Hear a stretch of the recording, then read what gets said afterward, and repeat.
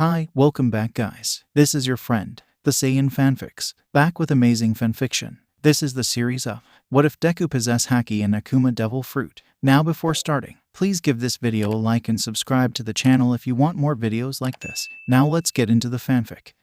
UA is huge. Hundreds of people were running to get in, all here for the same goal. The entrance exams for UA High. Not all were there for the hero course. The support, business, and general studies courses are also the best in the country. But heroics is the big attraction of this place. That is the reason why the boy with green hair and diamond-shaped freckles was there. His name, Edward Izuku. Taking a moment to observe the huge building, Izuku wasn't very impressed. Don't get him wrong, the building is as beautiful and magnificent as everyone says, but when your father is more than 20 feet tall, you end up a little desensitized to big things. Something he doesn't understand is why so many students are wearing their school uniforms. It's not as if they are representing their middle schools here. Izuku definitely wouldn't want to advertise his elementary school, and he never went to middle school. Since he graduated online, it had been 5 years since he had last set foot in a schoolroom. A subtle red glow in his green eyes, and Izuku soon notices someone approaching, someone he hasn't seen for years and who, frankly, he is not interested in seeing now. With a subtlety he certainly hasn't learned from any of his noisy brothers, he mingles with the crowd and enters the school, completely avoiding the spiky-haired blonde. Sighing with relief as Bakugo passes by without noticing him, Izuku lets his focus slip, and as he starts walking again, he trips over something. Unfortunately, his clumsiness is something he never got over despite all his training. Guess I'll just die, Izuku thought, bracing for the impact. But it never came. Oh, I'm sorry for using my quirk on you. Izuku opened his eyes and saw a girl with pink cheeks looking at him. When he looked at himself, he was floating a few feet above the floor. I thought it would be bad luck to trip before the exam.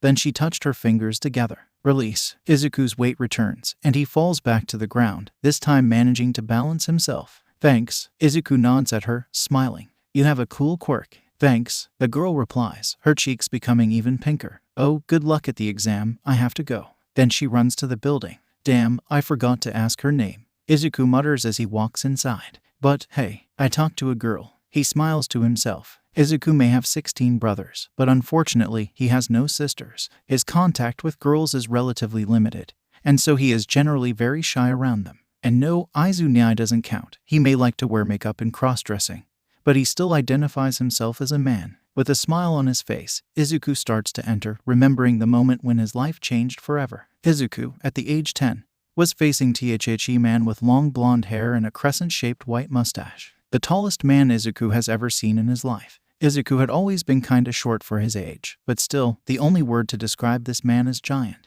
Izuku was sitting in front of him, with 2 Sakazuki cups between them, one much larger than the other, both filled with a clear liquid. Izuku knew well what they were doing there. He reached his hand out for his cup but stopped a few centimeters away from it and then looked up, having to raise his head at an awkward angle to look at the huge man. Do you really want me? This is not the first time he has asked this question, even though he knows that this man, Edward Whitebeard Newgate, never does something he doesn't want to do. The doubt has never left Izuku's head. Even if I want to be a hero. Kurarara. Whitebeard laughs, then looks at Izuku, grinning. And for Izuku, this grin is more reassuring even than All Might's smile. If you want to be a hero, then be a hero, kiddo. No matter what people say to you, and no matter what path you choose, you will always be my son. Having said this, Whitebeard took the larger cup, raising it, and Izuku did the same, touching the cups in a toast. They both drank simultaneously. Sake, honestly, doesn't taste very good, but they are not drinking it for the taste. Izuku is not even old enough to drink it. This is the only time he will drink alcohol before his 20th birthday. No, the goal here is to make their family ties official. Whitebeard drank from the father's cup, and Izuku drank from the son's cup. With this, he is officially part of Whitebeard's family, becoming Edward Izuku, the youngest of the family. Izuku is brought back from his memory when he realizes he has arrived at the exam site. He quickly goes to his assigned seat and takes a seat. Closing his eyes, Izuku briefly checks on the other examinees. The most prominent emotions are nervousness and anxiety, for a few, confidence, and even fewer, resignation.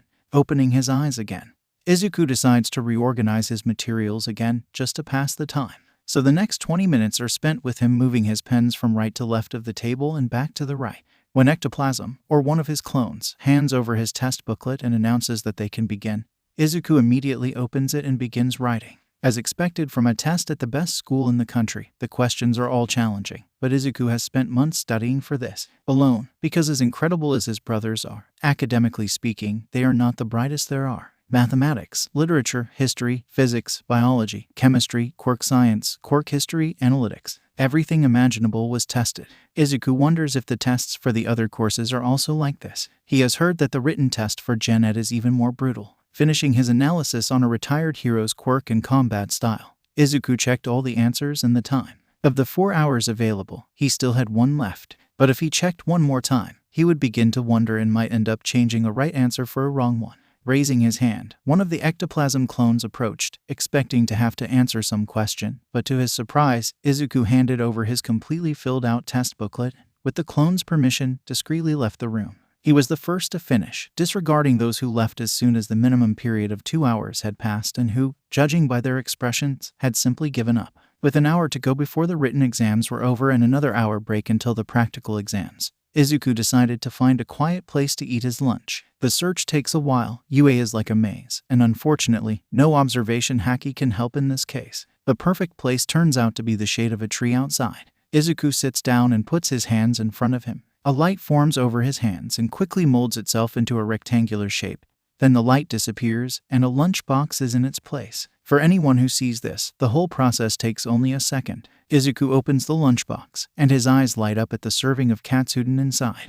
Thatch now didn't say what he prepared for Izuku today. He said it was a surprise, and what a pleasant surprise it is. Izuku makes a mental note to give the cook a hug when he sees him. At the first bite, he hums with delight. Thatch Nyai's katsudon is to die for. Distracted by the food, he doesn't realize that someone is approaching until he hears a sigh behind him. Izuku turns around, still chewing, and sees another boy holding a lunchbox in front of him. Boy, that boy needs sleep, Izuku thinks, seeing the boy's eye bags. Then he notices the purple gravity-defying hair. Is this from his quirk? Izuku swallows his food and moves a bit to the side, opening a place in the shade for the boy to sit down.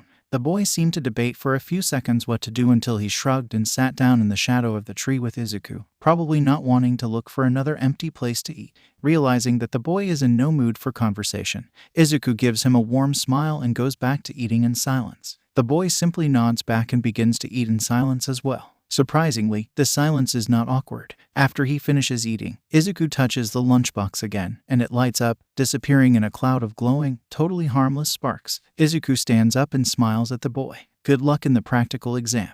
Then he goes back inside. With that, he went straight to the auditorium. With half an hour to go, he picked up his cell phone and started scrolling through the news. The HPSC has again increased the reward for anyone who brings information about Whitebeard's Vigilantes. Funny, it's not like Papa was even hiding in the first place. The Mob Dick is a huge ship that has been docked for years. Everyone knows where to find them. Heck, Papa constantly drinks with some heroes. But HPSC needs to keep up appearances. They have to make it look like they are trying to capture Papa and his commanders. But the truth is, they can't. The only hero who used to be able to fight Whitebeard was All Might. But since he got injured a few years ago and started to weaken, well, Papa also complained a lot about losing his best drinking buddy. But in his current state, All Might can no longer drink alcohol. Suddenly Izuku felt an unfriendly stare on the back of his neck. That look, combined with the Deku hissed in his direction, is enough to make him curse his luck. Of course, of all the hundreds of people taking this test, he had to sit right in front of the one single person he didn't want to see. He pretends not to notice and keeps his eyes glued to the cell phone screen. When Izuku feels the noisy hero coming on stage, he sighs with relief as he puts away his cell phone. Present Mike is one of Izuku's favorite heroes, and one of the few on good terms with Papa. Most underground heroes don't mind working with vigilantes. Twilight, on the other hand, is something of a 50/50. Mike is one of those in favor. Although he cannot say it openly, Marco has teamed up with him several times. Everybody say hey. An awkward silence echoed in the room. Thank you for the enthusiastic response. Now let's start these exams. In the next few minutes, Present Mike explains how the exam will work while Izuku begins a mutter storm analyzing every word the hero says. So immersed in his head, Izuku didn't even notice Bakugo telling him to shut up, or the blue-haired boy getting up and asking a rude question to Present Mike. And you there with the curly hair? Izuku jumps from his chair when the boy calls him. You've been muttering non-stop all this time, it's distracting. If you're not going to take this seriously, go home. Izuku turns to the blue-haired boy and glares at him. You accuse UA of making an unacceptable mistake, then start yelling at me, and it's my muttering that is distracting. Izuku asks, then turns back to the stage as Mike explains the error, which was none. The fourth robot is worth 0 points. Leaving the auditorium, they go to the changing room to change into suitable exercise clothes and then get on the various buses to the testing areas. In the middle of the crowd of students, Izuku stretches while waiting for the starting signal. He sees in the crowd the girl who spoke to him earlier and the boy who ate his lunch with him. Izuku probably should have asked their names, ignoring the blue-haired boy who comes accusing Izuku once again of trying to sabotage the students. Izuku summons a cup and a 12-sided die. Gambling is a habit that Izuku should probably cut down on, but he simply loves it. He blames Uncle Odin for introducing him to the dice. With a smile on his face, Izuku throws the die up and takes it with the cup, closing the opening with his hand. When he feels the die stop inside the cup, he removes his hand and sees the result. Izuku grins at the number. Perfect. Okay, forget what Izuku said earlier about cursing his luck. Today is his lucky day. Extending his hands, Izuku summons a katana in each hand. Simple blades, with a black handle, without name or grade. But they are sharp and do their job well. Excuse me. Izuku looks, and again, here is the blue-haired boy getting on his nerves. These are dangerous weapons, and you are not allowed to bring support equipment to the practice exam. Besides distracting others, will you cheat too? Taking a deep breath, Izuku puts the katanas away and turns to the boy. First, as you can see, I used my quirk to get these katanas so I can use them. Never heard of summoning quirks, Izuku says in a done-with-everything tone. Second, the only one being distracting here is you. I was perfectly fine preparing myself until you came to annoy me. If anyone is trying to sabotage anyone, it's you. And the boy starts. Present Mike's voice interrupts him. Izuku completely ignores the boy and rushes to the entrance, re-invoking his katanas. What are you waiting for? There are no countdowns in real life. The little listener has the right idea. Go.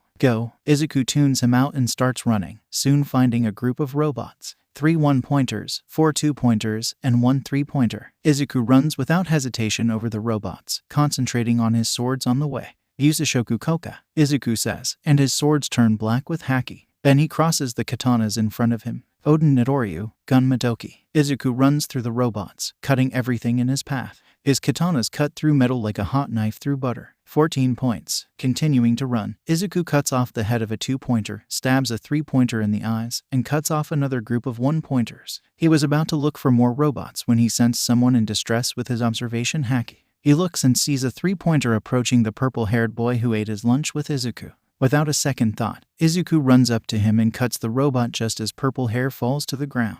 Izuku takes a second to examine the boy's condition. Panting, bleeding knuckles, noodle arms. He must have a mental quirk. Izuku frowns. This test is immensely unfair to people with mental quirks. His quirk might be perfect for heroism, but how is he supposed to pass if it doesn't work on robots? Making a decision, Izuku summons his iron gauntlets and throws them at the boy. They might be a little uncomfortable, but they should fit you. Then he points to the robot on the floor. The head is the weakest part, so aim your punches there. If you are strong enough, you can grab the joints at the neck and pull. And if you find something to stab, aim for the eyes. Avoid the chest area. It's the strongest part. Then he turns to continue his test. Have fun. Izuku doesn't wait for an answer, but he sees the boy put on the gauntlets after a few seconds and start running again. The robot slaughter soon continues for Izuku. Another 3-pointer beheaded, 2 more 2-pointers cut in half, 4 1-pointers stabbed in the eye, and a 3-pointer and a 2-pointer walking together. In the meantime, he sometimes had to stop to push someone out of range of an attack or save someone from falling debris. Suddenly he realizes that there are no more robots around.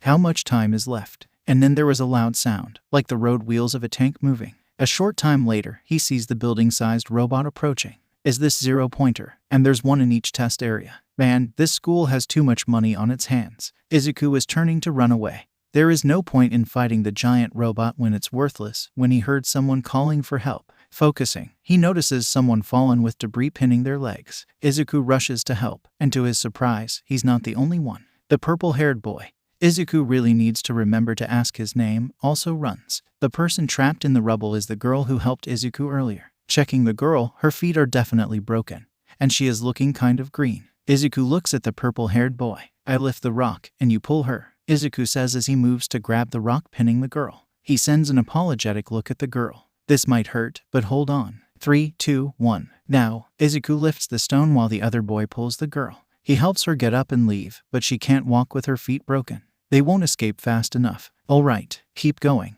Izuku says to them as he drops the rock and turns to face Zero Pointer. He draws his katanas and positions himself with the right one above his head and the left one in front of his body. Oden Nidoryu. Izuku covers his arms and katanas in haki and rushes at the giant robot, leaping toward its chest and then delivering a diagonal slash with each katana at the same time. Taujin Shurataki. The robot is cut in half, immediately stopping moving. Just as Izuku reaches the ground, he hears the announcement that the practical exams are over. Smiling, Izuku makes a motion of sheathing his katanas, and as soon as he releases them, they disappear. If he counted right, he made 40 points. He really hopes that's enough. Izuku sees the girl he saved being slaughtered by an old lady. Recovery girl, she is so cool, but the purple-haired boy is not there. Izuku considers going there to check on her, but he is not injured, so it is better to let the doctor do her job in peace. Izuku passes briefly through the changing room and changes into more casual clothes, a pair of jeans and a t-shirt with socks written on it, and then heads for the exit. He was about to leave when a deep voice interrupted him.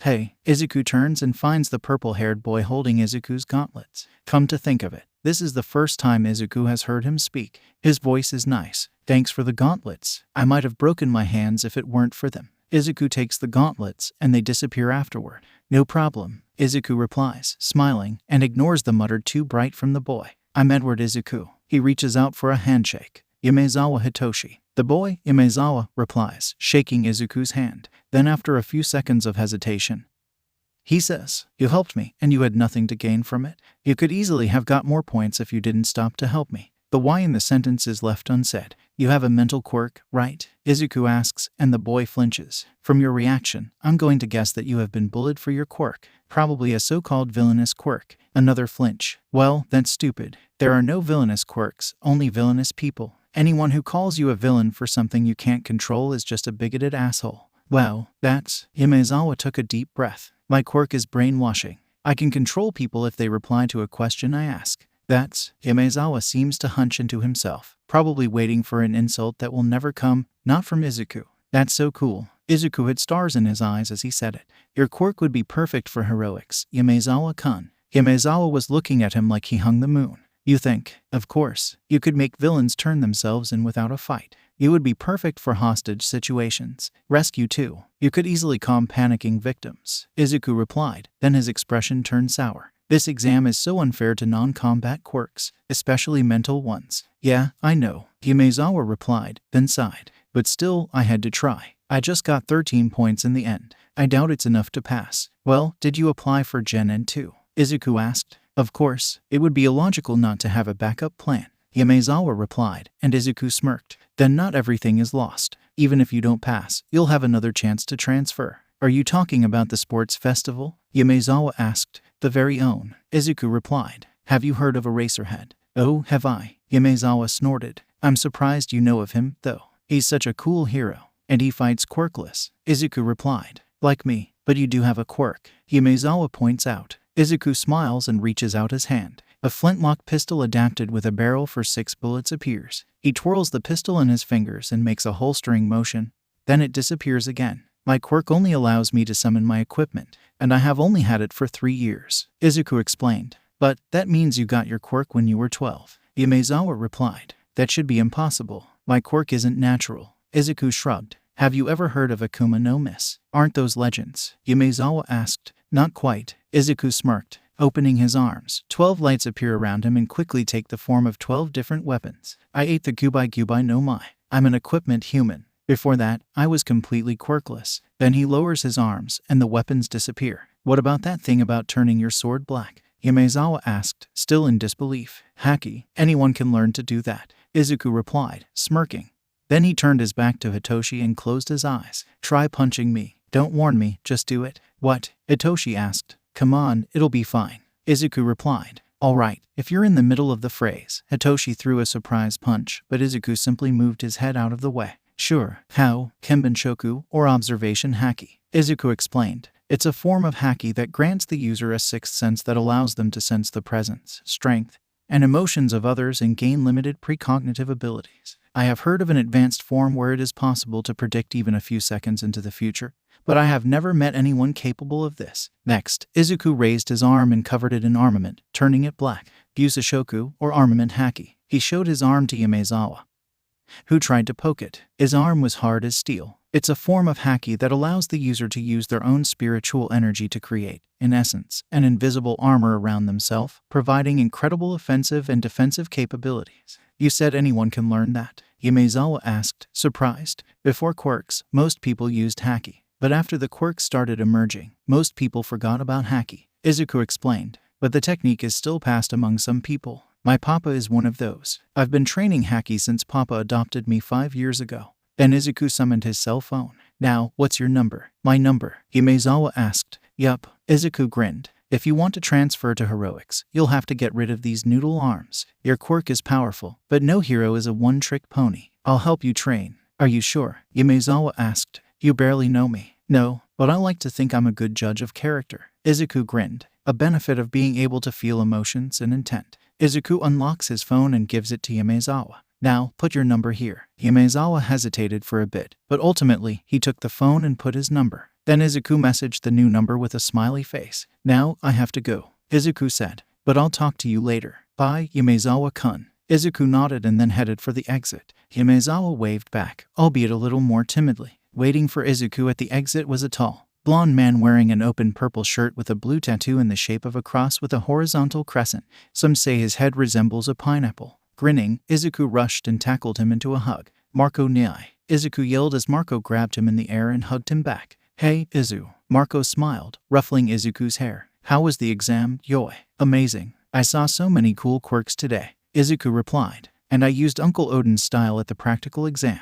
Will he be at home today? Everyone is coming. Marco said. It wouldn't be a party without the entire family, Yoi. Yeah, Izuku cheered. Race you home. You're on, Yoi. Marco replied. Grinning, Izuku climbed a building to go by the rooftops. He knows he has no chance. Marco is a phoenix. After all, he can fly. But it is always fun to race with him. That night, the entire Edward family threw a party to celebrate Izuku's first step on his journey to becoming a pro hero. The truth is that these drunkards just wanted an excuse to throw a party. During the night, Izuku exchanged some messages with Yamezawa and received some cat videos. Izuku fell asleep with a smile on his face. The next day, Izuku wakes up just before sunrise as usual. After a shower, he gets dressed and goes out for his morning run. In the living room, he finds his brothers all asleep, sprawled out on the floor and sofa. Judging by the many bottles of sake on the floor, today will be a hangover day. Izuku smiles fondly at his troublemaker brothers as he summons his ankle and wrist weights, 100 kilograms on each limb, and goes out for his run. He reaches Dagaba Beach just in time to see the sunrise.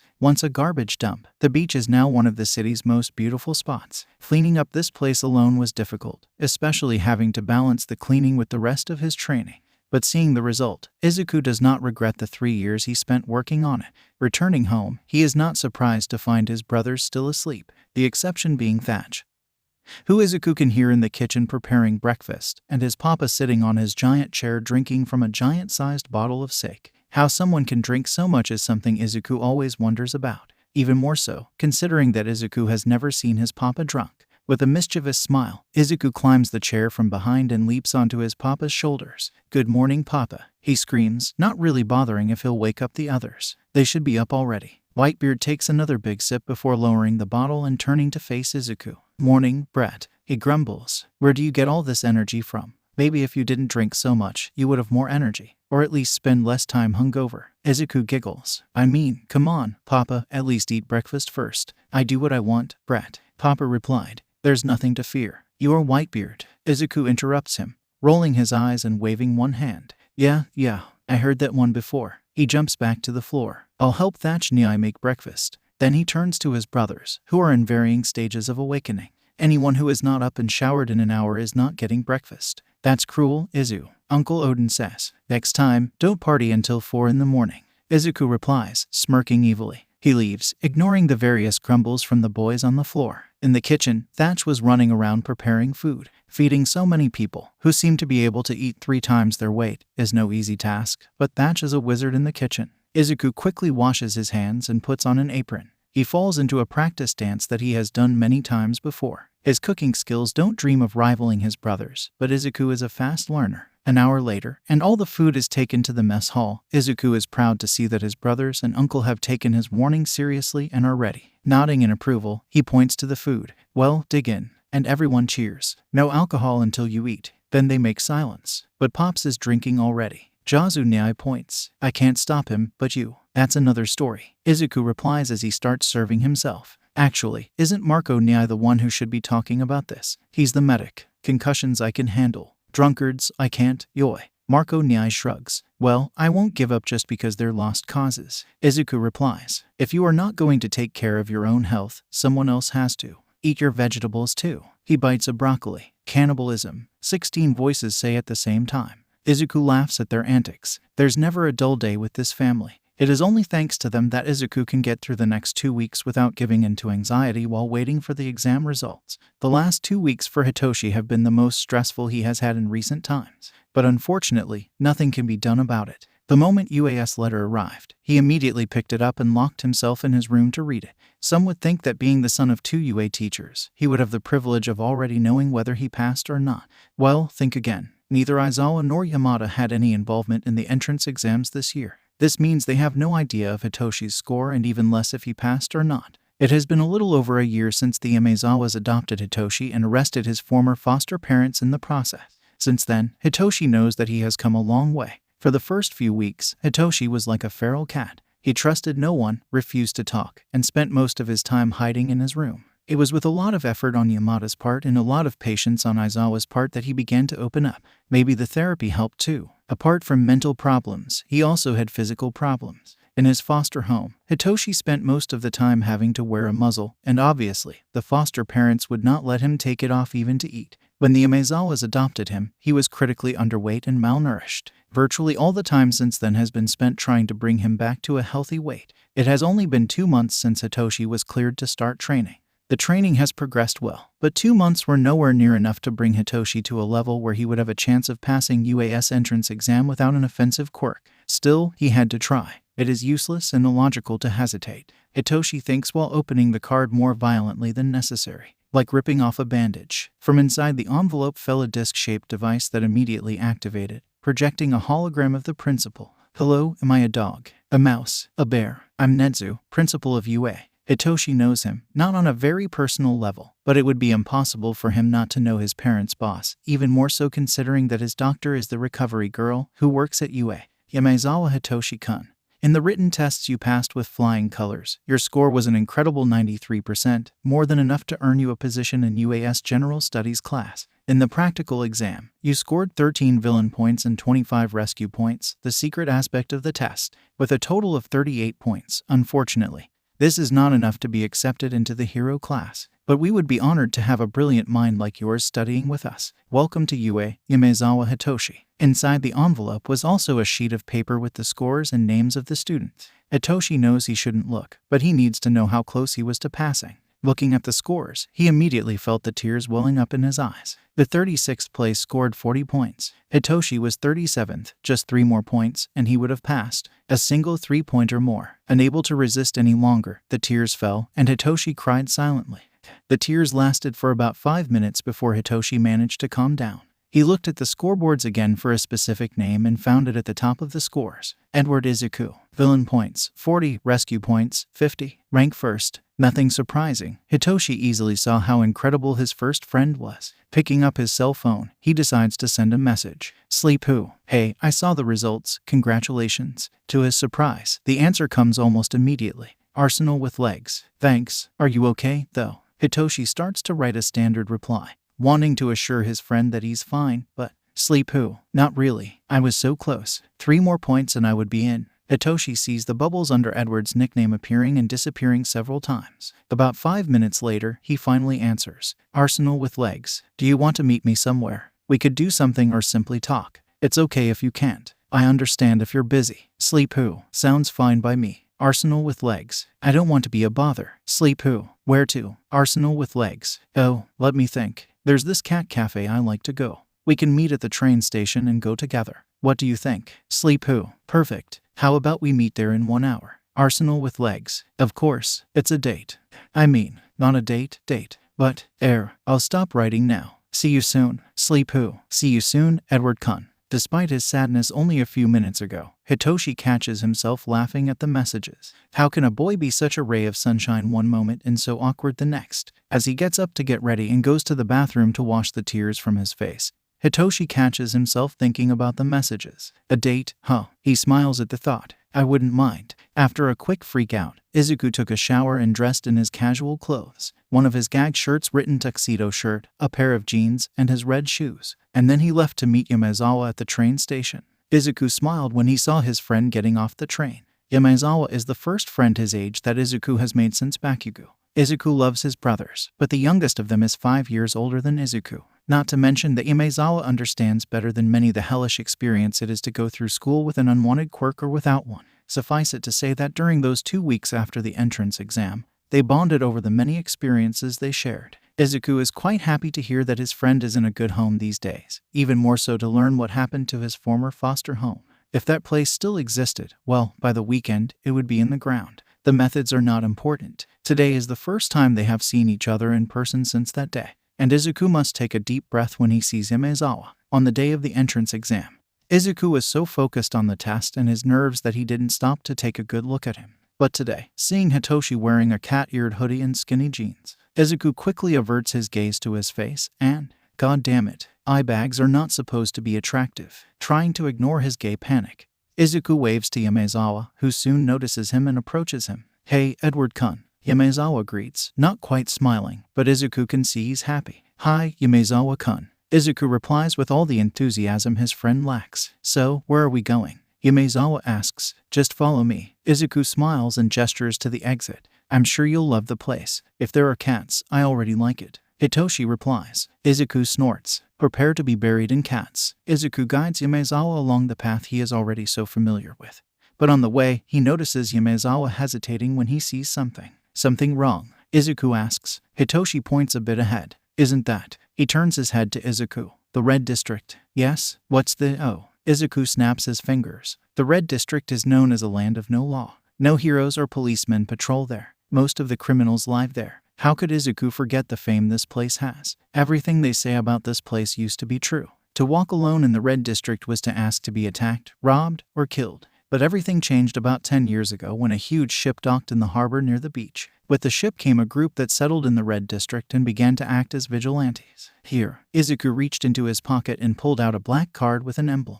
A skull with a crescent-shaped mustache and a pair of cross-shaped bones behind it. With me here, you will have no problems. But if you are here alone for some reason, just show this to anyone who tries to bother you. Yamezawa saw the card, and his eyes lit up with recognition. Whitebeard, Yamezawa asked, looking up. How do you have this? Izuku sighed and looked at Yamezawa. His face only showed curiosity, so Izuku asked, what do you think of Whitebeard? Yamezawa stopped for a few seconds to think. Dad talks about him a lot. One of the few men he truly respects. Yamezawa said, I personally have nothing against him. His group of vigilantes does a better job than most heroes I know. He's also the best papa I could ask for. Izuku said once he was satisfied with Yamezawa's answer. Papa, Yamezawa practically yelled. Wait, are you the mysterious son that Dad said he never met? Your dad knows about me. Izuku asked. Wait, who's your dad? The Racerhead. Yamezawa replied. What? This time it was Izuku who yelled. You mean I just spent the last 2 weeks fanboying about your father in front of you? Then he covers his face with his hands, trying to cover how red with embarrassment he is. Oh my god, I just spent the last 2 weeks fanboying about your father in front of you. Kill me now, please. Yamezawa just laughs at his face. You will survive, Yamezawa said, patting Izuku's shoulder. I guess this explains why you're so strong. I heard the only one who could fight Whitebeard in Japan is All Might. Oh, please, I'm the weakest in my family. Izuku replied as they started walking again. I can't defeat any of my brothers in a sparring match. How many brothers do you have again? Yamezawa asked. At the moment, 15 brothers and 1 uncle. Until Papa finds someone else and opts again for forced adoption. Izuku replied. I'm actually kinda surprised he still hasn't adopted anyone else. Papa collects children as if they were Pokemon. Then he points to a building ahead. Here we are. Izuku pointed to the entrance of the cafe. The painting of the name was faded, and it seemed that no one had bothered to redo it for years. Nobody remembers the name of this cafe. The owner forgot it years ago, so everyone calls it the Nameless Cafe,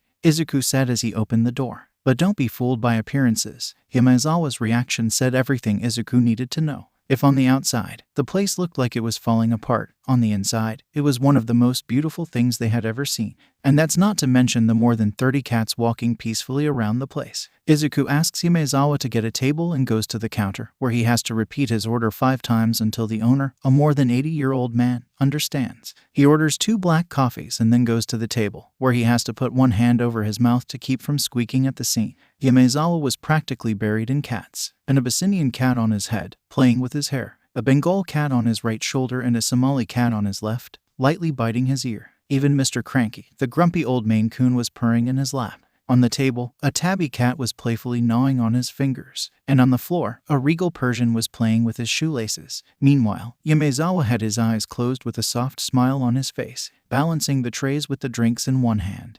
Izuku took his cell phone and snapped a picture of the scene before placing the tray on the table. This will be the new screensaver for his cell phone. Is this weird? Hearing the tray on the table, Yamezawa opened his eyes, and Izuku quickly looked away, blushing slightly. Izuku passes the coffee to Yamezawa, who carefully tries to pick up the cup without shaking the Bengal on his shoulder. Still, the cat drops to the floor and joins the Persian playing with Yamezawa's shoelaces. I feel jealous, Izuku mutters as he sips his coffee. Jealous? Of what? Yamezawa asks innocently, but his smug smile says everything. Izuku aggressively sips his coffee while ignoring him. Too hot. He's not sure if he means the coffee or his friend. So, can you keep me a secret from your dad? Izuku asks after a few seconds. Papa and Eraserhead have a game going on. Papa says Eraserhead can't guess which of the students is his son before the sports festival. So until then, I have to try not to let him find out. I can, but won't your name be a giveaway? Yamezawa asked. Izuku raised an eyebrow at him. What is Whitebeard's name?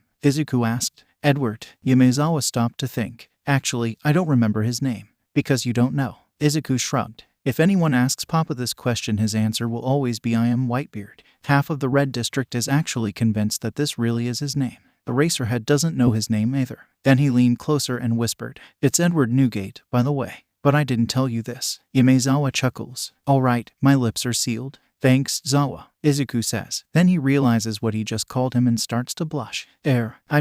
That was. Damn, Izuku, why are you so awkward? You're stub. You're welcome, Yamezawa replies, giggling. Ito. And somehow, Izuku got even redder than before. Hitoshi is dead and has gone to cat heaven. That is the only thing he can call this place. He has been to some cat cafes, but this place seems to have 3 times as many cats than other cafes. Not to mention how they practically jumped on him as soon as he sat down. Ito's face when he saw Hitoshi was priceless. If he didn't have a giant cat on his lap, he would have pulled out his cell phone to take a picture of his pouting friend. He takes a sip of his coffee, I wonder what brand that is, and focuses on Ito, who has summoned a notebook and a pen. So, Ito taps the pen on his chin. Classes start in 2 months, and the sports festival is 1 month later. We have 3 months to prepare you. Do you have a plan? Hitoshi asks as he sees Ito scribbling something. Well, you'll need as many tools as you can get. Ito replies. So, with UAS rules, you can use up to 3 support gear pieces, as long as it's approved by the principal, the head of the support department, and your homeroom teacher. He explains, so we can start from there. He closes the notebook and grins at Hitoshi. How do you feel about weapons? Hitoshi can't help but gulp seeing this grin. Seems like I sold my soul to a demon.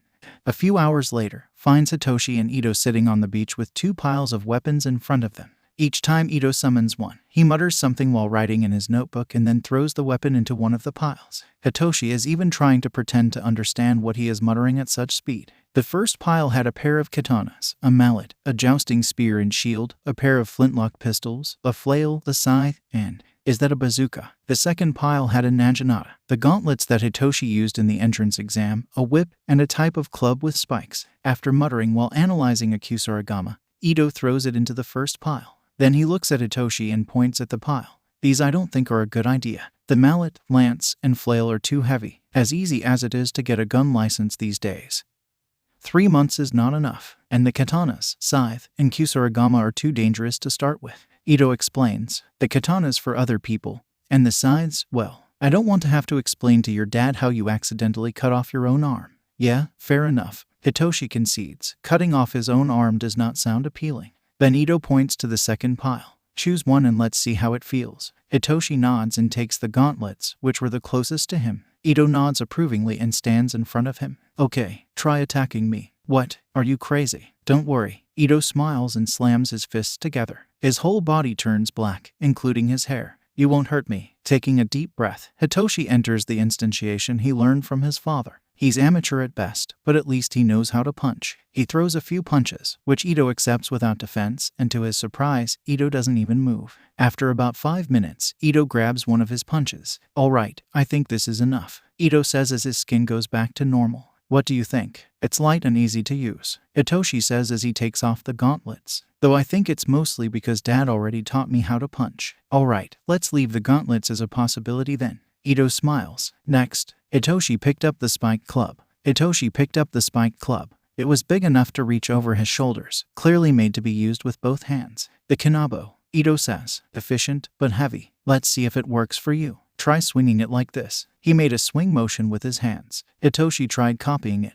Damn, this is really heavy. But the movement made him lose his balance and fall face first into the sand. Ito started laughing. Traitor, yeah, too heavy for me, Hitoshi said as he started dusting himself. I figured that would be the case, Ito said, putting it away. I mean, this thing weighs 15 pounds. Then why did you ask me to try? I thought it would be funny. Ito shrugged. And you didn't disappoint. Jerk, Hitoshi mumbled. Thank you, Ito replied, smirking. I try. Alright, next one, Hitoshi said, grabbing the whip.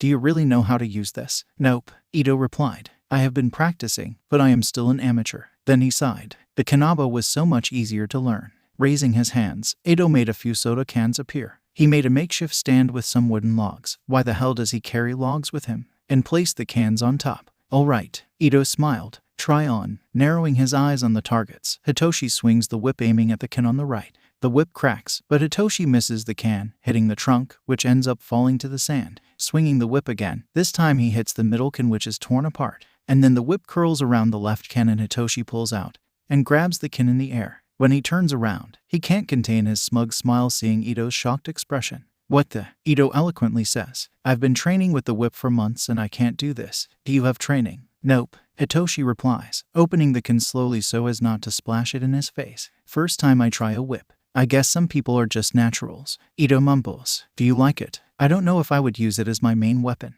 Hitoshi says as he gives the whip back to Izuku. Yeah, I can see it, Ito replies. But you could try to keep it with you for mobility. With some training you could use the whip similarly to your dad's scarf. Of course, with some changes. But it could be your signature support gear. Now this is something to keep in mind. Guess I'll talk to Dad later, Hitoshi said. Maybe Auntie Nem can help me. Midnight. Hitoshi nods. I will try to ask for her help as well. The self-learning whip is not working very well for me. Anyway, last weapon. Naginata, Hitoshi says as Ito picks the pole weapon from the ground. Yup, I have a good feeling about this one, Ito says as he gives it to Hitoshi. He carefully guides Hitoshi's hands, showing where and how to hold the weapon. Remember to be careful, the blade is as sharp as it looks. Back at the pile of weapons, Ito takes the scythe and positions himself with the blade not pointed at Hitoshi. Let's start slowly. Try to copy my movements. Hitoshi nods, and Ito starts moving. He makes a diagonal cutting motion with the back of his scythe, telegraphing his movements well so Hitoshi can see exactly how to move. Hitoshi copies the movement until the two poles meet. Ito quickly flips the scythe blade, hooks the naginata and pulls, causing Hitoshi to lose his balance and fall to the ground. The positioning of the feet is just as important as the positioning of the hands. Ito says, if your instance is clumsy, it becomes easy to lose your balance, and in a fight, he swings the scythe at Hitoshi, stopping the blade just short of his neck. You would be dead now. Then he removes the scythe and extends his hand to Hitoshi. Want to try again? Hitoshi nods and accepts the outstretched hand, hoping that Ito doesn't notice his blushing cheeks, or at least that he thinks it's from embarrassment for having fallen. Hitoshi picks up the naginata and takes position again. This time Ito approaches and corrects the position of his feet and shows the correct angle of holding the polearm. Returning to his position in front of Hitoshi, Ito takes the same instance. In this position, you are free to attack from various angles, Ito explains, making a few diagonal swings, and you can quickly change the direction you are facing. He turns with a quick move facing west. Then he turns to east and then back to south, nodding to Hitoshi. They repeat the first move, but this time, when Ito pulls with the scythe, Hitoshi feels the pull but stands firm. Ito beams proudly at him. Perfect, Zawa. It took me much longer to learn this. At what age did you start training again? Hitoshi asked. Papa was the first to train me when I showed interest in his naginata. I was 10 years old. Soon after that, Uncle Odin taught me his sword style, Ito replies. From then on, I started asking my other brothers for help as well, so most of the weapons I learned simultaneously. Impressive, Hitoshi commends. You must have put much effort into this. I didn't have a quirk at the time. And yet Papa, unlike anyone I have ever met in my life, believed in me. Ito explains. When I told him I wanted to be a hero, he laughed, but not at me or at my dream. He laughed of happiness and said that I could be anything I wanted to be. To give anything less than my best would be a disrespect to his trust and name. Hitoshi smiles upon hearing this and takes a stance again. Then I can't be left behind, he says resolutely. I want to be a hero, and I'll be the best hero I can. Then let's go, Zawa. I won't go easy on you. Ito grins. I wouldn't want that, Hitoshi replies. And they go back to training. A few hours later, they put away their weapons. Hitoshi is feeling tired but pleased, while Ito is barely breaking a sweat. Did you come to a decision? Ito asks as he stores the other weapons back in whenever they go when they disappear. I will talk to my parents about your idea for the whip, but I think I will use the Naginata as the main weapon, Hitoshi says. Oh, I have an idea for that too. Ito summons a notebook. He opens it on a sketch and shows Hitoshi. You don't always want to use lethal force, so I thought of that. The sketch, which looks more like a blueprint, is of a long, retractable staff. With this design, it is easy to carry. Maybe a little heavier than a regular Naginata due to the mechanisms, but nothing compromising. Activating the mechanism. He points at the trigger and then flips the page. Releases the blade. So you have both a staff and a Naginata in the same weapon, just needing to decide which one you are going to use. Hitoshi whistles in awe. You design support gear too? Hitoshi asks. Is there something you can't do? Many things, Ito replies. I might have the idea, but I can't build it. So you'll have to meet someone from the support course to ask for help. Then he closes the notebook, and it disappears. Now, if we still have time, there is one more thing I would like to discuss. Sure, Dad just told me to come back before dark, Hitoshi replies, glancing at his phone. They still have at least 2 hours. Great, Ito cheers. Now, for my question. Do you want to learn Haki? Haki? Hitoshi isn't expecting that. Can I learn it? Isn't it some kind of secret technique? Far from it. Ito laughs. It is a relatively forgotten technique, but it is not a secret. Some heroes use it. For example, All Might is one of the best armament Haki users in the world. You said you've been training for 5 years. Hitoshi says. Do I have enough time to learn? Unless you are a genius, I doubt you will master Haki until the sports festival. Ito replies. But I can teach you the basics, and if we concentrate on just one type, I think you can learn enough to use it by then. All right, Hitoshi nods. As you said, I'll need every advantage I can have. What do you have in mind? You are tall, light, and quick. Ito explains. I think you will get the most out of learning observation Haki first. Then he summons a blindfold. Put this on. Hitoshi warily stares at the blindfold for a few seconds, not trusting the boy's smile at all. Okay then. Hitoshi sighs and puts the blindfold on. Great, now sit down. Hitoshi does as he said. Now focus on me, but forget about your senses. Try to concentrate on my presence only. Hitoshi could hear Ito walking slowly as he spoke. You're not trying to hear me, you're trying to feel me. Hitoshi nods and tries to concentrate on what he says when. Bunk. Ouch. Hitoshi jumps up feeling a sharp blow on his head. He takes off the blindfold and sees Ito with a piece of bamboo in his hand and trying to hold back his laughter. Is this really training or do you just want to see me suffer? He glares at the other boy. That is the best way to learn. Ito explains. You don't want to feel pain, so subconsciously, you will start trying to feel my presence in order to anticipate my movements and dodge them. Does it really work? Hitoshi asks skeptically. If you prefer, we can do the training I did. Ito suggests. Which was? Ito summons 2 pistols and starts twirling them in his fingers. Rubber bullets, he says. I was blindfolded while my brother continually shot at me until I learned to anticipate and dodge the bullets. Hitoshi silently sits up and puts the blindfold back on. Carry on, he says, ignoring Ito's laughter.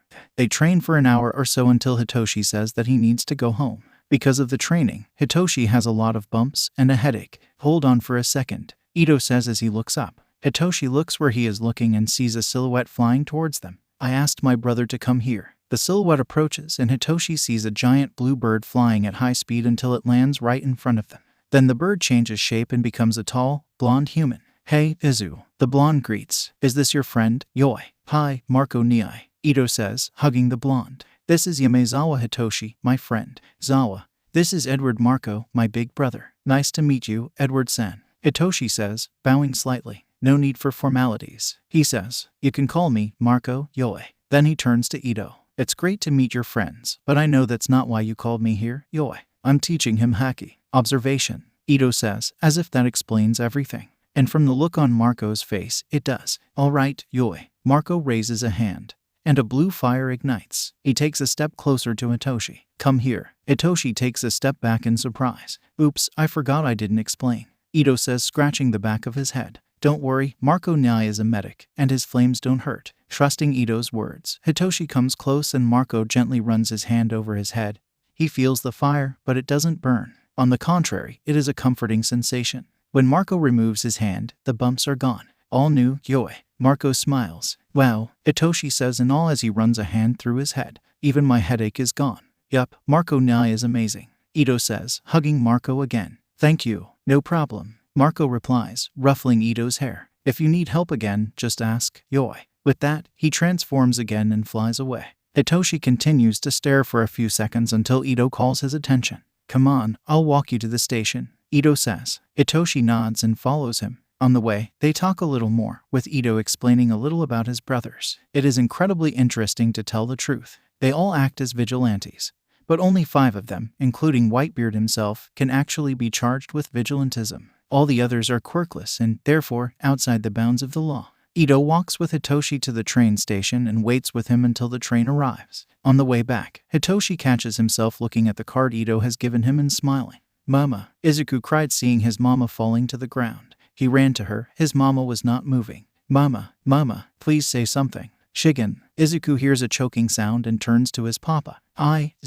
His papa falls down with a hole in his throat and blood pouring out of his mouth. He looks directly at Izuku. Run, if you had just handed over the brat, I wouldn't have had to do this, said the tall masked man who pierced his parents with his finger. He's just a quirkless brat. It's not like he has any value to you. He wipes the blood from his finger with a handkerchief that he took from the pocket of his white suit. But for us, he is exactly what we need. Overcome with fear, Izuku turns and runs. How useless. You won't get away, kid. Izuku hears the man saying, but he doesn't stop. Soru. Suddenly the man was in front of Izuku, almost as if he had just teleported. Now, are you going to come quietly, or are we doing it the hard way? No, please. Izuku takes a few steps back, shaking his head. Help. Someone, help me. Give up, brat. The man says, slowly approaching Izuku. No one will save you. Izuku continues walking backward until he feels his back hitting the wall. Now, come without resistance. Izuku closes his eyes as a hand approaches him. Izuku wakes up in a cold sweat. It had been a while since he had last had a nightmare about that night. Even after all these years, Izuku still doesn't know who that masked man was or what he wanted with him. Taking a deep breath, Izuku crosses his legs on the bed and closes his eyes. He follows his breathing exercises, slowly letting the nightmare slip from his mind. He focuses on his memory, recalling the rest of that night. Izuku closes his eyes as a hand approaches him. However, the hand never reaches him. Instead, Izuku hears an impact, as if someone had hit something hard on the ground. You have some nerve, doing whatever you want in my territory. An unfamiliar voice says, shit, you weren't supposed to be here. Izuku hears the man say. Izuku slowly opens his eyes and sees the masked man with his back to him. In front of the man was a gigantic silhouette, the details of which he could not see in the dark. The silhouette was clearly of a human, but Izuku has never heard of such a tall person. Is that their quirk? Gigantification, perhaps. Soru, the man said and disappeared. Gah. Izuku looks up and sees the masked man being grabbed by the neck by the giant man. From the giant man's hand, a blue aura raises, and he slams the masked man on the pavement. The impact is so great that Izuku feels the ground shaking. I hate arrogant brats who think they can do whatever they want. Suddenly Izuku felt the giant's gaze on him. However, as intimidating as he was, Izuku was not afraid of him. Are you a hero? Izuku asked. Gururara. The giant man let out a weird laugh. I'm not a hero, kiddo. I am Whitebeard. But you saved me. Izuku replied. Doesn't this make you a hero? If this is what you want to call me. Whitebeard replied. What are you doing here? Suddenly Izuku remembers what just happened, and runs back to where his parents are, ignoring the giant's calls. Mama, Papa, Izuku calls out, but neither of them answers or moves. Mama, Papa. He hears footsteps behind him, but he ignores them in favor of hugging his parents to the ground, completely ignoring the blood staining his clothes. Please, don't leave me alone, he cries. Izuku is not sure how long he spent crying. When his tears finally dry, and he looks up, he realizes Whitebeard was still there with him. He kneels in front of Izuku and smiles at him. Do you have anywhere to go, kid? He asks gently. Izuku thinks for a while. In his 10 years, no one but his parents cared about him. Maybe Aunt Mitsuki, but that would mean having to live with Kaken, and Izuku doesn't want that. No one else would care about a quirkless kid. Izuku shakes his head negatively. I don't. I'm quirkless, no one will care about me, Izuku says, with lowered head. Suddenly, Izuku sees a huge hand in front of him. He looks up and sees Whitebeard extending his hand to him and grinning. Then come with me. Whitebeard says. What? But I'm quirkless. Izuku replies. So is Odin, Thatch, Vista, and several others of my children. I don't care about your quirk. Whitebeard says. So, what do you say? Not trusting his voice, Izuku nods and places his hand over the extended hand. The size difference between them is so great that Izuku could probably fit into this hand. With unexpected kindness from someone of this size, Whitebeard picks Izuku up and places him on his shoulder. You are so big. Is that your quirk? Izuku ends up asking as Whitebeard starts walking. Gururara. His laughter is incredibly comforting. The memory of that night is bittersweet. That was the night Izuku both lost everything and gained everything. He still misses his biological parents who gave their lives to save him. He will always miss them. Maybe it is time to visit them again. The last time was a few months ago. The sound of a message on his cell phone brings Izuku out of his musing. He checks and sees that Zawa has sent a gif of a yawning kitten with the caption "Good meowing." With a grin on his face, Izuku jumps out of bed and starts his day. It has been a few weeks since they started training, and Hitoshi has been progressing rapidly. Training with Ito is brutal. It is amazing how a boy can smile like sunshine while nearly breaking his ribs with a wooden naginata. Not to mention the number of blows to the head that Hitoshi has received since he began training in observation hack. And they train hard. Both Hitoshi and Ito did middle school online, and both finished months in advance. So they have a lot of free time, and most of that time they spend training. 4, 5, 6. The sixth attack hit Hitoshi on the head. You dodged 5 consecutive blows, but you are losing focus. The key to observation haki is to remain calm and focused. Again, let's go, Hitoshi said, taking a deep breath. Concentrating on Ito, Hitoshi began to visualize a silhouette despite being blindfolded and facing away from his friend.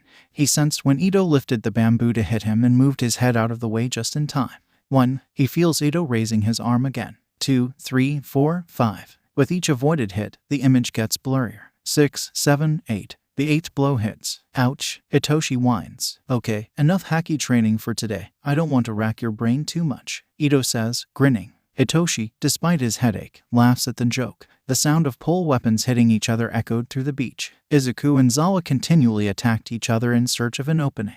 Izuku remained on the defensive, anticipating and blocking strike after strike. Finding an opening, Izuku quickly hits Zawa's legs, taking the taller boy to the ground.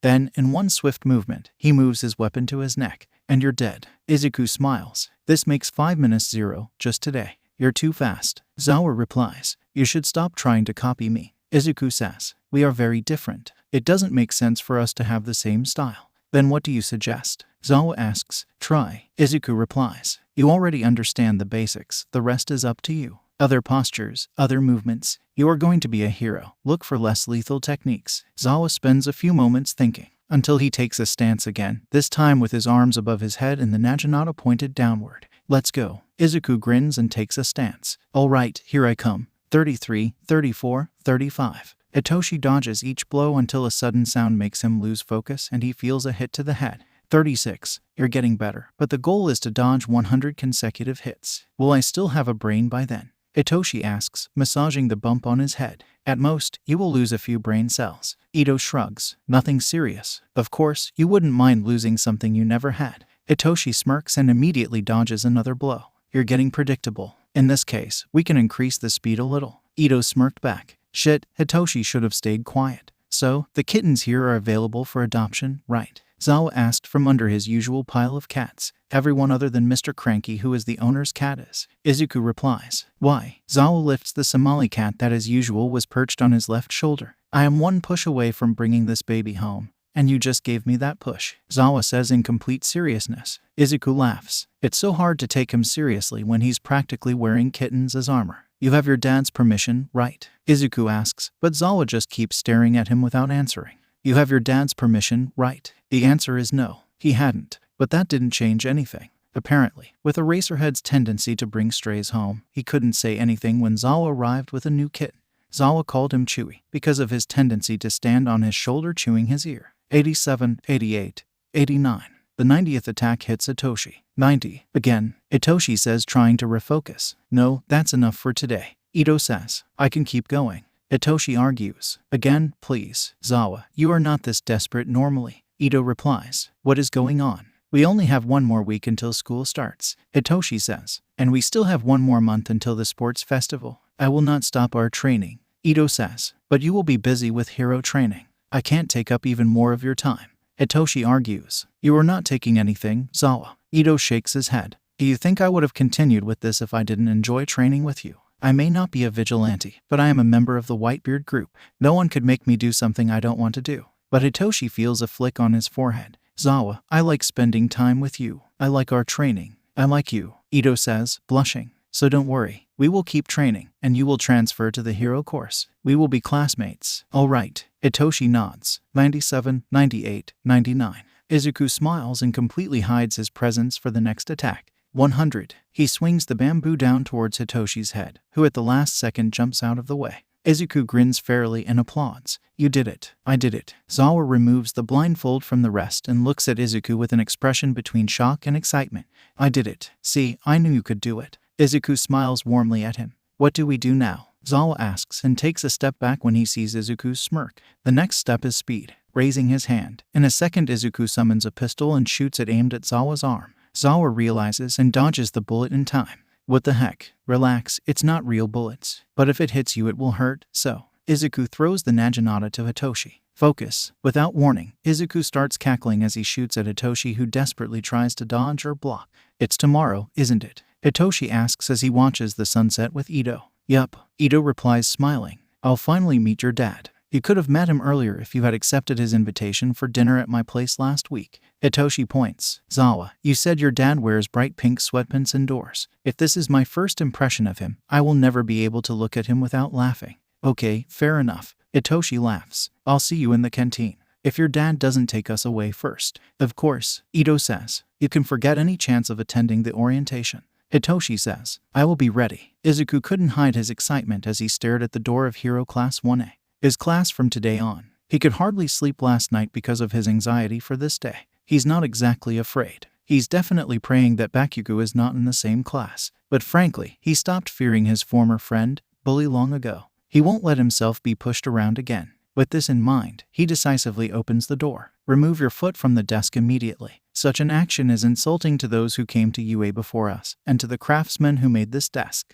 I don't care. What middle school do you come from, extra? And immediately closes it again, leaning his forehead on the door and sighing deeply. Why God? Why me? Izuku takes several deep breaths, trying to gather his courage to enter the room when he hears a voice behind him. Hey, it's the plain-faced boy. Plain-faced? Really? Izuku turns around and sees the pink cheeks girl he and Zawa saved from the zero-pointer. Hey, you made it too. Izuku greets, and now that he thinks about it, he never asked her name. I'm Edward Izuku. I never introduced myself. He extends his hand. Right, and you're Raka Ochako. Nice to meet you. She shakes his hand, keeping her thumb up. 5-point activation quirk. So why are you standing in front of the door? I'm trying to work up the courage to go in. The annoying kid who accused me of trying to distract the others, and my former childhood friend turned bully are in there, and arguing over a desk. Izuku explains and sighs again. Well, better to enter. Izuku opens the door, carefully this time, and enters, immediately looking for his desk. Of course, they put me right behind Bakugo. Where else would I sit?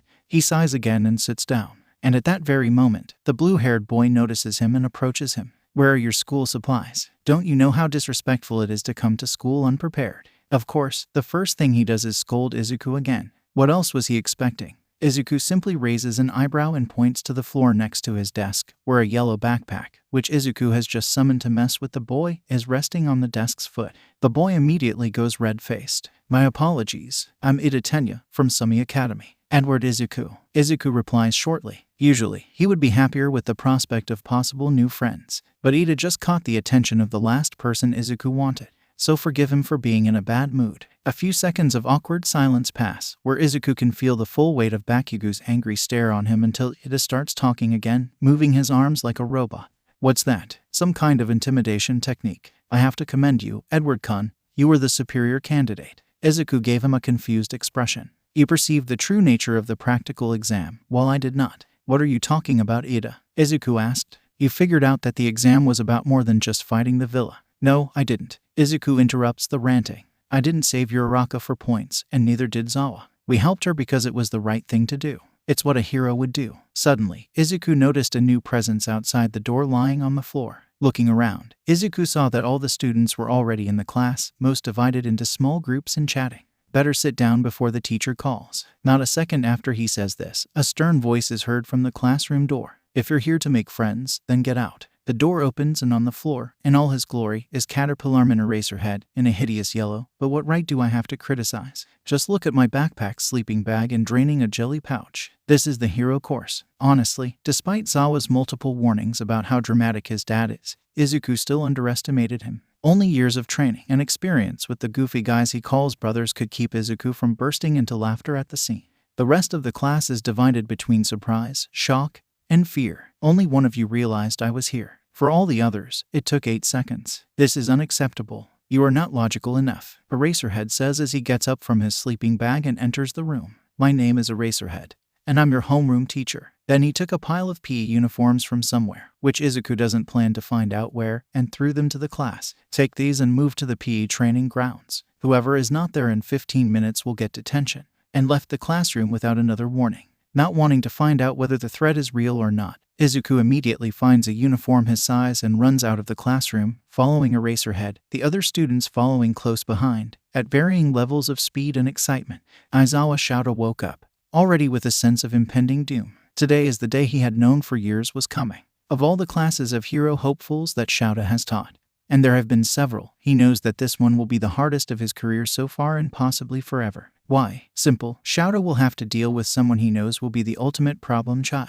Whitebeard's son. And to make things worse, Shouta has no idea who the brat is. That damn Whitebeard just said how old the brat was and that he was going to apply for UA. As always, Shouta didn't read the student files to avoid biases. But this year, he also couldn't watch the entrance exam, so he's completely in the dark about this class. The only thing he has checked out of the students is a basic description of their quirks to know which ones are the most volatile that he needs to be ready to erase. Definitely. This year he'll have to deal with the Hell class. As soon as he arrived at the classroom door, he got his first surprise. Someone noticed him at the door. No first year ever notices Shouta on the first day. And his second surprise is that when he looked at the boy who noticed him, Shouta immediately recognized the boy. Curly green hair, emerald eyes, diamond-shaped freckles. This is the kid that Hitoshi has been talking to, and obviously crushing hard these past weeks. Of course, he would be one of Shouta's students. At least he's not a loud blonde. Following his standard script, Shouta introduced himself to the class and had everyone follow him to the PE training grounds, threatening them with detention if they took too long.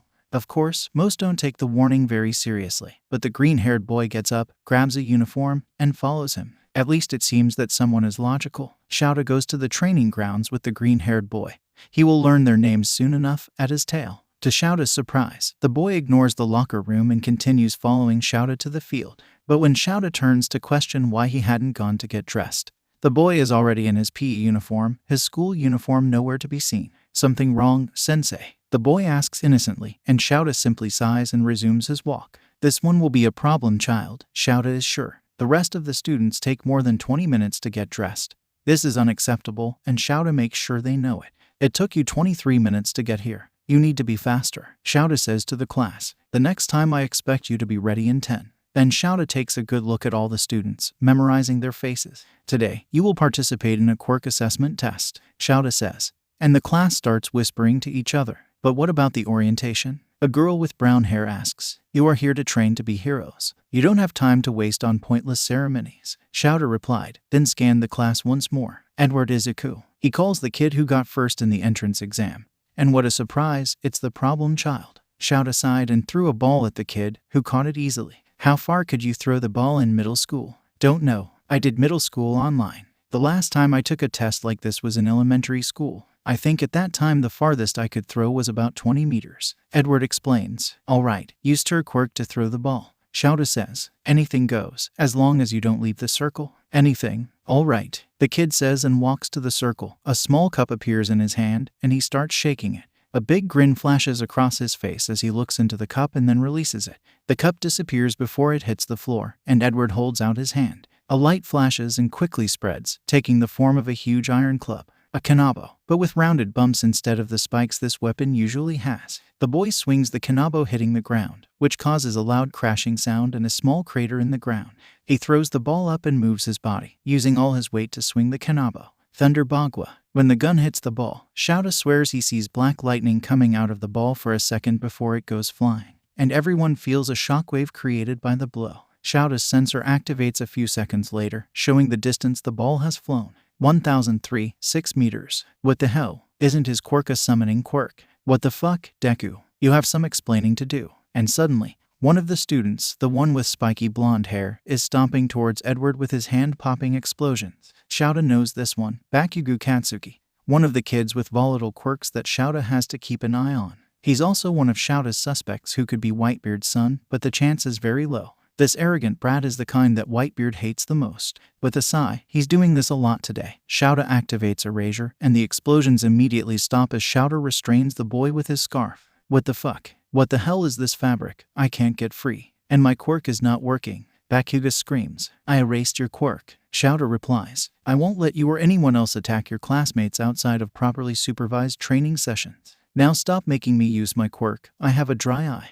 He takes his eye drops and drips them into his eyes. If you try attacking anyone again, I'll give you detention. Bakugo nods angrily, and Shouda releases him. He glares once more at Edward but goes back without trying to attack again. Then Shouda addresses the rest of the class. 50-meter dash, side steps, long jump, ball throw, sit-ups, long distance run, grip strength, and seated toe touch. Shouda numbers. You will all compete in these 8 categories, so we can all use our quirks on the tests. The spiky red-haired boy asks. This is so manly. This will be so much fun. Shouda feels his eye twitch when he hears the pink-skinned girl say that. Fun, you say? Shouda asks in a cold voice. Are you all here to have fun? You want to just play for the next 3 years? What happened to becoming a hero? If you can't take this seriously, let's raise the stakes a little. The one with the lowest score across the events will be immediately expelled. What? But this is only our first day. The brown-haired girl protests. This isn't fair. Fair. And our villain attacks fair. Our terrorist attacks fair. Our diseases fair. Natural disasters. Shouda asks. The world isn't fair. The sooner you learn that, the better. This is why heroes exist, to battle the unfairness. If you don't want to be expelled, then prove to me that you deserve to be here. Plus ultra and all that. Now we already wasted enough time.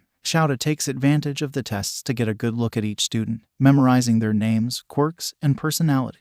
From this, he soon maps out the main suspects of being Whitebeard's son. Right off the bat, he rules out the girls. Whitebeard has made it clear that his son is a boy. And obviously, it's neither Ida nor Todoroki. Kuda is also soon ruled out. It would be impossible for someone who lives with that group of troublemakers to be so shy. The first suspects are Kirishima Izuku, Kaminari Denki, Shiro Hanta, Takoyami Fumikage, Shoji Mezu, and Edward Izuku. Kirishima, Kaminari, and Shiro have personalities that fit in with Whitebeard's group. Takoyami is dramatic. And because of his quirk, he and Shoji could be the kind of outcast that Whitebeard loves to adopt. Edward is a wild card. He is confident yet shows no arrogance. His quirk is a mystery. Shouda assumed it was some kind of summoning. Yet the feats of strength surpass even many people with enhancement quirks. Hell, the kid got 500 kg on the grip test, losing only to Shoji, who have 6 arms, and Yaoyorozu, who literally created a hydraulic press for this test. Shouda is sure it's one of these 6, but until he has proof, he will not question any of them.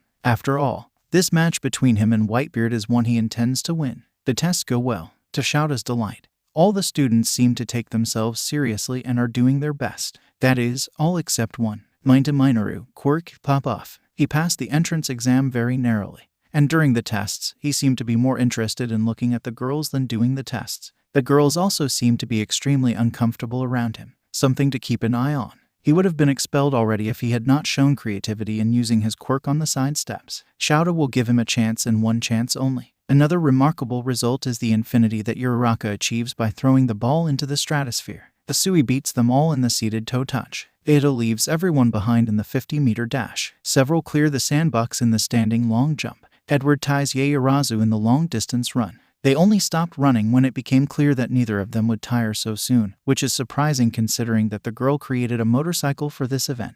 And Asui again excels in the sit-ups because of his flexibility. After the last test, Shouda simply shows the score for the class instead of saying score by score. Yaoyorozu Momo, Edward Izuku, Todoroki Shoudo, Bakugo Katsuki, Ida Tenya, Takoyami Fumikage, Shoji Mezu, Ajiro Mashurao, Kirishima Ijiru, Ashido Mina, Uraraka Achako, Kuda Koji, Sato Rikido, Asui Tsuyu, Aoyama Yuuga, Kaminari Denki, Shiro Hanta, Jiru Kyoyuka, Hagakure Toru, Mineta Minoru. About the threat of expulsion, Shouda says as he hears Mineta starting to cry. No one is getting expelled, he says, giving the class one of his sadistic grins. It was all a logical ruse to make sure you all gave your best. The class is silent for 5 seconds, and then everyone screams. What? Well, if you think about it for a second, it was obvious it was a lie. Yaoyorozu said. Am I the only one who figured out? Well, let her believe that. Shouta grins into his scarf. In your desks are your syllabuses. You can take it and go home for today. And if you have questions, you can find me either at the teacher's lounge or at my office. Then he leaves. He walks around a bit. And as soon as he is sure that all the students have left, he calls out the snooper. You're subtle as an elephant, he calls out, and in just a second, the gigantic blonde musclehead who was hired just this year appears. A logical ruse, you say, Aizawa. H. All Might laughs. You, who expelled your entire class last year. If they are still here, it means that you saw potential in them, doesn't it? What do you want? Shouta asks, annoyed. I was curious. A friend's son is among your students. I wanted to see how he does. All Might replies, you better not start showing favoritism, Yagi. Shouta warns, I wouldn't dream off. Both the kid and his father would kill me if I did. H.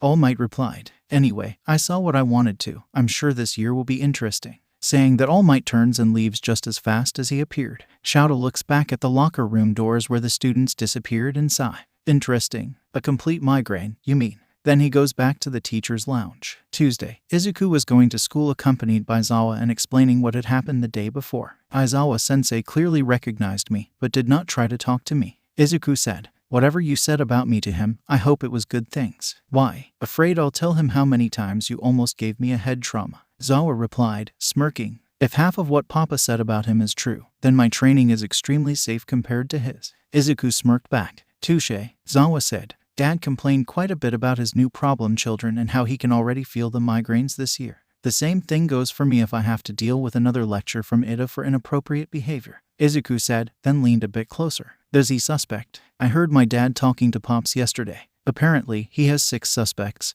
and you are one of them. Zawa explained. Damn, and I was so careful yesterday. Izuku muttered. Guess I'll have to be more careful. I'll avoid using Haki if I can. Zawa nodded, then smiled again. So you had your first impression. Will you be able to come home for dinner this time? Zawa asked. Dad said I can invite you again. No problem, I just need to tell Papa first. Izuku replied. Great, I'll talk to Edward-kun. A new voice interrupts them. Izuku turns around and sees Uraraka approaching. Hi, Uraraka-san. Izuku greets, then turns to Zawa. Zawa, this is Uraraka, she's at my class. Then he looks at Uraraka. Uraraka, this is Yamezawa, my friend. Hello, Yamezawa-kun. Nice to meet you. Uraraka greets. Which class are you in? 1 degrees Celsius, General Studies. Zawa replies. For now. Izuku adds. For now. Zawa agrees. What do you mean? Uraraka asks. Students from other courses that make it far enough in the sports festival have a chance to transfer to the hero course. Izuku explains. And I have no doubt Zawa will do great. Uraraka looks between the two a few times and seems to come to some conclusion.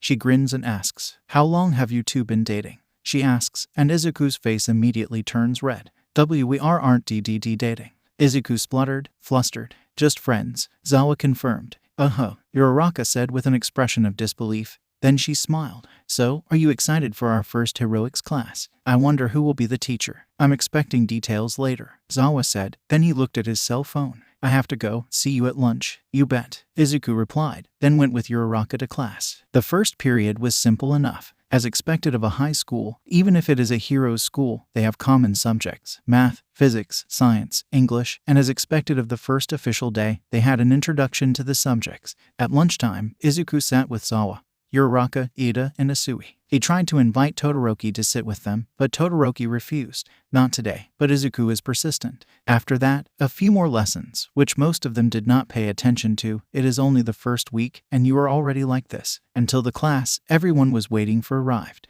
Theories about who will be the teacher were running around the school all day, until I am here. A loud voice approaches the room while the legendary catchphrase is said, coming through the door like a normal person. Izuku was visibly vibrating with excitement, but how could he not be? This is his second favorite hero we are talking about, Japan's #1 hero, and he is going to be Izuku's heroics teacher. In the past, All Might used to be Izuku's favorite hero with no contest. But after living with his brothers, most of them being quirkless and complete badasses, Izuku gained an even greater admiration for heroes who fight quirkless. This propelled Eraserhead to the top rank of Izuku. Eraserhead, being Izuku's crushed best friend's father, has nothing to do with it. What are you talking about? Welcome to Foundational Hero Studies. All Might announces while striking various poses. For this class, we'll be building up your hero foundation through various trials. Let's start things with this. He stands up, pulls a card from his pocket, and shows it to the class. The card had the word battle on it. The trial of battle. Izuku could not hide his feral smile hearing these words. In the back of his mind, he thinks that maybe this is not a good idea for the first class because most of the students do not have any kind of formal training.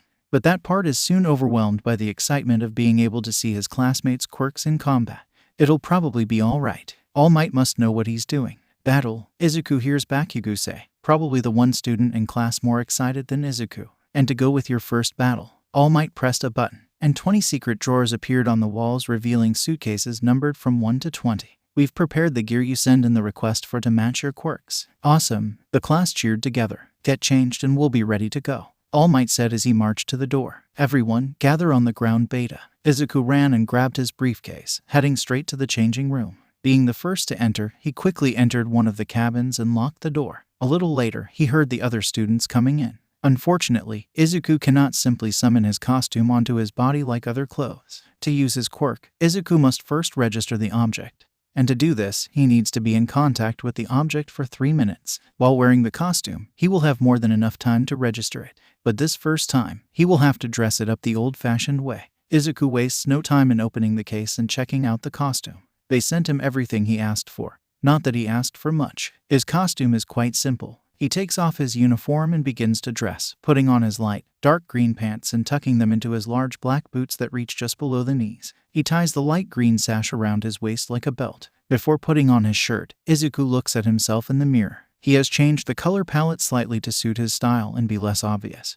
But the pants are light and easy to move in. He summons another mirror and positions it behind him so that he can see his back in the mirror. On his back was a tattoo that took a lot of effort for his father to let him do. Bones in the shape of a cross and a smiling skull with a white mustache in the shape of a crescent. Whitebeard's emblem. Getting a tattoo while he's still growing should be a bad idea. But nowadays, there are people with quirks capable of removing tattoos. So in the future, when needed, Izuku can redo this tattoo without any problems. He simply did not want to wait another 5 years before he could get this tattoo. Nodding approvingly, Izuku puts on the shirt, the same color as his pants, with long sleeves, and ties the dark purple bandana around his right arm. And lastly, he takes off a long white coat. On the back, the jacket has a rock cross with a horizontal crescent, the same symbol Marco has tattooed on his chest. The sleeves are too long to pass his arms, but this coat was made to be worn as a cape.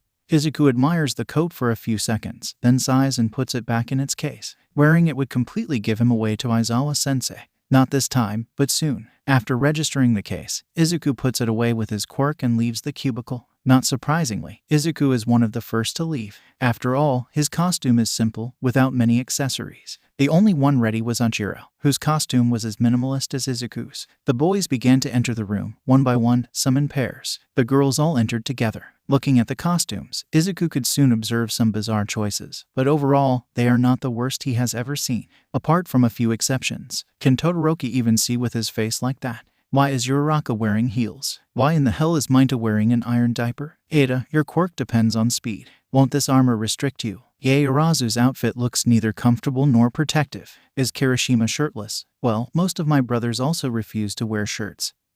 So I guess I can't judge him. I also can't criticize Aoyama's choice of wearing a cape. I understand you. Please tell me Hagakure isn't naked. Are those grenades in Bakugo's wrists what I think they are? Who approved this? But despite his reservations, Izuku doesn't comment out loud. He even bites his hand to make sure he's not muttering. Hey, Edward-kun. Cool costume. Izuku turns and sees Uraraka. I like the colors. Thank you. Izuku nods. I like yours too. Space-themed. Yeah, but I should have been a little more specific with my request. Uraraka says, moving her arms. It's a little too tight for my taste. They probably did this to help with their quirk. Pressure points in certain parts should help with your nausea problem. Izuku explains, I am more concerned about these jumps. There must be a better way to put shock absorption into boots than with heels. Before Uraraka could answer, All Might began to speak. They say that the costume makes the hero. Well, from now on, You are real heroes, All Might announces. Now let's see what you're made of, you zygotes. It's time for the trial of battle. Sensei, will we use the mock city from the entrance exam?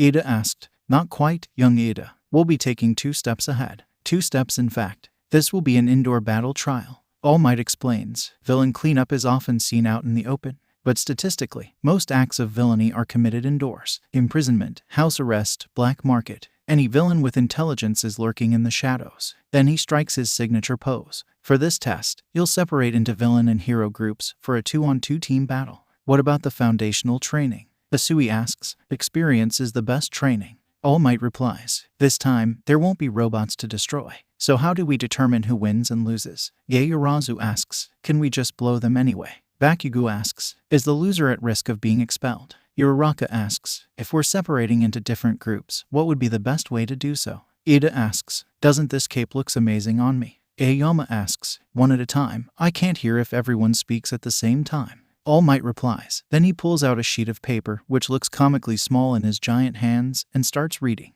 For this training, we'll have some villains guard a nuclear weapon they intend on deploying.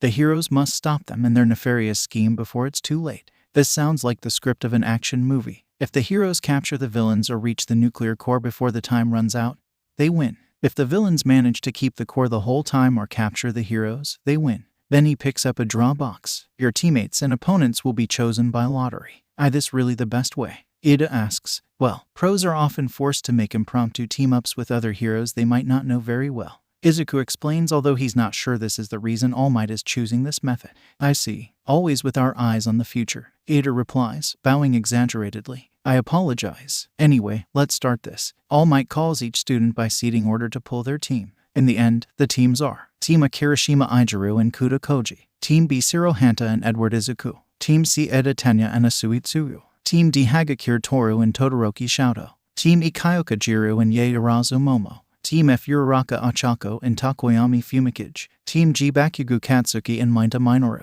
Team H Kaminari Denki and Sato Rikido, Team I Aoyama Yuga and Shoji Mezu, Team J Ajiro Mashurao and Ashido Mina. And after a second draw, the matchups are Team G versus Team B, Team F versus Team A, Team I versus Team J, Team H versus Team E, Team C versus Team D. Looking to the side, Izuku noticed Bakugo smirking at him. He thinks it will be easy, but Izuku intends to prove once and for all that he's no longer the useless Deku. First battle, Team G as heroes versus Team B as villains. All Might said as he guided the teams to the building. This scenario has the villains inside the building first. Then, after 5 minutes, the heroes will be let in as well. Everyone else will be able to watch what unfolds through the surveillance cameras. After a few more explanations, Izuku and Shiro enter the building with the bomb, and the 5 minutes begin to count. Izuku quickly goes to the top floor and places the bomb in one of the rooms with only one entrance. If I know Bakugo, and believe me, I do, he will accept nothing but walking in the front door like a fearless hero. Izuku explains to Shiro as he positions the bomb. And he has a bone to pick with me, so he will come at me as soon as he knows where I am. So, do you have a plan? Shiro asks as Izuku summoned his dice and starts spinning in the cup. You can fill this room with traps, right? Izuku asks, and Shiro nods. Perfect. Then I'll deal with Bakugo. And you try to capture Minta. Bakugo will not hit help, and he will certainly act alone. Minta will probably take advantage of this to sneak around and look for the bomb. You try to capture it or at least slow it down. As soon as I take care of Bakugo, I'll come and help you. And you will be fine on your own. Shiro asks, a bit worried. Don't worry, Bakugo thinks I'm still the weak kid he used to push around. Izuku replies. Then he stops spinning the cup and looks at the die. With a feral smile on his face, Izuku summons his trusty Naginata and spins it around in his hands. He's in for a big surprise. The 5 minutes are up. All Might announces. The heroes can now enter the building. Showtime, Izuku says, holding his hand above his head. Showtime. Shiro grins and gives him a high five. As expected, Bakugo entered through the front door, marching through the building as if he owned the place. Izuku left the bomb room while Shiro started to set traps with his tape and went down to intercept the heroes. Interestingly, Minta was walking along with Bakugo, a few steps behind actually. By the time Izuku reached the 3rd floor, he could hear Bakugo's voice from downstairs. Inside voice is another concept that apparently the blonde is unfamiliar with. Don't get on my way, extra. Bakugo yelled. I will blow you up if you get in my way. Izuku couldn't hear Minta's reply, but since Bakugo didn't scream anything else, he must have agreed. They are on the 2nd floor and making their way up. Izuku said on his comms. How are things there? I have finished setting the traps in the bomb room, starting down the corridor. Shiro replied. Roger that. I will intercept them on the 3rd floor, Izuku said. I'll keep the comms on. All right, Zero replied. I finished the traps. Should I meet you? No, stay close to the bomb, Izuku said. I will let you know when Minto arrives on your floor. Knock him out. Understood, Zero replied. Good luck, Edward-kun. You too, Zero-kun, Izuku replied. Bakugo is here. DIKU. Bakugo screamed as soon as he saw Izuku and lunged at him. You're too loud, Bakugo, Izuku replied simply by moving his head out of the way of the right hook that Bakugo started. And predictable too. Shut up, you useless Deku. Bakugo screamed back. A left kick, right explosive palm, another right hook, right kick. Izuku mumbled while blocking each hit. You thought it was funny. Bakugo kept screaming as he attacked. Looking down at me all those years. Lying about your quirk. Disappearing and never giving news. Another right hook, but Izuku grabbed his arm this time and flipped him over his shoulder. Looking down on you. I looked up to you all our childhood, Bakugo, Izuku said calmly, despite the fury he was feeling inside. Lying about my quirk. Do you really think I decided to suffer years of bullying just to laugh at you?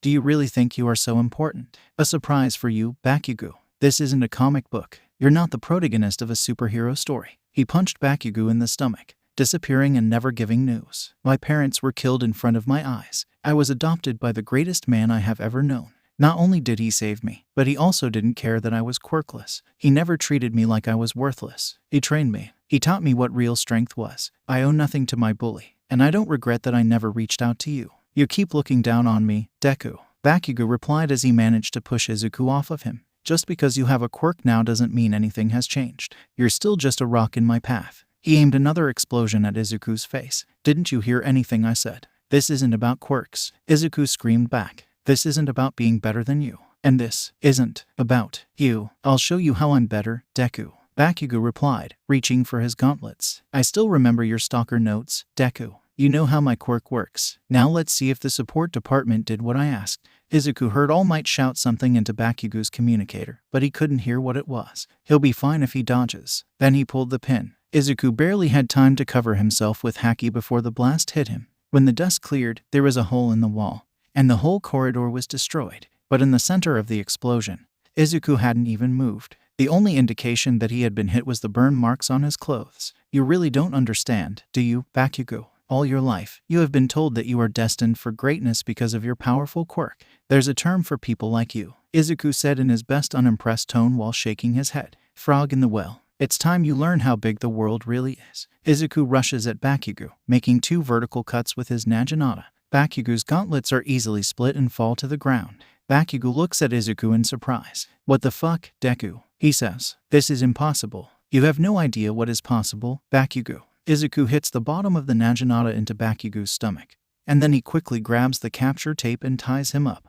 Bakugo Katsuki has been captured. All Might's voice sounds on the comms. Panting, Izuku notices a presence approaching from the top floor. Zero-kun, Minda just got to your floor. Izuku says. Roger, I'm moving to him. Zero replies. I'm coming up to help you. Try to hold him, Izuku says. Then turn off the comms. He goes to the stairs but stops at the door and looks back at Bakugo. One more thing, Bakugo. My name is Edward Izuku. Deku died 5 years ago. Then he leaves and runs upstairs. Minta Minoru has been captured. All Might announces as Izuku is reaching the 4th floor. The villains are the winners. Izuku blinks a few times, then reaches for his comms. What happened? He asks. Hell, if I know. Zero replies. I put so many traps, and he fell for the first one. I just had to walk to him and tie the capture tape. Oh, well. Izuku shrugs. Let's go back then, since no one was seriously injured. And Izuku convinced everyone that he was fine and didn't need to go to the infirmary. They returned to the surveillance room. So, who would you say it was the MVP of this match? All Might asked as they entered. It was Edward, Zero, Yaoyorozu and Izuku said at the same time. Ladies first. Izuku nods at her, and Yaoyorozu nods back. Edward was the one who made the plan and decided how to hide the bomb. He was also the one who suggested the traps. He anticipated how Bakugo would act and acted efficiently to neutralize him. She analyzed, while Zero also followed the plan and was successful with his traps. He didn't get a chance to show much. Bakugo was reckless and allowed himself to be blinded by anger. The amount of collateral damage he caused is unacceptable for a hero. And Minda was very careless and was caught quickly by the traps. Also, somehow, Edward knew where he was at all times, which made Minda's attempt to sneak around pointless. Then she nodded at Izuku. You're not wrong, but I made a mistake too. Although it was the best course of action, My fight with Bakugo was for personal reasons. I could have stopped him before he used the gauntlets, or I could have dodged the blast, Izuku explained, but I took the attack head on. I did it to prove a point, and it was extremely reckless. I lost my cool, and in the field that could get someone killed. Zero, on the other hand, stuck to the plan the whole time. He set the traps, guarded the bomb, and neutralized mine quickly and efficiently. So I think he was the MVP. Both of you brought great arguments, All Might said, but I agree with young Edward. And so, I declare Zero the MVP of this round. But don't be discouraged. You are here to learn. And the only way to learn is to make mistakes. The students nod in agreement, while Izuku lowers his head, disappointed in himself. Izuku knows he's still a student and is allowed to make mistakes. He knows it very well. But knowing doesn't make the experience any less frustrating. He knows that he could have done better. But he was so overcome by his emotions that he lost control of his observation haki for the first time in years. Even though he won, it doesn't taste like victory. Of all the people there, Izuku has the most experience and probably the second most training. He needs to do better. He needs to try better. Hitoshi was waiting in front of class 1 for the students to be dismissed. Support students have extra classes in the labs where they can work on their inventions. Hero students have the heroics class, but general students don't have any extra classes, so their classes end early. Usually, Hitoshi would go home first since his parents had other things to do. But today, he's waiting for Ito. About 2 minutes before the last bell rings, the students arrive in the classroom to get their backpacks. For some reason, Ito was walking alone and gloomy and was the last one to enter the classroom. He didn't even notice Hitoshi there before he entered. Oh, hi Yamezawa-kun. Hitoshi turns and sees Uraraka. Hi, Uraraka-san. Hitoshi greets, then looks back at the classroom's door. What happened to Ito? He made a mistake during today's heroics class. It was no big deal, and no one was hurt, but he has been sulking ever since. Uraraka explained. I tried to cheer him, but it didn't work, so I'm giving him some space. Then she grins at him. But you're here now. Maybe you'll have better luck cheering him. I can try. Hitoshi replied as he saw Ito leaving the classroom with his backpack in his hand. He sighed and dropped the backpack, which disappeared before hitting the floor, then started walking, still looking down. Ito, Hitoshi calls. Ito looks up, and his eyes widen when he sees Hitoshi. Hey, Zawa, I was going to look for you in the teacher's lounge. Ito smiles, but the smile doesn't reach his eyes. Whatever happened, Ito is really upset. Yeah, since my class ends earlier, I decided to come to find you. Hitoshi looked back to where Uraraka was, but she was already at the end of the corridor. She winks at Hitoshi and gives him a thumbs up before walking away with Ida. What was that? Hitoshi shakes his head and signals for Ito to follow him. They walk silently until Hitoshi is sure no one is around to hear them. No one but Nedzu, of course. The principal can see everything that happens anywhere in this school except for the bathrooms. He hopes. Ito, Hitoshi calls. And Ito looks at him, still with that fake smile. Hitoshi shakes his head and puts a hand on his shoulder. You don't have to force yourself to smile with me, Ito. Ito's smile falls, and he sighs. Am I that obvious? He asks. No, I'm just good at noticing fake smiles. Hitoshi smiles. Do you want to tell me what happened? It's stupid. Ito shakes his head. It upset you. That alone makes it not stupid to me. Hitoshi replies. But you don't need to talk if you don't want to. No, it's okay. Ito waves a hand. And I did promise that I would tell you what happened today. He gives Hitoshi a small and more genuine smile, so Hitoshi nods. Ito explains everything in more detail than necessary. But Hitoshi doesn't interrupt him. He starts from when All Might entered the room, taking a moment to go off on a tangent about how sad it is that he can't wear the cape without giving himself up to Aizawa until the end of his match against Bakugo's team. What frustrates me is that I don't usually lose my temper like this. I know I could have done better. All Might knows who I am, and he knows the training I've had. I know that he also expected more from me. I expected more from myself. Ito rants. Aren't you putting too much pressure on yourself? Hitoshi asks. Ito, I have known you for 2 months, and in the meantime, you have taught me how to use observation haki and 2 different weapons. I can say without a doubt that you are the most skilled student among the first and probably the second years. He cups Ito's face and looks into his eyes. But you are still 15 and have just entered the hero course. You have the right to make mistakes. But, not buts. Hitoshi cuts him. You also have the right to have strong feelings, especially when you have to face your bully that you haven't seen in 5 years and who frankly is still an ass. Ito gives him a shaky laugh. Thank you, Zawa. I think I needed to hear that. Ito says. No problem. You cheered me so many times already. Hitoshi replies, pulling him into a side hug. It's about time I returned the favor. Well, you're great at this. Ito's 1,000-watt smile returns in full force. Too bright. I need sunglasses, Hitoshi says, covering his eyes, and they start laughing. Dummy, Ito mutters. Are you still okay with coming to my house? Hitoshi asks. We can cancel if you want to. Nah, I'm okay, Ito replies. I finally get a chance to talk to Aizawa-sensei, and also to meet your mysterious second dad. I wonder who would marry Eraserhead. You'll see. Itoshi smirks. So, why don't we? Puru, puru, puru, puru, puru. A sound started. Puru, puru, puru, puru, puru. Ito reached for his pocket and pulled out his cell phone. Puru, puru, puru, puru, puru. It's my cousin, he mumbled as they kept walking. Catcha, he said as he pressed the answer button. Hi, Momo. He nodded a few times. He said he would be going back tomorrow. More nods. Sure, I'll tell him. Then he laughs. All right, we'll spar next time. Bye, Momo. Say hi to Yamato, Hiyori, and Auntie Toki for me. Then he hangs the call. Why does Uncle Odin have a cell phone if he never answers? Ito mutters. Family problems. Hitoshi asks. Nah, nothing to worry. Ito waves his hand around. Momonosuke, my cousin, is trying to call his father, but he never answers his cell phone. Judging by the time he glances at the time, he's either drinking, cooking Odin, the only thing he knows how to cook, or going out on patrol. Anyway, let's go. Hitoshi nods. If we run, we still have time to catch the train. All right, Ito replies, smirking. Race you, he says and starts running. Get back here, you're cheater. Hitoshi yells as he runs after him. Inside the train, Izuku recounts the details of the rest of the Battle Trials matches. What? Just because I was all gloomy doesn't mean I didn't pay attention to the other matches, which ends up taking the whole trip. And if Zawa hadn't been paying attention, they would have missed their stop. Zawa guides him to a very unimpressive apartment, definitely not one that anyone would expect a pro hero to live in. Which is exactly the point considering that Aizawa is an underground hero. He doesn't want people to know that he is a hero. And whoever his husband is, he probably agrees. Stopping at the apartment door Izuku believes to be the Yamezawa's, Zawa takes his key and addresses Izuku.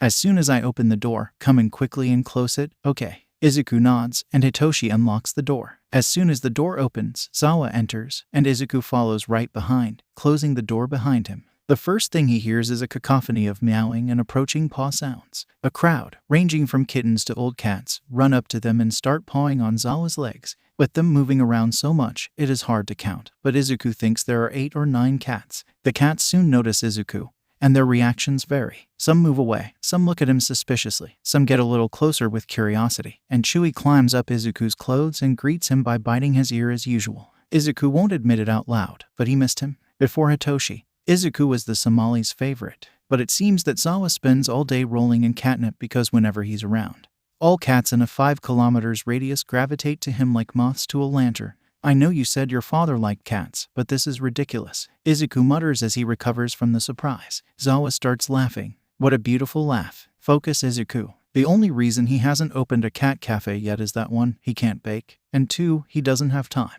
Zawa replies. Anyway, let me introduce you. He points to each cat in order of age, starting with the oldest. The gray tabby is Cheshire. He has an invisibility quirk and is smart enough to watch Alice in Wonderland, so if you see a floating head or smile, that's why. Did you say invisibility quirk? Izuku's eyes shine as he looks at the cat, which takes a step back and disappears. That's so cool. Yeah, you can nerd later. Zawa replies. Next, the 3-legged savannah is called Cardbox, because Dad found him in an abandoned cardboard box during one of his patrols a few years ago. At Izuku's expression, he adds, What? Did you really expect creativity from the man called Eraserhead? Fair enough. Izuku chuckles. Next, this is Milk. Zawa points to a pure white Angora with mismatched eyes. One green, the other blue. I don't need to explain this one. Lucky. Zawa points to a black Bombay cat. She was named Misfortune by her superstitious owners, but after Dad rescued her and threw the animal abusers in jail, he changed her name. Bastard. Zawa pointed to the gray Koret. Stand near her, and she can and will scratch your feet,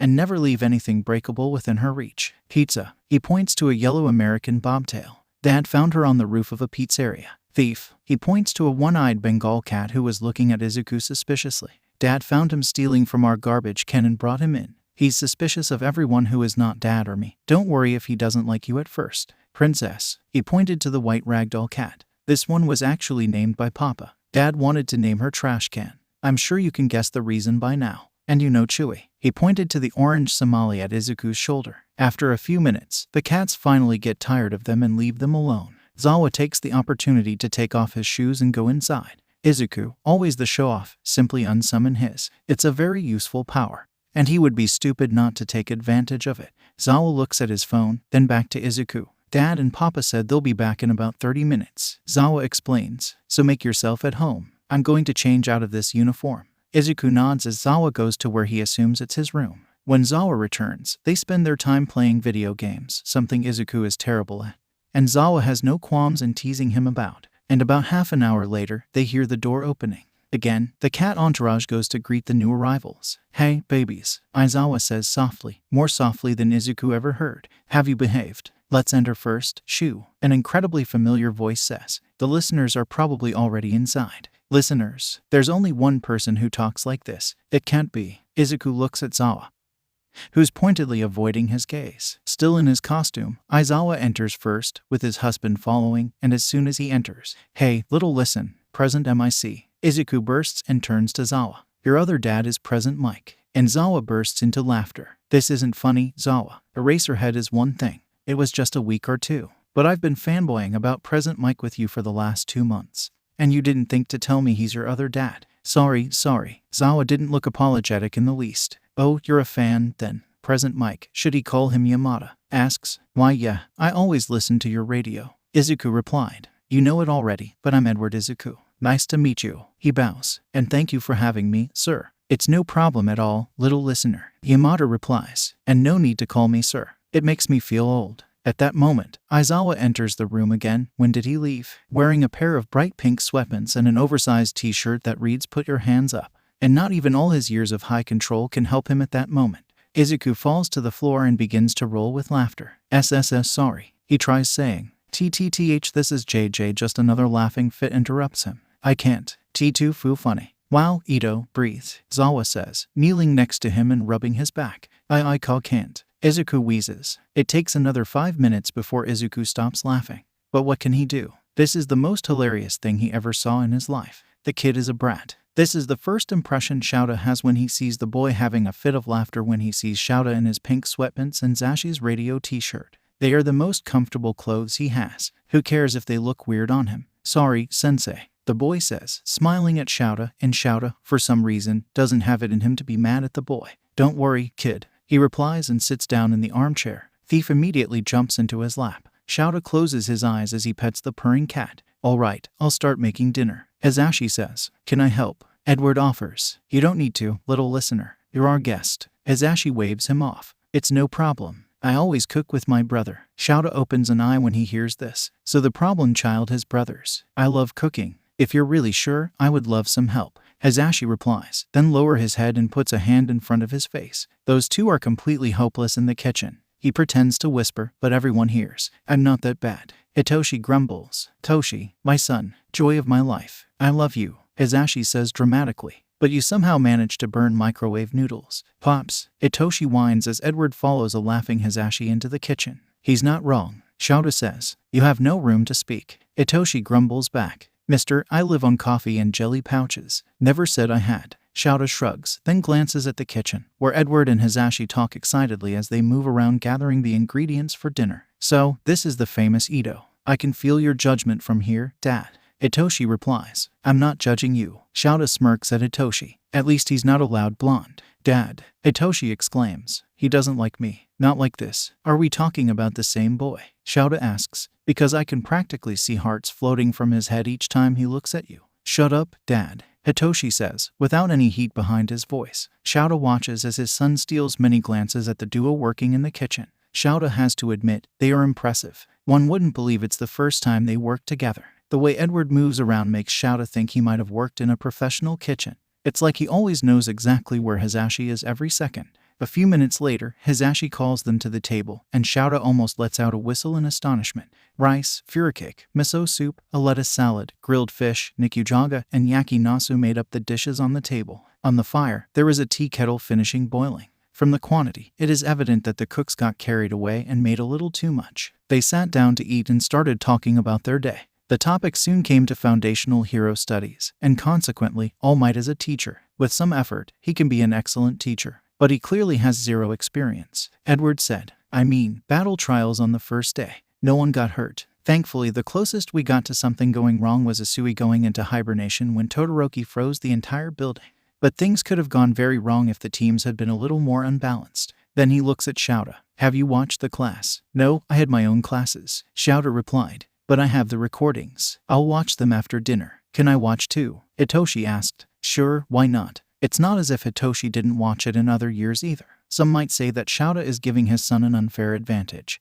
But the truth is that any student could go to Nenzu and ask for the recordings of the heroics classes. The rat would give them without any problem. After dinner, Hitoshi and Shouta work together to take care of the dishes while Hisashi prepares the recording for them to watch. Edward sits on the floor in front of the sofa with a notebook and pen in hand. Suddenly, a meowing sound starts coming from the counter. Shouta quickly walks over and grabs his phone. He sighs when he sees the name Tsukachi flashing on the screen. There is only one reason why the detective would call on a Tuesday night, and it's not one that Shouta will like. What do you want? Forgive him for being rude, but you both know that Shouta's rest is about to be interrupted. Sorry, Eraser. To be fair, the detective really seems apologetic. It's about the trafficking ring that we were investigating. There has been a change of plans, and the raid will take place tonight. That night. What the hell happened, Tsukachi? The raid was supposed to be in a week. Shouta asked a little louder than he meant to. The HPSC. One of the executive's son was kidnapped last night. Tsukachi replied bitterly. If we don't attack tonight, we lose the case, and they will set up a team of limelights to attack. Those idiots. If something goes wrong, we will never be able to catch them again. Shouta grumbles. All right, I'm on my way, but we'll need backup. And I take it you have an idea. Shouta could hear Tsukachi passing in his room. I have, and the commission won't like it, but it's their own fault. Shouta replies as he goes to his room to put back his costume. I'll be there in an hour. Understood. Then he hangs up the call. Less than 10 minutes later, Shouta is leaving the house in a hurry with his cell phone already dialing a number that he definitely didn't want to have to dial. Desperate times call for desperate measures. What do you want, Eraser? A gruff voice asks, and Shouta hears a gulping sound. Of course, he's drinking. When he's not drinking, I need help. Shouta admits to his immense displeasure. Trafficking ring. If we don't dismantle it this night, the commission will screw everything. Gururara. Shouta hears the insufferable laugh and has to hold a groan. All right, we'll lend a hand. I'll send the location. And if it's possible, try to send someone that the commission can't do anything about. Shouta says. Whitebeard hangs the call just as Shouta reaches the police station, and looks like he's the first. Due to the last-minute call, only 5 heroes appear at the end. Fortunately, they are all seasoned and efficient pros. An hour later, the attack begins as the heroes storm the ring in the middle of a slave auction. The police are positioned heavily outside to apprehend the fleeing buyers while the heroes face the horde of goons making up the security. Just as Shouta was getting ready to take down one of the henchmen who was running at him with a sword, a shot to the hand disarms the henchman, who falls to the ground screaming and holding his bloody hand. Looking back, Shouta sees a tall, pale man with long black hair and wearing a pink kimono. Izuku, at least he's one of those with common sense. It could be someone worse, such as Taujin Tatsuka. A man with some kind of gigantification quirk falls down and starts to shrink.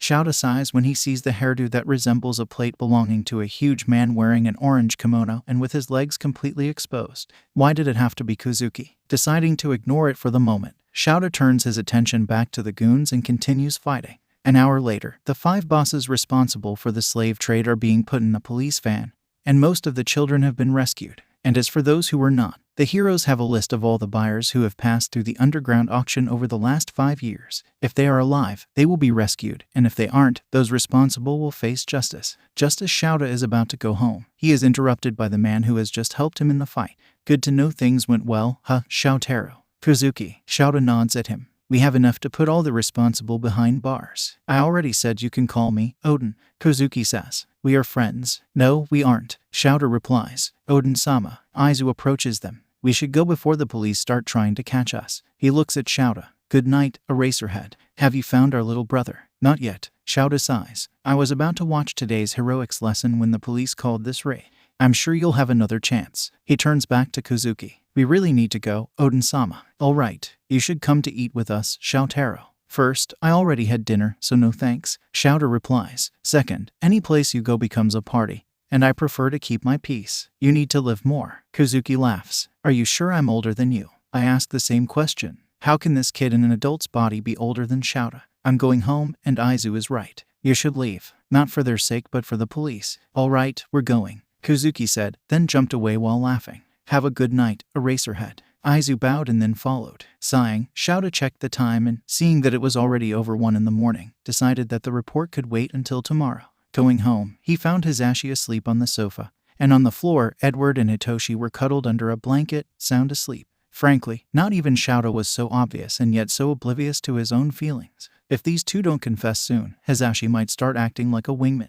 And nobody wants that. We want All Might. This is what the crowd is shouting as Izuku and Zawa arrive in front of the school. The news about All Might teaching at UA seems to have finally gotten into the press. Bunch of vultures. We should have gone with Dad. Zawa mutters as he looks at the crowd in front of the gates. How will we pass? Aizawa is at the gate. If we can go unnoticed until he sees us, he should do the rest. Izuku replies. He closes his eyes, using his haki to feel each reporter in the area. All right, follow me. Izuku and Zawa hold hands and begin to slowly walk past the reporters. With the vultures focused on the gates, as long as they don't bump into anyone, they can get by unnoticed. And the plan works, for the most part. However, just as they are about to go through the gate, a hand grips Zawa's arm. You, kid, how is All Might as a teacher? A reporter asks. No, demands. Izuku grabs the reporter's arm until he lets go of Zawa. Sir, you know it's illegal to interview minors without their parents' permission, right? Izuku asks. We just want a. It doesn't matter what you want. Izuku interrupts, glaring at the reporter. You are obstructing the entrance and preventing the students from entering.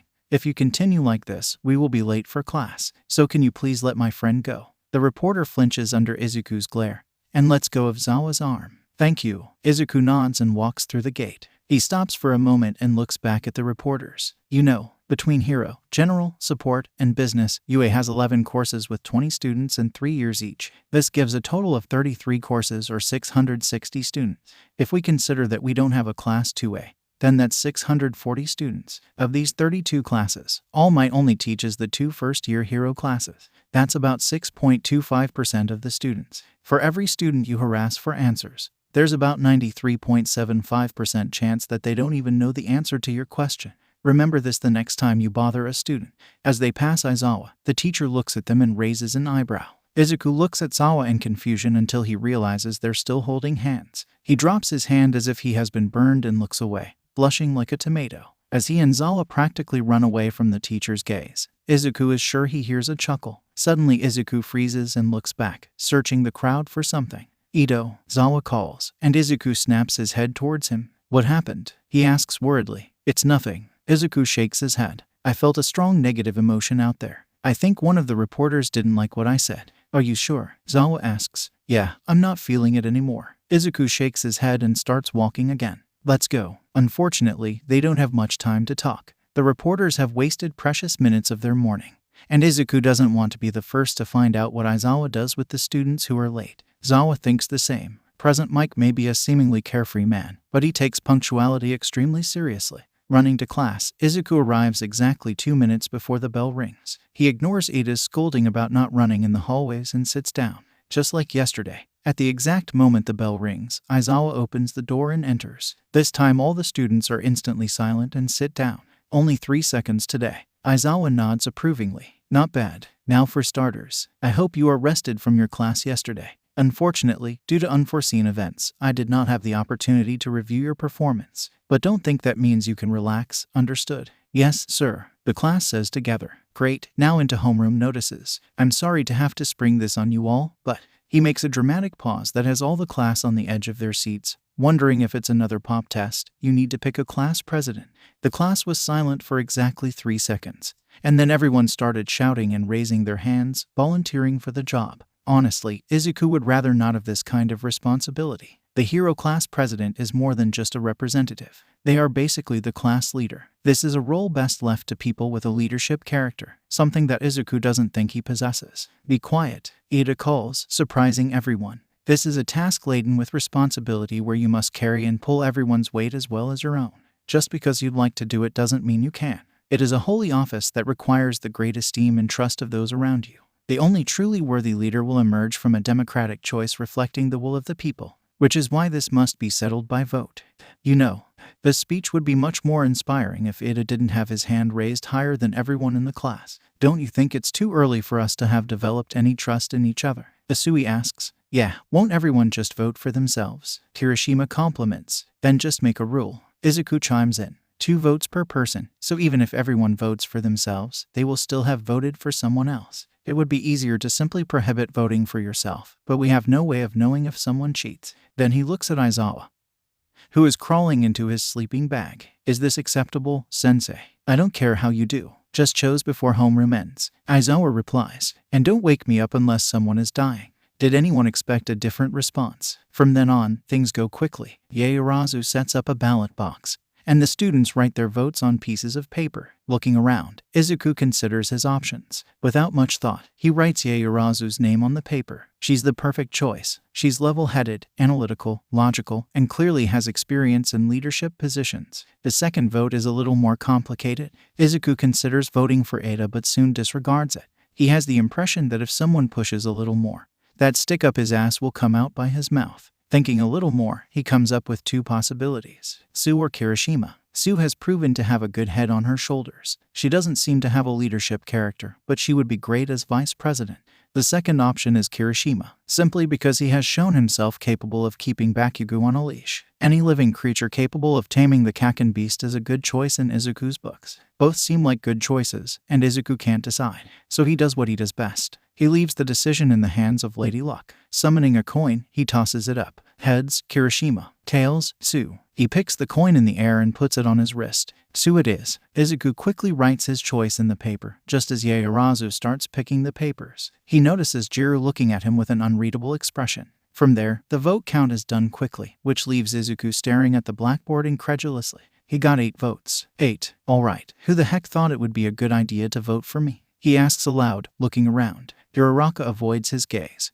But other than her, he has no idea who else voted for him. So the class president will be Edward, and vice president will be Yaoyorozu. Aizawa announces, "Nope, I refuse. I'm not president material. Chose someone else." Izuku says quickly, "Yaoyorozu is much better suited for the task. Everyone saw how good she was yesterday at the battle trials. And we all watched you too, Edward-kun." Yaoyorozu replies, "You deserve the position. I already have enough troublemakers to keep in check." Izuku mumbles to himself, "I don't want to be class president. How about a compromise?" He tries. "And what do you suggest?" "Edward-kun," Yaoyorozu asks. She clearly won't budge, regardless of what they say. "I think you are best suited to be the class president.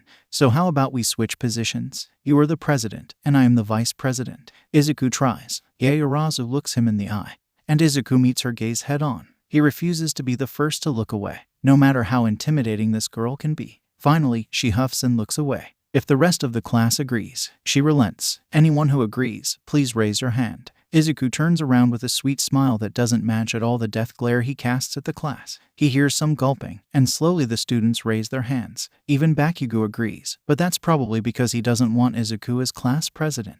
Great. He claps his hands. "I'm happy we all agree on this." He extends his hand to Yaoyorozu. "It will be a pleasure to work with you, Yaoyorozu-san." "Likewise, Edward-kun." Yaoyorozu shakes his hand, smiling. "And you can call me Yamomo. Then you can call me Ito." Izuku replies, smiling back. It's only fair. After the class president situation is resolved, classes run normally. At lunchtime, Izuku sits down with the same group as yesterday.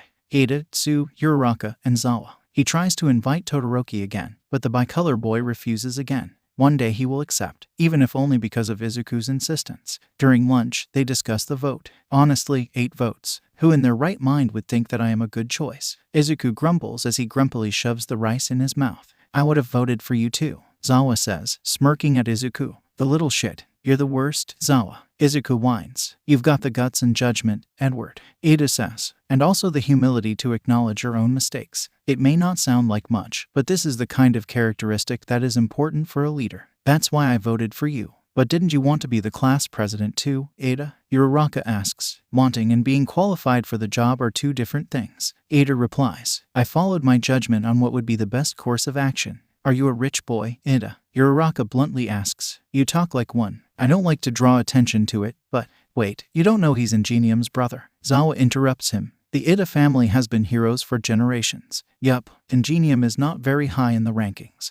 But this is mainly because it often gives new heroes a chance to shine. Team Idaten currently has 65 sidekicks registered with the agency." Izuku adds, "Ingenium is truly a great hero. He's the kind of hero I aspire to be," Ada says proudly. Before the conversation could continue, an alarm begins to ring. "Security breach level 3. Students, please promptly evacuate." "What is a level 3 breach?" Ada asks one of the running upperclassmen. "It means someone infiltrated the school grounds. I never saw this happening before." The cafeteria soon descends into chaos, with dozens of students running messily to the emergency exits. But the chaos and noise, Izuku can't concentrate on his haki, so he climbs up on the table and jumps over the students. "Excuse me, sorry, I need to pass." He gets to the window and looks outside, just to see the press storming the campus while Aizawa and Yamada try to hold them. "Ada, it's just the press," Izuku shouts as he jumps back to his friends. "We need to calm down these people before someone gets seriously hurt." "Think, Izuku, think. How can you get everyone's attention?" "Got it." Izuku summons a whistle and a megaphone. "I will get the students' attention," he says, then blows the whistle with all his might. "Everybody, calm down. It's just the media," Ada announces through the megaphone. The students start to calm down as Izuku gets his breath back. He takes back the megaphone from Ada. "Is there any way to act in an emergency? Make your way to the exit in an orderly fashion and look at the ground. If someone is injured, help them get to the infirmary. You are all UA students, not a bunch of troglodytes," Izuku yells. As tempers calm down and the voices subside, Izuku manages to concentrate again. And at that moment, he feels an extremely hostile aura, the same one he felt earlier with Sawa. But this time, it is coming from the area that Izuku is sure is only allowed to staff. However, just as quickly as he felt it, the presence disappears. Izuku has already memorized the presence of each UA official. Whoever it was, that person shouldn't be there. "I'll be right back," Izuku announces and starts to maneuver between the students. "Wait, Ito." Zawa follows him. Izuku doesn't slow down until he's sure the corridor is empty. "Zawa, do you know where is Netsu's office?" he asks. "Yeah, I've been here a few times before." "This way." Zawa gestures and Izuku starts following him. "What happened?" "The presence from earlier. I felt it again," Izuku explains. "It was inside the building and just disappeared. So either is someone with a super stealth quirk or a teleportation quirk. Whoever it is, they used the media as a smokescreen to enter, and I need to tell Netsu.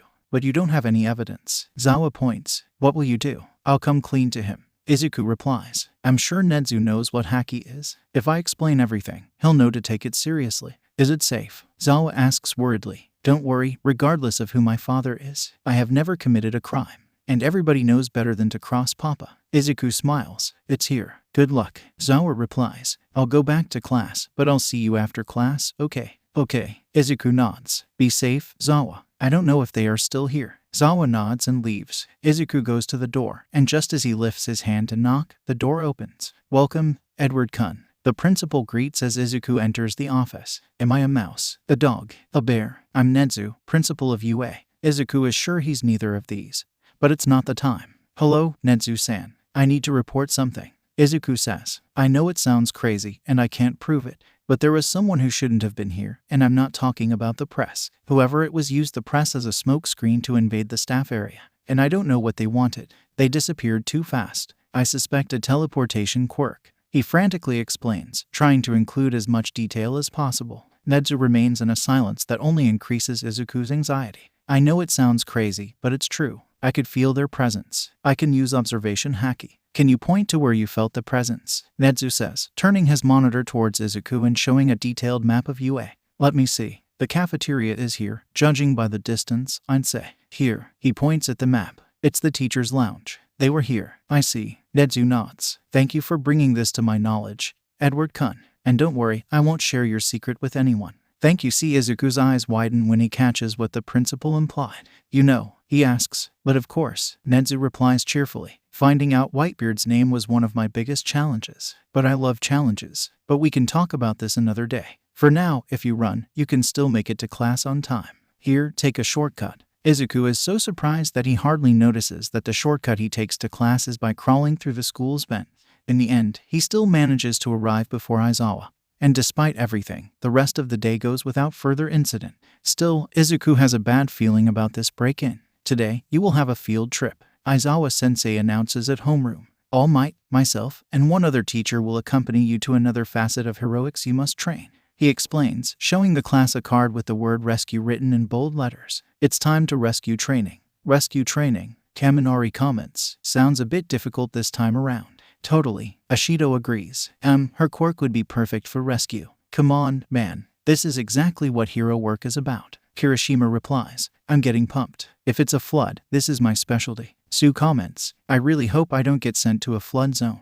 Izuku mumbles. Silence. Aizawa-sensei gives the class a quirked glare, shutting everyone up. "As I was saying, it's up to you whether or not you want to wear your costume. Some of your costumes are probably not adapted for the task at hand," after all. Still, they probably should wear it to know what they need to change. The training area is fairly far, so we'll get there by bus. That's all. Go get prepared. As usual, Izuku wastes no time picking up his costume and following Aizawa. On the way, he summons the clothes on his body, again ignoring the changing room and being the first to reach the bus as usual. After the scolding they received from Sensei on the first day, the students wasted no time getting dressed and going to the bus. Yaoyorozu-san, Ida goes to the class president. In order to get everyone seated smoothly, should we file the students according to the seat numbers? If you want, you can try. Izuku chimes in. But I would recommend looking at the layout of the bus first. Yaoyorozu nods, and Ida goes full throttle trying to organize the students, ignoring Izuku's advice to check the layout of the bus first. This causes him to spend the entire trip sulking about the open layout of the bus. Well, Izuku tried to warn him. Hey, Ito-chan. Sue calls him. I tend to speak my mind.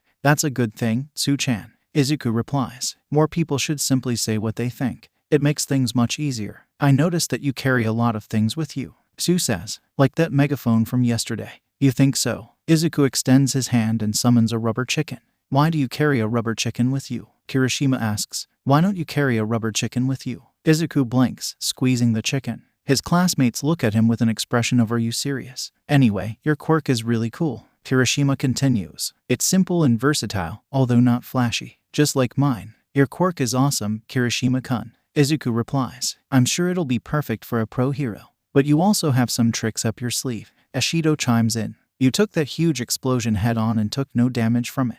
Izuku laughs awkwardly while looking at Aizawa, who is sleeping, or at least pretending to be. This is something that I will keep secret for now. Izuku smirks. Oh, you're no fun. Ashido whines. I prefer to hear your theories. Izuku suggests. Let's see if anyone can make a right guess before the sports festival. Oh, you're on. Kaminari cheers. Izuku also notices Todoroki looking at him with unexpected intensity. Did I do something to him? The rest of the way, Izuku listens to some of the most illogical and crazy theories he has ever heard, including that he has some sort of secondary quirk that gives him temporary intangibility. If only. Unfortunately, the spoilsport wearing a scarf ends the fun, warning them that they have arrived. Getting off the bus, they come across a giant facility, somewhat resembling a thematic park. Flood wrecks, a voice approaches, landslides, fires, etc. The big figure wearing a white spacesuit stops in front of the class. This is a practical training area I created to simulate all kinds of accidents and disasters. Welcome to the Unforeseen Simulation Joint.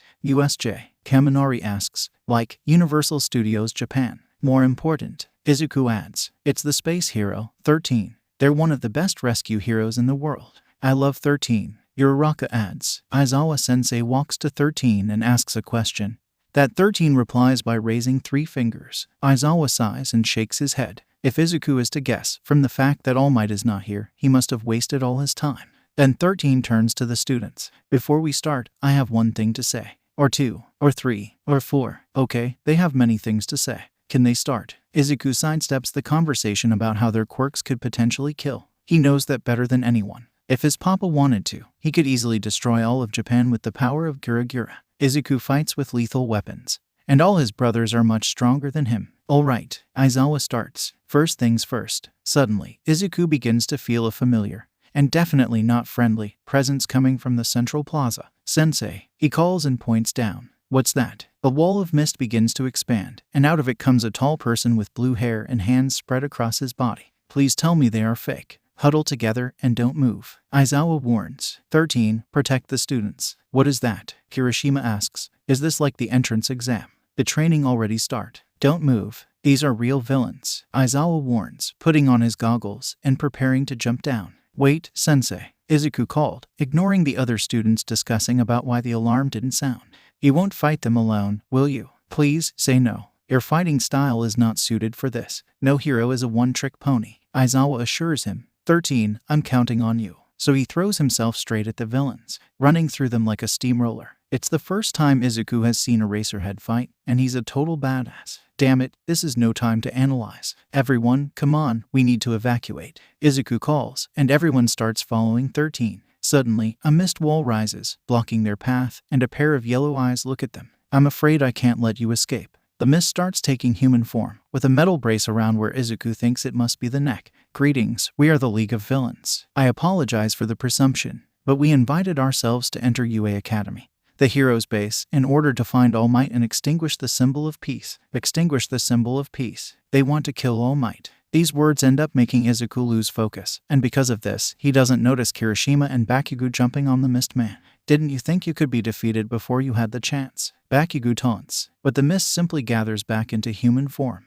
What is this? Is he a Loja? That was quite perilous. I need to remember that even though you are just students, you are still UAS precious golden eggs. He starts spreading his arms. But it doesn't matter. My job is to scatter you all, so you get tortured and killed. Izuku's vision is darkened by the fog, and the next thing he knows, he's falling out of the sky towards the landslide zone. He quickly straightens up and covers his legs with armament haki to absorb the impact, reactivating his observation haki. Izuku realizes that he is surrounded by dozens of villains, and he also notices 2 more portals opening. From the first, Todoroki descends, making an ice ramp to the ground, and Izuku jumps into the air holding Hagakure so she wouldn't get hurt. Todoroki doesn't notice him and Hagakure there, and without giving the villains a chance, he spreads his ice all over the area. Izuku, realizing the attack, jumps out of the way with Hagakure. Damn it, Todoroki. Situational awareness. Ever heard of it? Todoroki looks back and notices Izuku there. You almost froze Hagakure and me. Sorry, Todoroki replies. His face doesn't change, but Izuku can feel his remorse, so he lets it slide. Todoroki looks back at the frozen villains. Scatter and kill us? Huh, sorry to say it, but to me, it looks like you're just a load of mooks who don't know their quirks from their rear ends. This fucker, a villain says between chattering teeth. The second I can move again, I'll. He stops as Todoroki approaches. At this rate, you will gradually succumb to death by necrosis. Frostbite is not a pleasant thing to feel. He explains, but I want to be a hero, so I want to avoid doing such a horrid thing. Having said that, why don't you start talking? Like hell, I'll say something. The villain screams. Todoroki raises his hand towards him, but Izuku stops him raising a hand. Leave this to me, he says as he approaches the villain. I think this villain will find me quite. He turns his back to the villain and raises his shirt showing his back. Persuasive. All the villains who see Izuku's back widen their eyes in terror. Izuku pulls down his shirt and looks at them with a sweet smile on his face. Ready to start talking? He asks, and the villain frantically nods. Great. Now, let's hear your brilliant plan to kill All Might. For more than an hour now, Hitoshi has been having a bad feeling. He believes it has something to do with the presence he felt running towards the school a few minutes ago. If he remembers correctly, the presence belongs to Ida, but shouldn't class want to be on a field trip at the moment? Suddenly, an alarm begins to sound, but it is different from yesterday's alarm. Hops notices the alarm and casts a worried look at Hitoshi before addressing the class. Stay here until the situation is resolved, he says as he runs to the door. A few seconds later, Hitoshi gets a ping on his phone.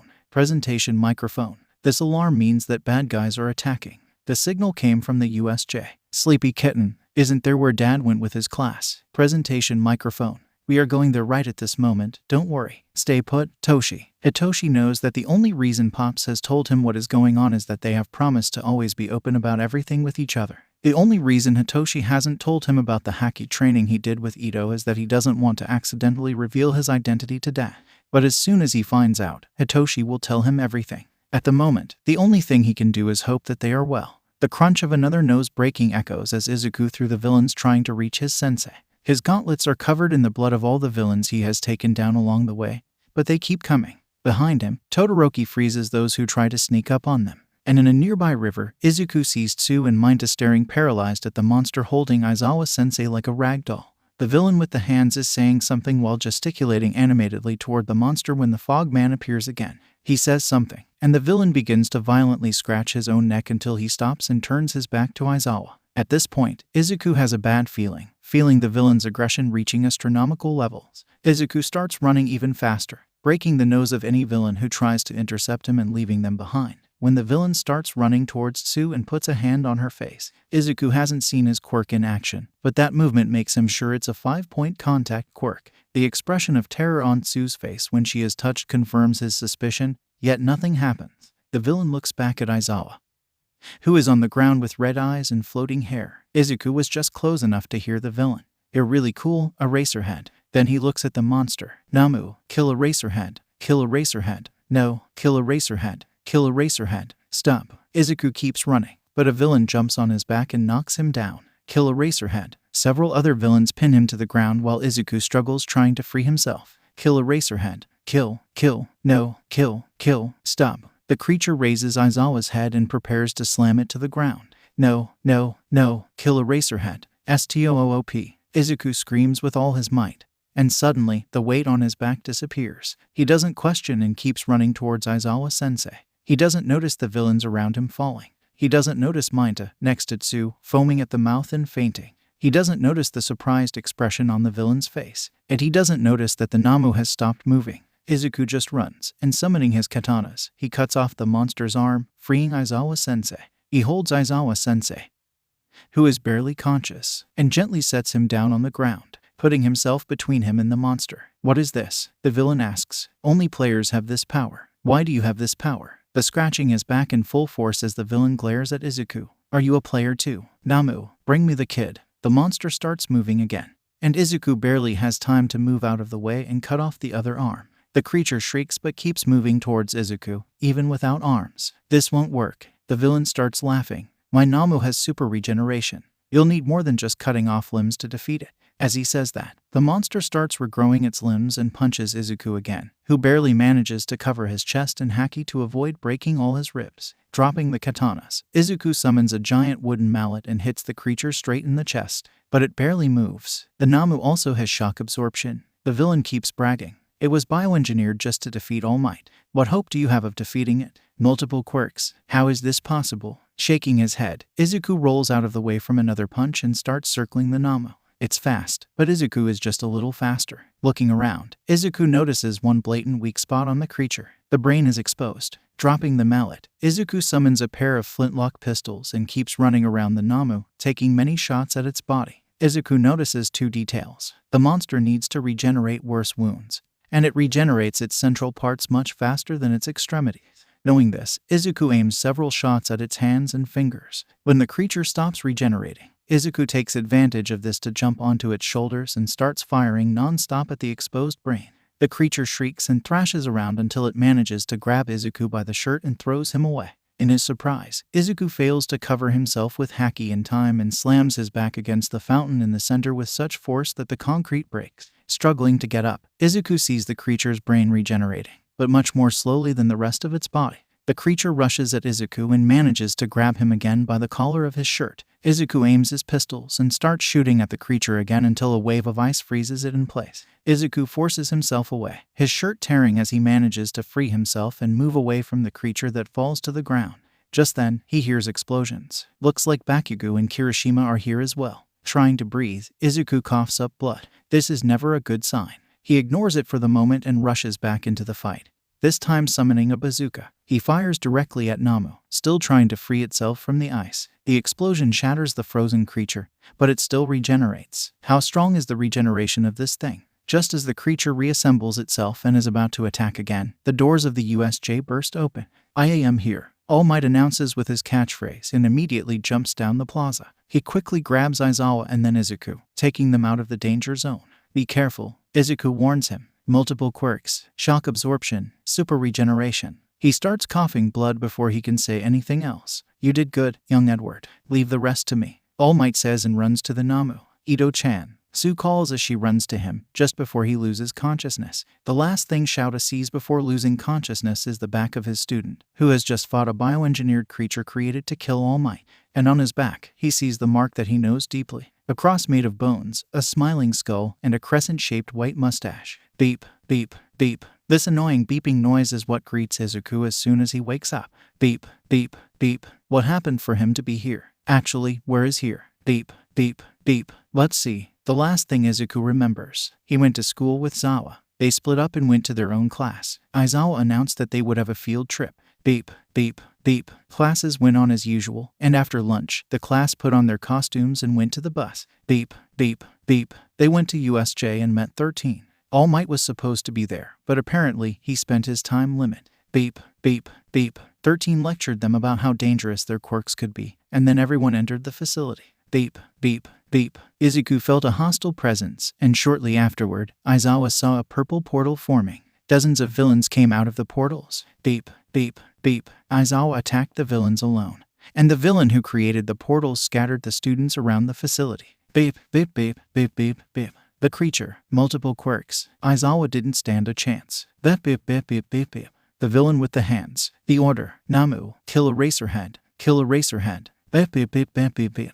Is Sensei okay? Please, he has to be okay. Beep beep beep beep beep beep beep beep beep. Ido. Izuku hears a familiar voice and opens his eyes in panic. He doesn't recognize the white walls. Being in an unknown place means danger. Why is Zawa here? He has to protect Zawa. Ido. Zawa calls again. Can you hear me? Zawa. Izuku calls back, and suddenly he feels a haze in his mind. Calm down, Ido. Zawa orders. Take deep breaths. Follow my pattern. Zawa makes an exaggerated breathing pattern, and Izuku finds himself automatically following it.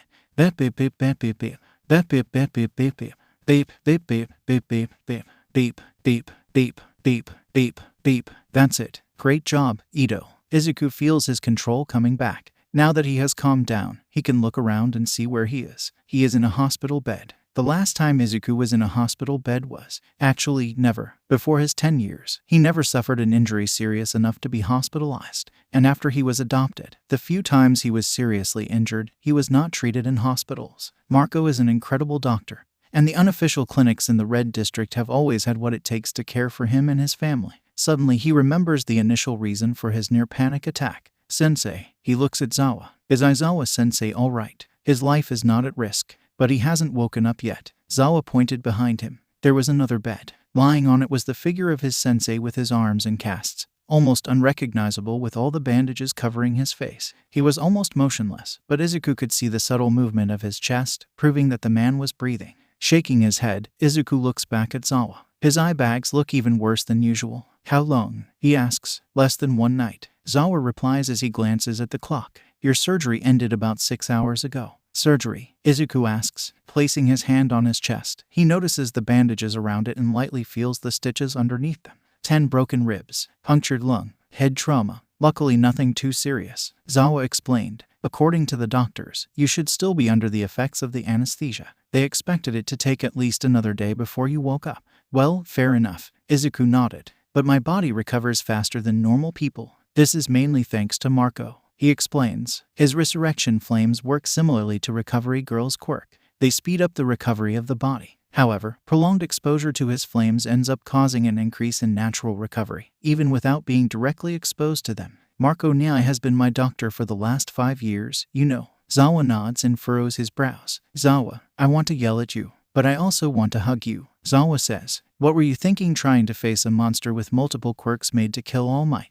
He glares at Izuku. I wasn't. Izuku sighs and looks away. When that villain ordered the creature to kill Aizawa, I couldn't think anymore. I'm sorry I worried you, Zawa. You idiot. Zawa replied, with tears gathering in his eyes. Don't you ever scare me like that again. Then his expression softens. I want to be mad at you, but it's impossible. You saved Dad's life. I'll be more careful. I promise you, Zawa. Hitoshi. Zawa says. After what we've been through, I think we are way past family names. Then call me Izuku. Izuku smiles brightly. Deal. Suddenly, Izuku remembers a detail and begins to panic. Oh God, Hito. He sends a panicked look at Hitoshi. My shirt ripped. How many people saw my back? Your back. Hitoshi tilts his head. What is the problem with people seeing your back? I never showed it to you. Izuku turns his back to Hitoshi. Despite the bandages wrapping him, the tattoo is still partly visible. Papa's symbol. I don't think you have to worry. Hitoshi replies. I wasn't there, but I talked with your friends later. They said Todoroki froze your back while he was carrying you outside, so I doubt most of the students saw anything. Sotsu and Todoroki know for sure. Izuku mutters. Maybe Bakugo and Kirishima since they were around too. Maybe. The door opens, and Present Mike enters. His eyes first focus on Aizawa, still unconscious on the bed, and Izuku doesn't even need his haki to notice his distress at seeing his husband in this state. But then his eyes turn to Hitoshi, and by extension, he notices Izuku awake, and he immediately smiles. Hey, little listener, it's good to see you awake, he says as he gets closer. How are you feeling? Now that Izuku has calmed down, he finally notices his state. His throat is completely dry, all his muscles are sore, and he has a headache. It's like he had been tackled by Jazunai with full force, but it's not like he can use that analogy. Like I had been run over by a truck, he says instead, which is pretty much the same thing. Nah, a tackle from Jazunai is much worse. He tries to reach for the water glass on the bedside table, but Hitoshi is faster and hands him the glass. Here, thanks, Izuku mutters as he slowly drinks it down, immediately feeling better, or at least his throat. Good to know you're feeling better, Yoi.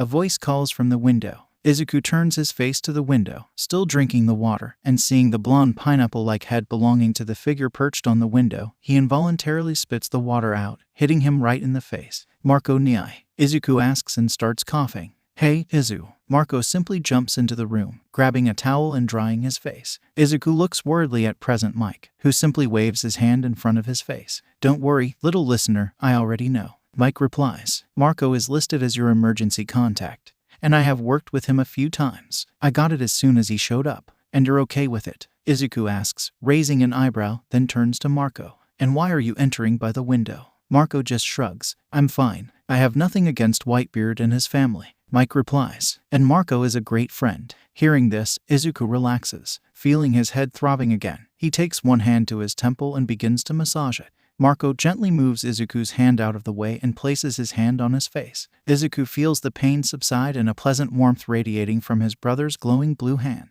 Will you tell Aizawa? Izuku asks, assuming he hasn't seen your tattoo. Relax, only the doctors have seen it, and they have promised to keep it a secret. Your father is respected even here. I promise not to say anything. Mike smiles. He wouldn't want my help either way. This is why I didn't tell him. Hitoshi explains, looking down. Sorry, Pops. I know we don't keep secrets from each other. Don't worry, Hito. Mike waves him off. This kind of secret is okay to keep. Shu will say the same. Izuku ends up having to spend another night in the hospital for observation. But the following day, he's discharged. By this time, his head injury had completely healed, and his ribs were just bruised. Upon seeing the X-ray, the doctor in charge, in his surprise, uttered a very colorful word. Something like, what's with this bullshit recovery? Not having anything to say. Izuku simply shrugged as he removed the bandages from his chest. Bless the quirks of the doctors in this hospital. This surgery won't leave any scars. When Izuku finally checks his cell phone, he's greeted by dozens of notifications. There are at least 1,000 messages from the class group talking about the attack, many asking for news about him. Sue, Todoroki, Kirishima, and, surprisingly, Bakugo send him private messages. As expected, the four saw Izuku's tattoo, but they easily promised not to tell anyone. Bakugo said, to hell with who your old man is. I'll still beat you next time. So Izuku is pretty sure his secret is safe. Apart from his classmates, the rest of the messages come from his family. He receives at least one message from each of his brothers, more than 30 messages from a very worried Momonosuke, and some from a Yamato pretending not to be worried. Just before it was released, All Might and a detective appear in Izuku's room to get Izuku's statement about the incident.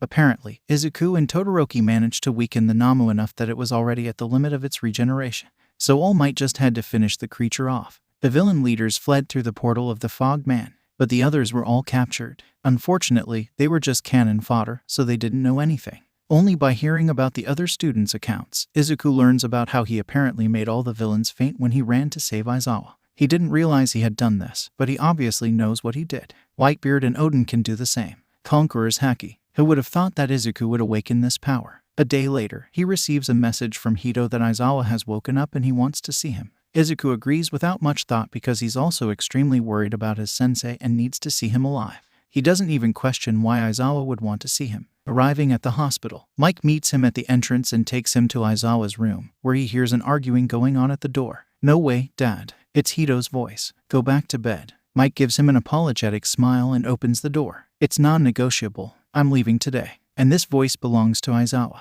You just woke up. Hito yells back. Do I need to brainwash you to sleep, Dad? You'll need more than that to keep me here, and you know it. Entering the room, Izuku finds Aizawa with his face turned toward Hitoshi, completely bandaged. How the hell is he even breathing? And Izuku knows he's smirking underneath these bandages. And you're just in time, problem child. He addresses Izuku without even glancing at him. Not for the first time, Izuku catches himself wondering if Aizawa uses observation haki because his awareness is not from this world. Sensei, I'm glad you're awake. Izuku says as he approaches and looks better at Aizawa. Most of his face is bandaged, but his eyes are free. Both arms are in a cast. His voice is a little muffled by the bandages, but it is still possible to understand him. All in all, taking into account how powerful Namu was, Aizawa came out relatively well. The way Aizawa is observing Izuku makes him feel under a microscope. How did I miss it? Aizawa mutters, show me your back, Sensei. Izuku tilts his head. I'm making sure I wasn't hallucinating. Aizawa replies, it's you, isn't it? Well, the bet ended sooner than Izuku expected. Sighing, he turns his back to Sensei and dispels his shirt, exposing his back. Guess you won the bet, huh? Izuku says, smiling. Aizawa huffs and shakes his head. I knew you would be a brat. Aizawa says. I should have guessed the day you visited. Izuku chuckles. How's the old man? He's doing great. Izuku replies and summons a letter. He said to give you this if you manage to find me. He gives the letter to Hito since Aizawa can't use his hands at the moment. Hito, knowing his dad, opens the letter and puts it in front of his face. Aizawa quickly reads the letter and makes a disgusted expression. Tear down this thing, Hito, and looks at Izuku, who's laughing. Shut up, brat. Oh man, that's glorious. Izuku definitely wants to know what is written in the letter. Of course, he didn't read the letter. It wasn't meant for him. But knowing his papa, it was probably some kind of invitation. A party for sure. His family will grasp any excuse to throw a party. After handing over the letter, Izuku doesn't stick around for much longer. Aizawa-sensei still needs to rest, especially if he intends to break out of the hospital later. The lack of noise upon arriving home immediately put Izuku on alert. Usually, he could hear his brothers being rowdy from all the way across town. However, when he stepped onto Mob Dick's deck, not a single sound was heard. What are these troublemakers up to? Narrowing his eyes, Izuku immediately activates his observation haki. He senses 18 presences on the ship and immediately grins. This is going to be interesting. He quickly summons and rolls his die. As Izuku enters the interior of the ship, he is greeted by more silence and no sign of his brothers or papa. He searches room by room and finds each one empty, leaving the living room last. With all the windows and curtains closed, it was unnaturally dark, which only increased Izuku's suspicions. He enters carefully, one step at a time, trying to see anyone who might be hiding. In the corner of his face, he saw a tall silhouette jumping up at him. Izuku immediately summoned a shield in his left hand, drawing on his haki and blocking the incoming blow. Thunder Bagua. The kanabo and the shield collided, causing black lightning to fly all over the room. Izuku then summons a jousting spear in his right hand and makes a strike against his opponent, who jumps back, avoiding the blow. But Izuku follows up with a series of jabs, which his opponent blocks without much difficulty. Do you really need to do this every time? Izuku asks, not stopping his attacks. Can't we just talk? And where is the fun in that? A female voice replies and Izuku hears laughing from the room. How the heck did you manage to keep them quiet, anyway? Izuku jumps back and tries to hit a shield bash. Everyone wanted to watch. His opponent replied, meeting his attack with one of his own. Then at least open the curtains, damn it. Izuku replies as he's quickly overpowered by the sheer brute strength of his opponent. On it, yoi, he hears Marco saying, and soon light starts filling the room, revealing his opponent. The first thing of note is the height of his opponent. Izuku judges that they must be close to 8 feet tall. Long, white hair bound between orange rods and a ponytail at the back, which fades to aqua green and then blue the further down, and ends in rectangular locks. Large, orange eyes with prominent eyelashes, gold hoop earrings on both ears, and horns on the top of their head, which are mostly red but gradually become more flesh-colored toward the base. They are wearing a sleeveless white garment with a diamond-shaped design on both sides and indigo, wisp pattern lower half. He wears a pair of red Hakama pants and sandals similar to Uncle Odin's and a large purple and white Neodasuke behind his back. Gee Yamato, I see you haven't stopped growing yet. Izuku asks. Yamato just starts laughing. I see you have. Izuku responds to the provocation with another stab that is again blocked. Okay, low blow. How rude. Izuku is 55 tall. He's not short. It's not his fault that he lives with a bunch of giraffes. Izuku and Yamato exchange a few more blows. But in the end, Izuku is overpowered by his cousin, who is bigger, stronger, faster, and better at haki than he is. Frankly, Izuku never stood a chance. The fight ends with Izuku pinned to the ground with Yamato on his back. So, Yamato asks, Uncle? Izuku replies, Uncle is right there, and he won't help you. Izuku could hear the grin in his voice as he pointed to where Izuku assumes is Uncle Odin. It's not like he can move his head to look. You jerk. Izuku taps the floor a few times, and Yamato finally lets him go. Damn it, not even close. You got better, Izuku. Yamato says while extending his hand to Izuku. Last time, you just lasted half the time. Sure, improved a lot. I'm still not even able to make you use your hybrid form. Izuku simply ignores the comment and grabs the offered hand, standing up. Although frustrated, he is not exactly disappointed with the result. With the way Yamato lived until he was adopted by Uncle Odin a few years ago, it would be impossible to expect that Izuku could beat him. Yamato is still young, only 3 years older than Izuku. It's only been a few months since he graduated and officially debuted as a pro hero. However, he is both powerful and efficient. If he wasn't an underground hero, he would already be in the top 50 heroes. But fame has never appealed to him. Yamato is carefree and doesn't like to have too much attention on him. Not that he shies away from cameras. He simply prefers not to deal with the press. That is the reason he did not graduate from any of the better-known hero schools. He graduated from Chinmoku no Gakko. a school known for training many of today's best underground heroes. Of the top 10 underground heroes, the only hero that didn't come from there is Eraserhead. Well, Yamato might not work in Mustafu normally, but in the underground, information travels fast. Mere months after his debut, the guardian hero, Okuchi no Mikami, has already gathered quite the reputation for himself. So, I heard my cousin has learned a new trick, Yamato says as he pulls Izuku into a crushing hug. Apparently, Izuku scratches the back of his head. I'm not really sure what really happened. That's how it works, Yamato replies. No one consciously awakens Conqueror's Haki. It's always in life or death situations. Doesn't change the fact that I have no idea how to use it. Izuku mutters. Well, this is why you have us. Yamato smirks. You have 3 Conqueror's Haki users in the same room, after all. More like 2.5. Izuku smirks back. As a teacher, Uncle Odin is a great swordsman. Hey, I'm right here. Uncle Odin complains. Am I wrong? Izuku raises an eyebrow, and Uncle Odin pouts. Really mature, Uncle. Shaking his head, Izuku approaches his papa. Aizawa knows, Izuku says. He saw my back at USJ, so he won the bet. Papa replies. Kirarara, did you give him the letter? His response was. Izuku makes his best impersonation of a grumpy cat. Tear down this thing, Hito. Then he smiles. So, whatever was in the letter, I think his answer is no. Too bad. Kirarara, Papa says. For him. Then he grins, and Izuku can't help but grin with him. Hitoshi is not happy with his dad. How could he be? His dad can barely move. He looks like a mummy with all the bandages, and yet he insists on going to class today. Frankly, Hitoshi almost brainwashed him just to see if he could get him to stay home and rest. But it would be useless. Hitoshi can't keep under control from so far away and for so long.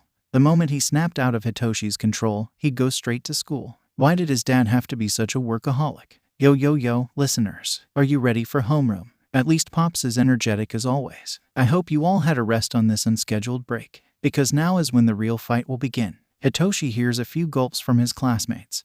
They must be expecting another pop quiz, but Hitoshi knows this isn't the case. He means it literally. After all, the sports festival is coming. Hitoshi straightens up in his chair as he hears his classmates muttering. Will we have the sports festival even after villains invaded the school? Someone asks. You don't have to worry about it, listeners. Pops waves off the concerns. After a long discussion and some deep planning, it has been decided that the sports festival will not be canceled.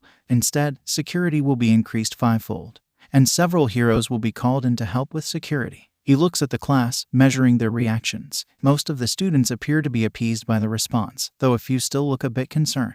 The only thing you need to worry about is being at your best for the festival. What is the point for us? Another one asks. The only thing this festival is good for is to make the students of the hero course look better. We have nothing to gain from it. Quite the opposite. I believe you have a lot to gain by participating. Pops replies. For you from general studies, there is a very important point in the sports festival. If you do well enough in the events, you have a chance to apply for a transfer to the hero course. This has been a tradition at UA since its foundation. At least half of the class perks up at hearing this. And, of course, it wouldn't be fair to assume that you all want to transfer, so we have another reward for you. For every event that you manage to qualify, you will get 3 points that can be used on any subject you want. Now, this piqued the interest of the rest of the class, so make sure you do your best. And in the true spirit of this school, go beyond. Plus ultra. The class yelled back. For all those interested, you can reserve the gyms to train after class. However, in order not to have any favoritism, reservations will be on a first-come, first-served basis. You can talk to Cementos to make a reservation. Any questions? Several hands shot up, so Pop spent the rest of homeroom answering them. When lunchtime came, Hitoshi, as usual, went to class wanted to meet with Izu, but unexpectedly, he found a crowd in front of the classroom's door. Out of my way, extras. Oh, look, it's Bakugo getting the entire school against his class. How nice of him. What a bunch of arrogant bastards. Some blonde guy says. Don't think you're all that much just because the media has their eyes on you. We'll prove that Class 1B is the superior class. As Hitoshi pushes his way through the crowd, the boy keeps talking. I heard you all survived a bunch of villains, so what? We could have done the same. How annoying, like they asked to be attacked. Your homeroom teacher even got hospitalized. How pathetic. Can't he even take care of a few villains? Okay, now he's gone too far. No one insults Eraserhead in front of Hitoshi. Hey, bastard. The blonde guy turns and sees Hitoshi. Do you think they asked to be attacked? In their first week, before having any kind of training? Are you an idiot or just an asshole? He glares at the boy with so much intensity that it looks like the boy would catch on fire. 2 teachers were hospitalized. 1 student almost died. And now you are here taunting them using a traumatic event. What kind of hero does this? Then he looks around at all the other students crowding the entrance. What kind of human being does this? You should be ashamed of yourselves. Then he turns to 1A. I'll give my all on the sports festival, so you better do the same. Then the students crowding the door start leaving one by one. That was incredible, Hito, Izu says as he approaches. I want to punch him so badly. Hitoshi grits his teeth as he walks with Izu. How dare he talk about my dad like this? How dare he bad talk his friends? His crew, best friend. He and Izuku are best friends. Entitled brat. You did pretty good, Izu says with a frightening grin on his face. If someone insulted Papa like that, I doubt I would be collected. Then his smile softens. Oh, can you go grab a table for us? I need to give Aizawa something. Sure. Is it a secret? Nah, your dad won the bet. I'll just give him his reward, he says and approaches Hitoshi's ear. Izu stretches out on tiptoe to reach for Hitoshi's ear, whispering the reward. Oh, my Nedzu. Hitoshi starts laughing. I'll have to ask Nedzu for the recording later. I need to see his reaction. See you soon, Hito. Izu waves and then goes in the direction of the teacher's lounge. Hitoshi just shakes his head and goes to the cafeteria. Hopefully, there are still some empty tables where they can sit. Shouta stands quietly in the teacher's lounge, ignoring the glare he's constantly feeling on the back of his head. He's been getting the same glare all day long from both Sashi and Hito. They need to stop worrying. If Shouta is well enough to walk, he is well enough to teach. He doesn't need to rest. Someone knocks on the door, and Nimori quickly goes to open it. Hey, dear, do you need something? Nimori asks. Hello, Kayama-sensei. Oh, shit, it's the problem child. I have something for Aizawa-sensei. Suddenly, Shouta is beginning to regret his previous statement. He should have stayed at home resting.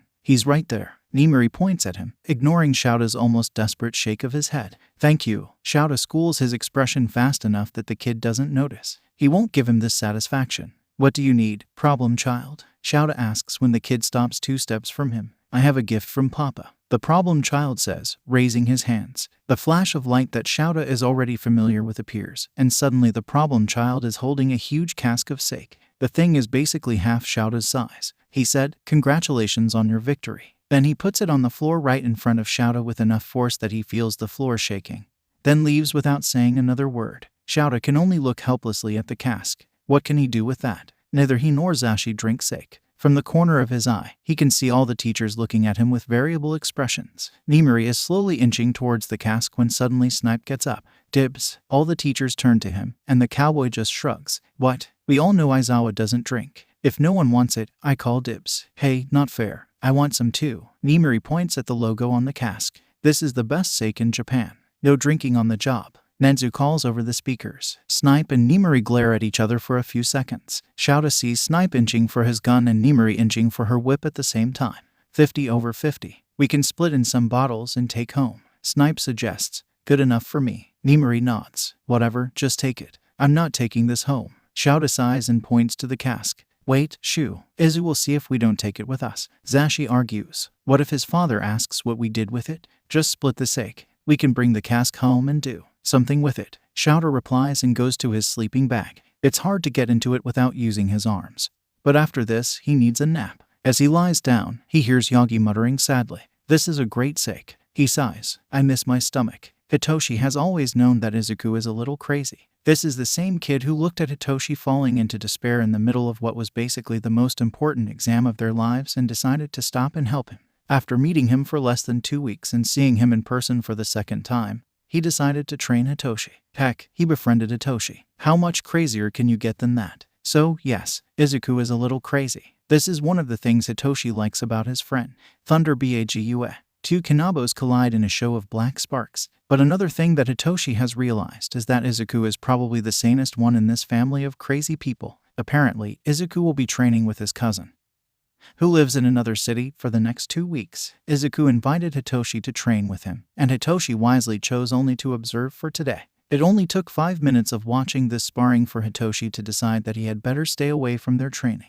He needs to be alive to have a chance to transfer to the hero course. Still, watching this puts several things into perspective for Hitoshi. He saw firsthand how strong and skilled Izuku was. But at this point, Yamato is clearly just toying with him. They fought at least once, with Izuku using each of his weapons, and only when he used his Naginata, which Izuku has already admitted is his best weapon, did Yamato take the fight seriously enough to hold the Kanabo with both hands. At no point did he use his quirk. Hitoshi has no idea what Yamato's quirk is, but he knows that he's not quirkless. Izuku let slip earlier that his cousin is a new underground hero. And there are only two ways for a quirkless person to become a hero. By graduating from the UA, which, as ridiculous as it sounds, is still the only hero school that accepts quirkless people, is the UA, or being scouted by the Marine, a foreign hero agency that has no ties whatsoever to the HPSC. The fact that the Marine and Whitebeard are declared enemies basically rules out this possibility, which means that Yamato obviously has a quirk or an Akuma no Mi like Izuku. Hitoshi may not be a quirk nerd like Izuku, but he would be lying if he were to say he's not curious. And with that, we are 15 minutes 0 for me. Yamato announces as he pins Izuku to the ground once more. Izuku slaps the ground a few times, announcing his surrender, and Yamato lets him go.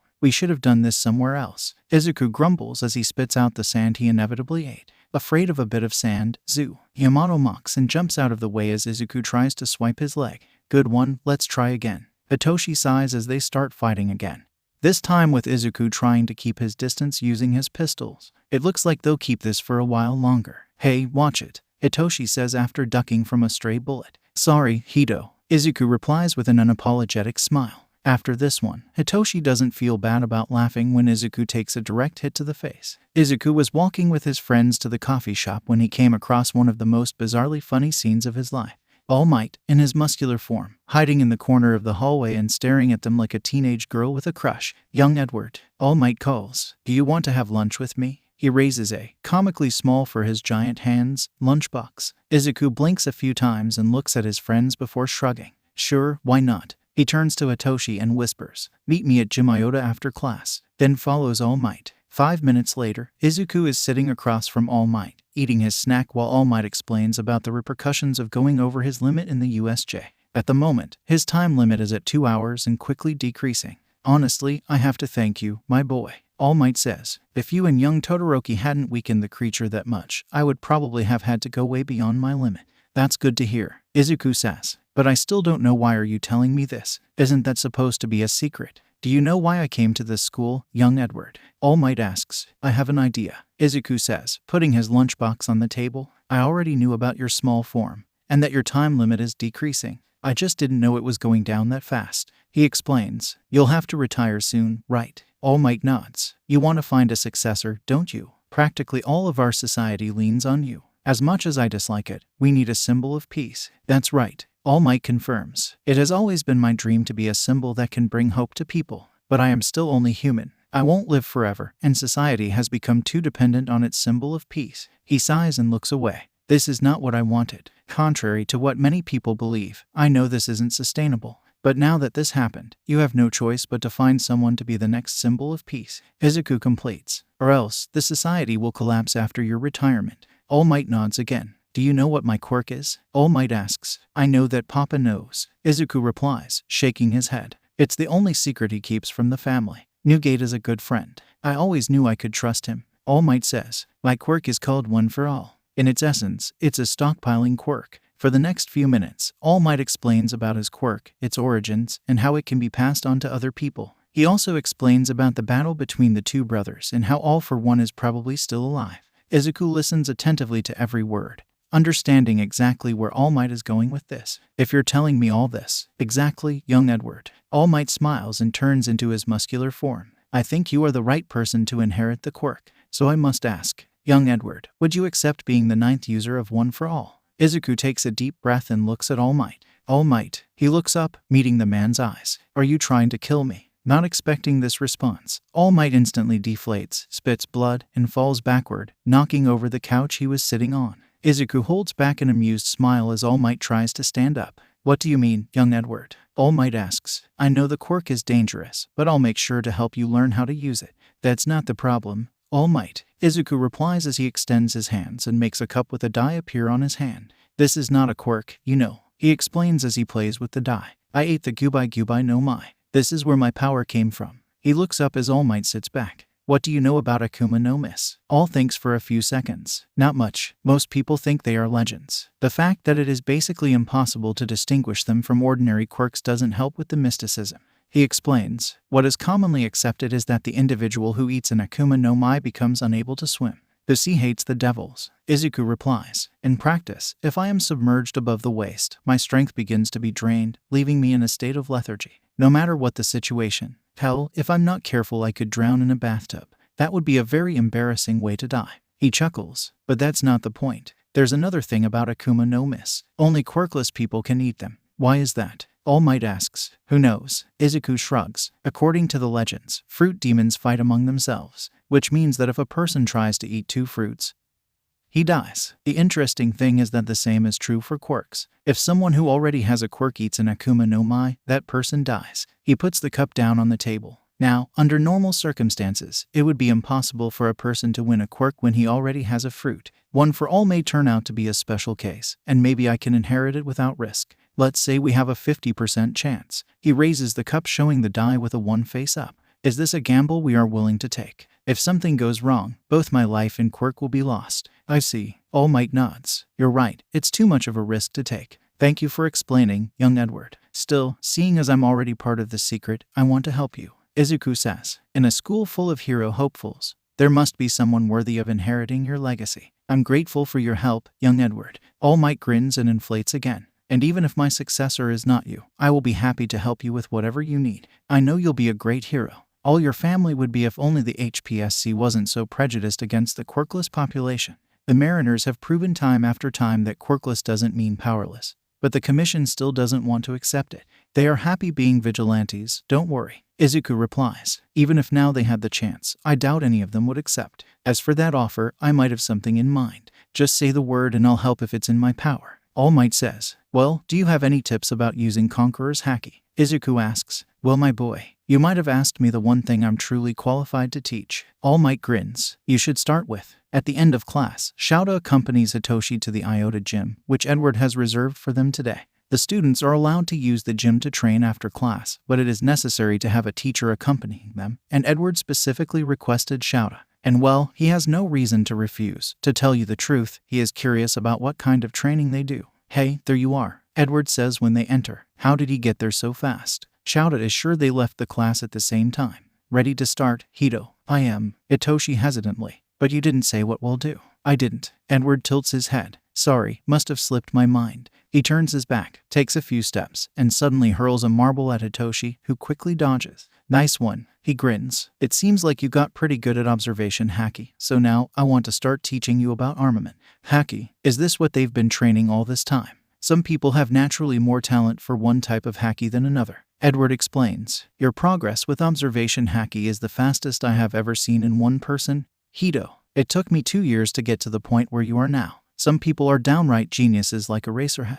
What do you mean, problem child? I don't use Haki. Shouta replies. Not consciously, but you use it, sensei. Edward replies. That's what makes it so incredible. Generally, you need to stay focused constantly to keep observation Haki activated, but you keep yours passively active 24/7. It's not the strongest, but your situational awareness is unrivaled thanks to it. Shouta blinks a few times. Many people said to him how unnatural his situational awareness is. Usually, Shouta can recognize someone approaching him even if he has his eyes closed. But this is the first time someone has explained why. Oblivious to the crisis he just put Shouta through, Edward simply turns back to Hitoshi and continues talking. I doubt you'll progress with armament as fast as you did with observation, Edward says, but I can still teach you the basics. All right. Hitoshi nods decisively. I'm ready. What do we do? Edward grins and summons a bamboo. I hope you have your migraine meds. You'll need it. Hitoshi gulps but doesn't back down. For the next 2 hours, Shouta watches their training, which at first glance seems to be just Edward bullying Hitoshi. But for every hit that Edward hits, he offers advice on how to improve.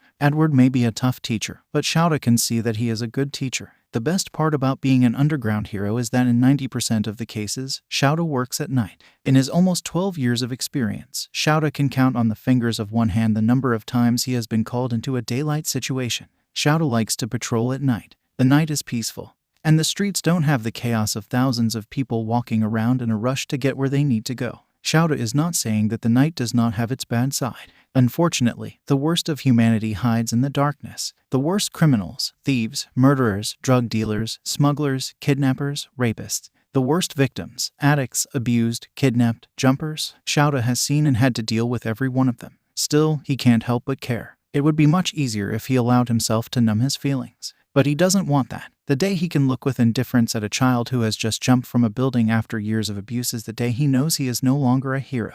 One of Shouta's greatest fears is one day turning on the TV and seeing the death of one of his former students on the news. But his worst fear is that on the day this happens, he will realize that he doesn't care. But today, he knows that he still cares. And because he cares, he can't relax on his patrol, shaking his head to rid himself of the intrusive thoughts.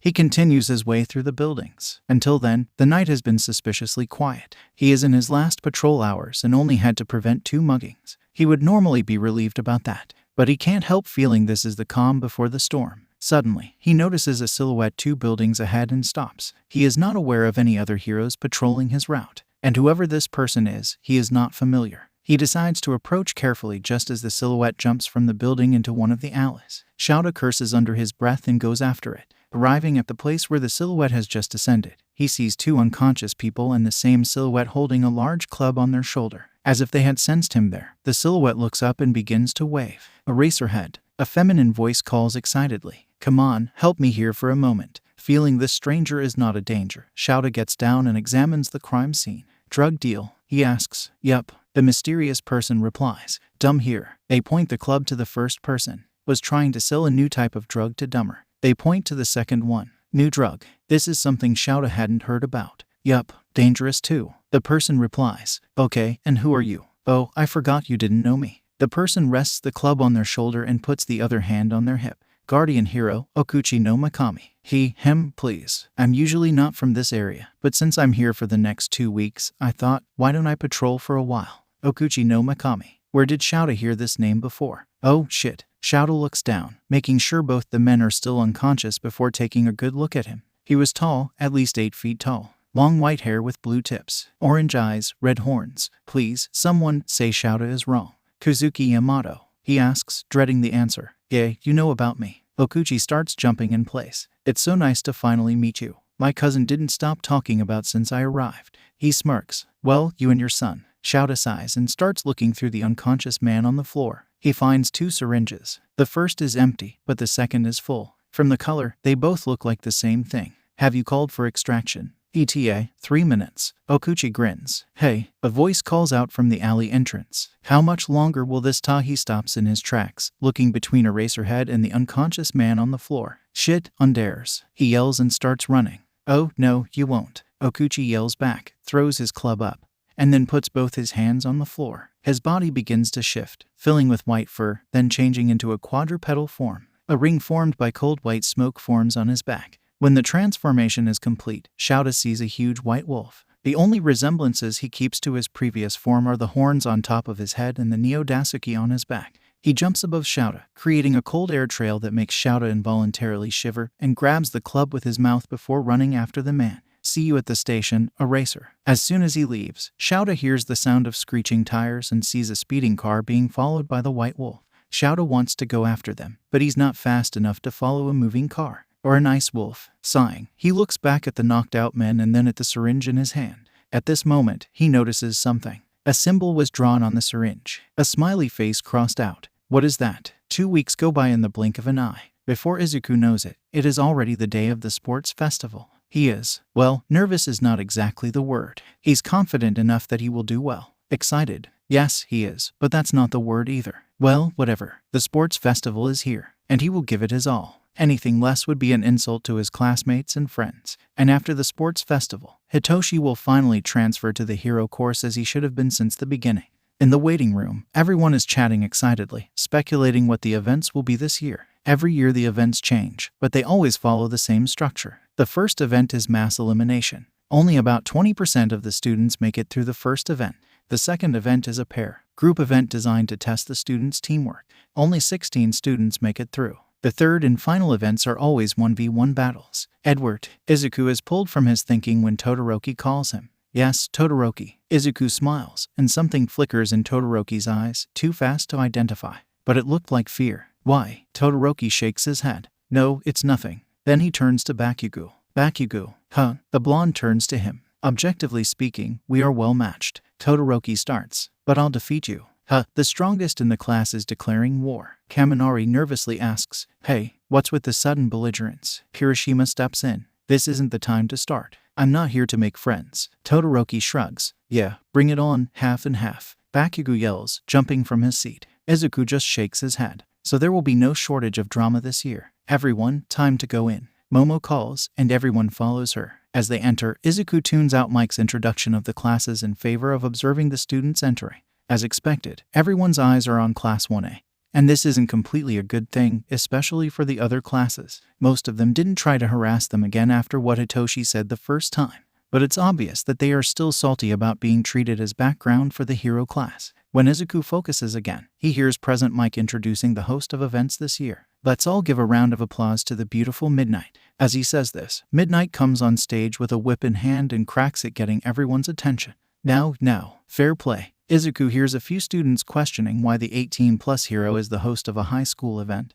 But she cuts it quickly, cracking her whip again. There's nothing wrong with me hosting the festival. Now, for the student's pledge, I would like to call the student who placed first in the entrance exam, Edward Izuku. As Izuku walks on stage, he hears a distinct voice coming from the audience. Looking up, he sees a pair of familiar red horns. Go, Izu. Shaking his head, Izuku takes place in front of the microphone and looks at all the students. Most of them are glaring at him. Izuku simply smiles and gets closer to the microphone. Before I begin, could I ask the class presidents from the support course to step forward? The students look at each other, then, one by one, they step forward. The three presidents of the support course side by side. UA is no worldwide because of the hero class, and I understand why. But we shouldn't forget the other classes. What would be of the heroes without the support course? What is a hero without their costume? What is a hero without their support gear? What is a hero without their analysts? So, thank you for your job. He bows for them, and they step back, smiling. The other students start murmuring, but Izuku keeps on.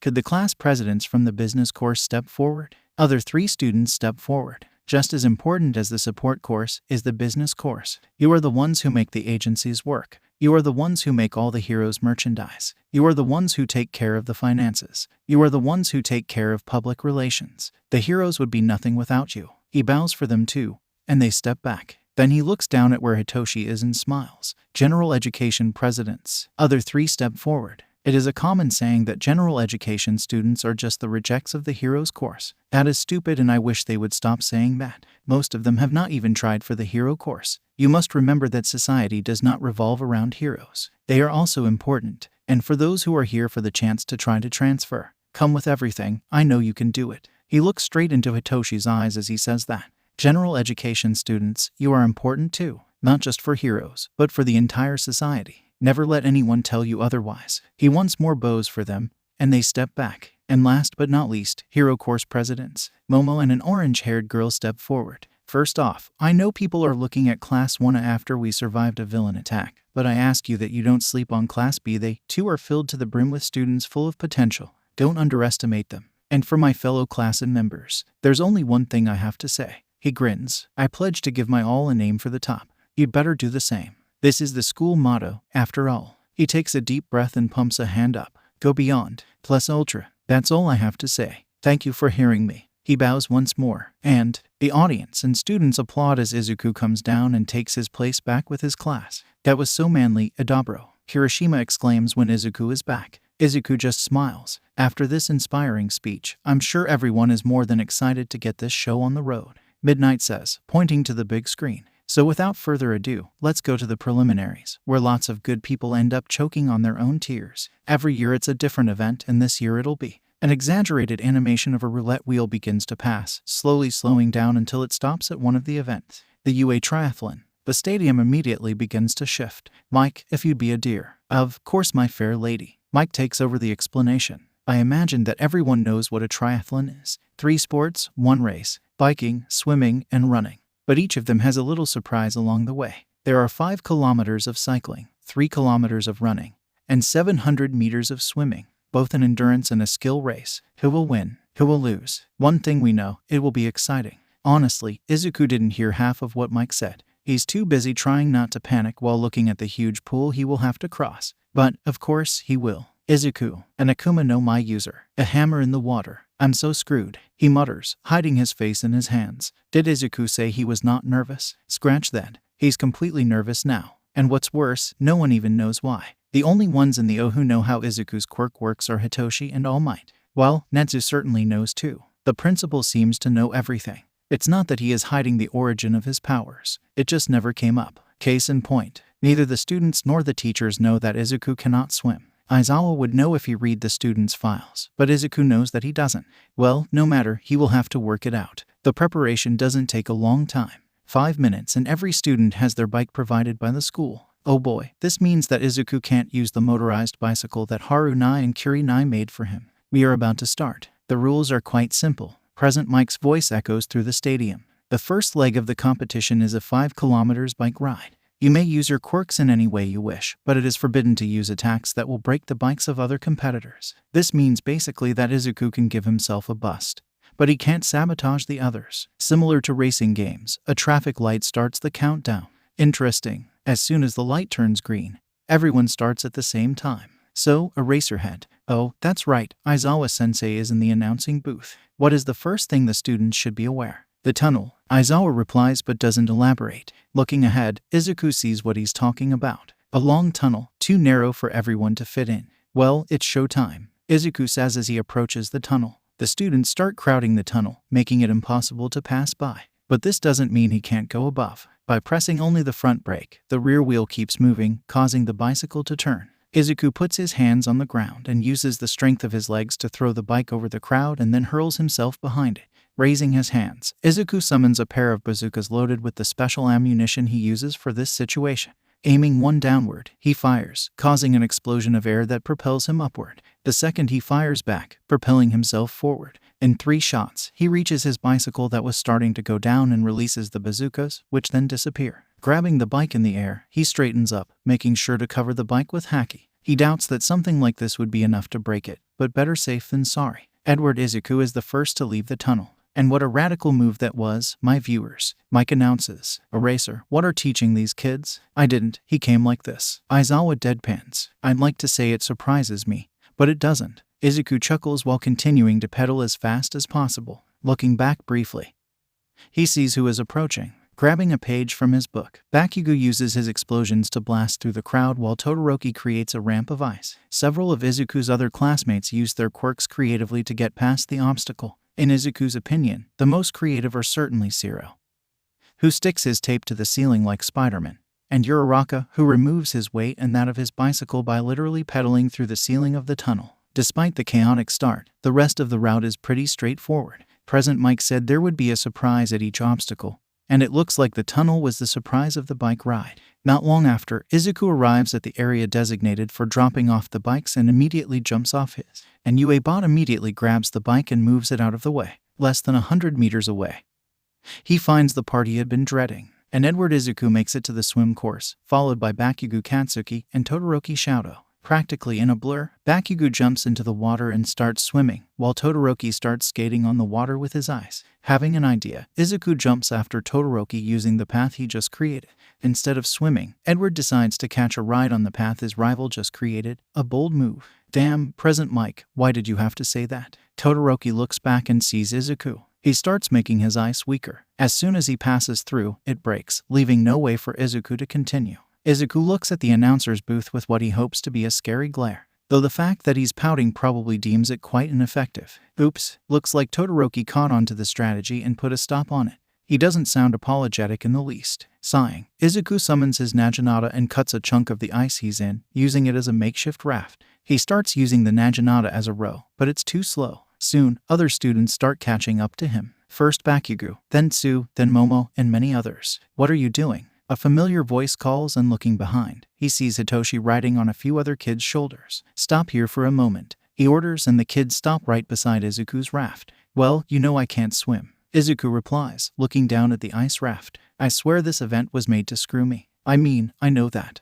But, like, don't you have, I don't know, an inflatable boat or something? Hitoshi shrugs. At this moment, Izuku stops to think clearly for the first time since the event began and immediately facepalms. Extending his hands toward the water, a jet ski appears. I'm a moron, Izuku mutters as he jumps on the jet ski. Want a ride? You have a jet ski? Hitoshi asks incredulously as he climbs behind Izuku. How did you forget you had a jet ski? Why do you have a jet ski? I was panicking, okay, Izuku huffs. And it was a gift from Uncle Odin. He gave me on my 12th anniversary. Your uncle gave a 12-year-old kid a jet ski. Hitoshi asks again. Look, Uncle Odin taught me to gamble when I was 11. Izuku replies. He's not exactly a paragon of responsibility. and he has too much money on his hands. Fair enough. Hitoshi sighs and then looks at the still brainwashed kids. Climb on the ice raft. After we leave, count 20 seconds, then wake up. As the kids start going up the raft, Izuku starts the jet ski. Hold on tight, okay, he says. I'll go fast. How fast? This fast. Izuku begins to laugh. He might be an adrenaline junkie. Looking forward, he sees many whirlwinds on the water. Looks like this is the surprise of the swimming leg. He must have missed Mike's explanation during his earlier panic. Instead of slowing down to maneuver between them, he starts accelerating. Izu, what are you? Hitoshi nervously starts. Hold on, Hito. We'll go full throttle now, he says. As soon as he collides with the whirlwind, he pulls on the controls jet ski, which makes the water vehicle do a backflip and jump through the whirlwind.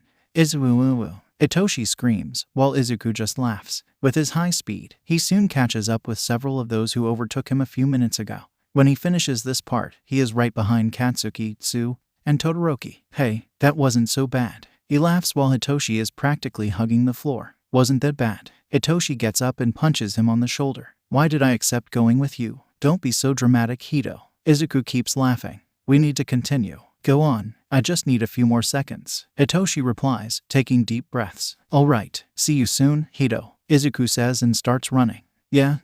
See you soon. Hitoshi waves. Izuku starts running, focusing on his feet. First, his shoes disappear. Then he summons a pair of rollerblades. Then summoning a bazooka again, he uses it to catch impulse and go full speed ahead. Looks like Todoroki is the first one to get to our next surprise. Izuku looks ahead, realizing that Tsu, Bakugo, and Todoroki are not that far ahead. Looking a little further ahead, he sees something similar to an obstacle course. Run, jump, dodge, duck, climb, sneak. This is the final obstacle of the first event, the Chaos Field. Chaos is definitely the correct word to use. This seems to be a fusion of Aizawa-sensei's Hell Course and a skateboard track. There are swinging weights, steep ramps, climbing walls, long jumps, and some kind of projectile being shot. Switching his skates back to his shoes, Izuku immediately starts crossing, easily dodging the weights thanks to his observation hack. He picks up momentum and quickly jumps the ramps. He starts to climb the wall, having to change direction several times to avoid the paintball guns shooting at him. At this rate, he manages to pass Tsu and gets right behind Todoroki and Bakugo, who are running shoulder to shoulder. The next obstacle is a huge wall whose only passage is a hole underneath. Taking another impulse, Izuku throws himself on the ground, quickly sliding underneath, and without losing momentum, he leaps to scale the next wall. In an impressive display of dexterity, Edward breezes through all the obstacles. We are in the final moments. Who will win the race? Mike announces again. Seeing there's only a straight path left, Izuku summons his rollerblades once more and uses another blast to take impulse, practically flying. Todoroki and Bakugo are about to cross the finish line when Izuku jumps on them. Sorry, Todoroki, Kaken, he says, holding them by the shoulder and pulling himself towards the finish line. In their surprise, both fall down on their butts and can only watch as Izuku flies through the finish line, stealing the first place. And Edward Izuku gets first place. Recovering quickly, Todoroki and Bakugo run again and cross the finish line as well. Todoroki gets second place, and Bakugo third. Deku, you little shit. Oops, here comes Bakugo. Hey, Kaken. Izuku grins. Congratulations on the third place. Then he starts running before the blonde can reply. I'll kill you. Damn, Deku. Yeah, sure, he can try. Focusing back on the big screen, Izuku watches as the students come in. Tsu takes fourth place, followed by Momo in fifth. In sixth place goes a tall girl with purple eyes and black hair with purple ends. Izuku remembers seeing her while giving his speech earlier. This girl is the class president of one of the business classes. Well, Izuku did say not to underestimate the other courses. A few more people pass by, and Hitoshi arrives in 15th place, gasping for breath but with a smile on his face. Hito, Izuku calls and tackles him into a hug. You did it. You had any doubts? Hitoshi playfully raises an eyebrow. Never. Izuku laughs. By the end of the day, there will be no doubt in anyone's mind that you belong to the hero course. And this is a promise, Hitoshi says. And the last person just crossed the finish line. Mike announces. Looking around, Izuku sees about 90 people. Of the 220 students, about 130 failed to finish the course. Izuku can see all the students from the hero courses there. Most of the others he recognizes as members of the support course and one or two from general studies and business. Now, for continuity, we will announce the qualifiers. As he says this, the names of all those who have finished the course appear in the order in which they arrived. Those who go on to the second round will be the top 42 finishers. 42 names are highlighted on the screen. Izuku takes a bit of satisfaction at seeing the name Minta Minoru sitting at 43rd place. Then Midnight cracks her whip, calling everyone's attention. And for the second event, we will have the same wheel spinning animation as in the first phase takes place. Capture the flag. The rules are very simple. You will form teams of 2 to 4 people. Each team will receive banners with their team's score. The goal is to collect as many points as possible. Present Mike explains, just stealing the flag is not enough. You need to take the opposing team's flag and bring it back to your team by placing it with yours. The point value of each flag is based on your score in the previous round.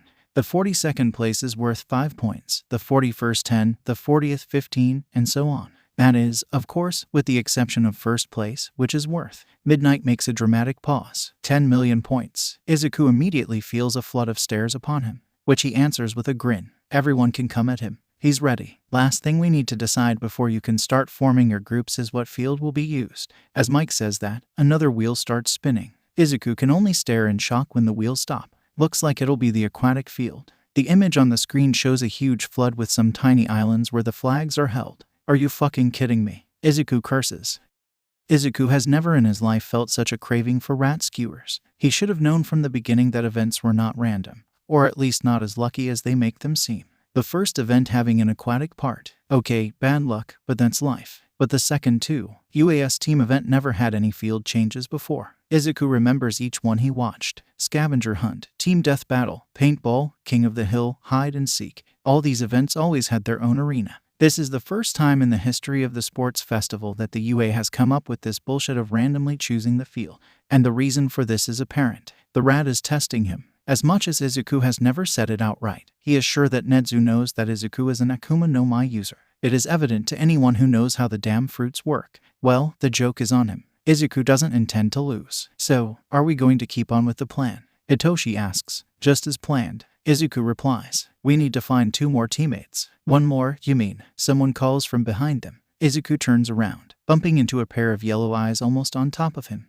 The most noticeable feature is the crosses in the center of her eyes, clearly part of a quirk. Taking a step back, he sees the rest of the person. A short girl. See, he is not that short. There are smaller people, with pink hair styled in dreadlocks. She had machines all over her body. Are you from support course? Izuku asks. Yup, I'm Hatsum Mei, future CEO of Hatsum Corps. And you, 10 million, have all the eyes on you during this event. She says, it's the perfect place for me to advertise my babies. Ignoring Hitoshi's sputtering at her wording, Izuku thinks for a moment. What she said makes perfect sense. Unlike the hero course, support course students are not here to get heroes' attention or internships. They want to show their inventions to get sponsorship. It makes perfect sense for her to want to be in the spotlight. After all, even if they lose, she will have her chance to show what her inventions are capable of. We have what you need. But the question is, do you have what we need, Hatsum? Izuku asks. You can bet. Hatsum grins. I prepared every single one of these babies so they can handle whatever this festival throws at them. She quickly makes a sales pitch showing some of her inventions, and Izuku can't help but grin at the display. She's imposing. Well, Hatsum, welcome to the team. Izuku says. We need 1 more person, and I know exactly who it should be. Hatsum, can you explain your babies to Hitoshi while I go? Hatsum jumps in while Hitoshi sends a look that screams, please, don't leave me here with this crazy girl. Izuku almost takes pity on him, but he needs to find his last team member before someone snags them. Thankfully, he finds the person quickly enough, and it seems that the girl still needs a team. Not unexpected. Most people prefer to team up with people they know and have worked with before. Izuku approaches her and nudges her lightly on the shoulder, drawing her attention. Immediately, a pair of purple eyes lock on him. For a change, another person looking at him from above. Why is everyone so freaking tall? Smiling at her, Izuku introduces himself. Hi, I'm Edward Izuku. Emiya Rin. The girl greets back, shaking his hand. And what do you want? I think you know what I want. Izuku smiles. Sure, but why would I? Emiya asks. For starts, Izuku summons a pocket watch. We just have 3 more minutes to form the teams. And you're still alone. Fair enough. She sighs and looks him in the eyes. But I have to ask, are you going to win? I didn't come here to lose. Izuku replies, grinning. Okay, I'm in. She grins back. I hope you have a plan, Mr. Hammer. Mr. Hammer, Izuku asks, blinking at her. Yup, you're a hammer, right. Can't swim. Emiya replies. My mother is a marine. That's what she calls the Akuma no Mi users. First time I hear this one. Izuku replies. But pretty accurate. Anyway, what's the plan and who's on the team? Emiya asks. This way. Izuku starts. As for the plan, I have a few good ideas. Shouta honestly wants to know what the rat is up to. despite the spectacle they put on. The events of the sports festival are not random. It would only be possible to make such an elaborate competition if they had to prepare for all possibilities. No, the events are chosen weeks in advance. But this year, right after the USJ incident, Nenzu decided that they would change the first 2 events. Initially, the events were supposed to be an obstacle course and a cavalry battle, but Rat decided that the first event would be a triathlon, and the second to capture the flag on a water course. It was only when Shouta saw Izuku struggling to get through the water portion of the triathlon that a bell rang in his head.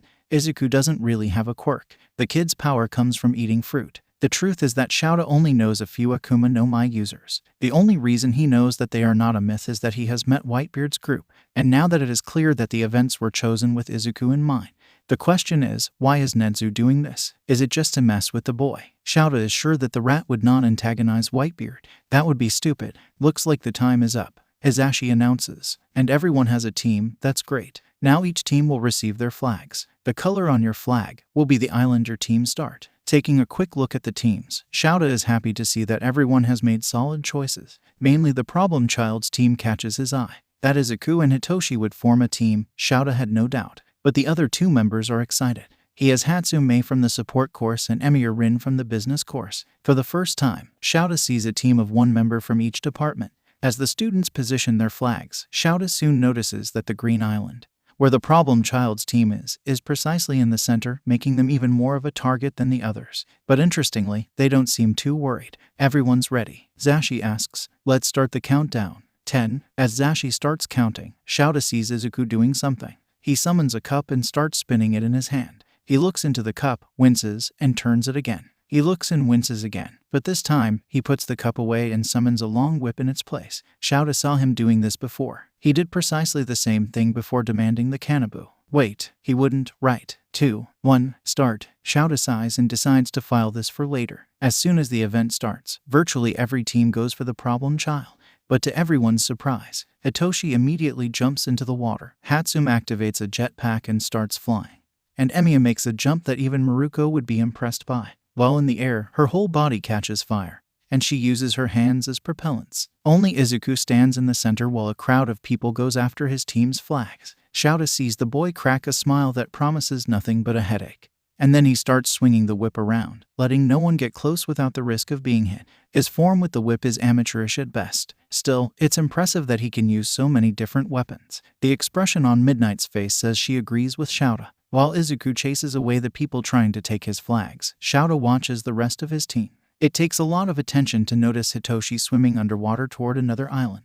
While 3 people are attacking Izuku, the 4th member is defending the island. Hitoshi sneaks up and says something to the defender, who responds and immediately stops moving. Hitoshi directly takes the 4 flags, says something to the defender, and then goes back into the water. A few seconds later, the defender is back to normal, but he doesn't look at the flags, not realizing they're gone. Hatsume is a bit more direct. She flies over one of the islands and drops. Are those grenades? To Shouta's relief, they are just a quick hardening sticky solution that traps the students while Mei catches the flags with an extendable claw. Before she leaves, Mei drops another grenade. This one explodes, leaving the kids on the island covered in glitter. Emiya is even more direct. She falls straight into the middle of one of the islands, complete with a superhero landing, and immediately kicks the defender, B-Class Tetsu, into the water. She picks up the flags, then leaps, flying back to her island, and drops the flags right onto her pile. In 3 minutes, the problem child's team not only has the 10 million points but also has 12 extra flags. Seeing his team approaching, Izuku stops swinging the whip long enough for them to get in. Izuku gives Hitoshi a high five while Mei puts something on the ground that starts to expand. Okay, where did this girl get a sentry gun from? The sentry starts shooting paintball bullets at anyone who comes close. Not enough to hurt anyone, but it sure disorients them. By this time, most teams had given up on them and started fighting among themselves. The exception is Todoroki's team and Bakugo, who are still trying to reach them. Bakugo, Kirishima, Ashido, and Shiro were in one team. Todoroki, Kaminari, Yaoyorozu, and Ida in the other. Team Todoroki chooses to traverse safely, with Todoroki creating an ice bridge, while Yaoyorozu has a giant shield in front of them. Ida and Kaminari are back on the island, protecting them. Meanwhile, Team Bakugo is much more aggressive, with Bakugo using his explosions to fly at them while Ashido swims behind. Shiro and Kirishima are guarding their flags. Bakugo is first to reach the island, and Izuku immediately moves to intercept him. They exchange a few blows until Izuku manages to wrap his whip around his arm. Shouta is sure he sees the blonde man turn pale as Izuku grins at him. Holding the whip, Izuku starts spinning and throws the blonde away, causing him to fall into the water, weakening his blasts to nullify them.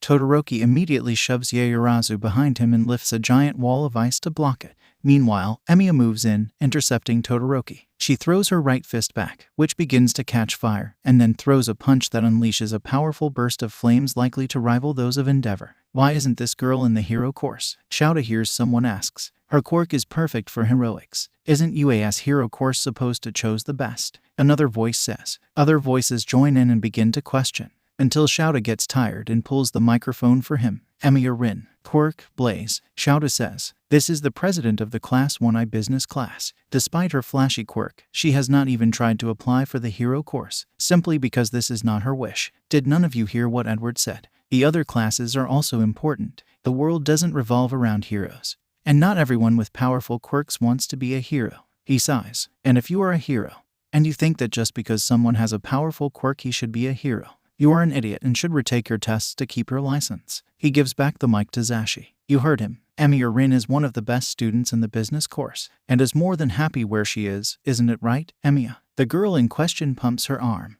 throwing a burst of flames in the air, which explodes, forming a thumbs-up symbol. Then immediately, she focuses back on Todoroki, who tries to freeze her. Looks like the time is almost over. 1 minute left, guys. Izuku is sitting in front of the flags, watching Emiya and Todoroki intently. Todoroki begins to get more frantic, trying to force his way, even if it is through the flames. The ice platform where he is standing begins to melt from the heat. He turns and says something to Yaoyorozu, who nods and backs away. On the other side of the island, Hitoshi fights Ishido, and Hatsune cackles while she controls her sentry manually, sniping anyone who as much as looks like it's coming towards them. 30 seconds, Zashi announces. Suddenly, from the back of the island, in everyone's blind spot, Yaoyorozu stands up and sneaks up to the flags. She reaches out to grab the 10 million flag.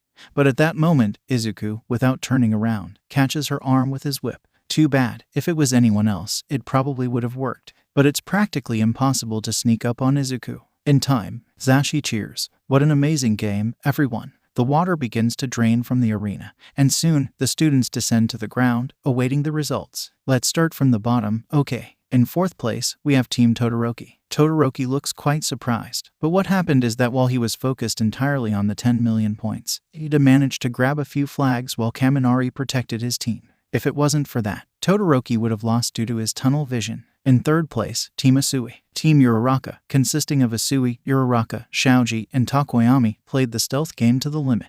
After the initial attack, they ultimately gave up on the 10 million points, instead focusing on having Uraraka and Asui snatch as many flags as possible. At the same time, Shaoji and Takoyami protected their own. In the 2nd place, Team Bakugo. Team Bakugo did quite well. After being fended by Izuku, Bakugo was taunted by Monoma from Class B, which brought his focus straight to him. Bakugo then stole all his flags while Ishido tried to fight Hitoshi. Team Monoma got more flags, but in the end, it was only enough for his team to be in 5th place. And in 1st place, they proved to have an iron defense, not only keeping all their flags, including the 10 million point flag, but also stealing 12 extra flags. Team Edward. The team begins to celebrate, and Shouta watches with amusement as, in the heat of the moment, Izuku hugs Hitoshi and plants a kiss on his cheek, only to instantly turn as red as a strawberry and run off. Hitoshi just brings a hand up to his cheek and stares in shock as Izuku runs. 2,000 yen says that they are together by the end of the week. Zashi says as he mutes his microphone.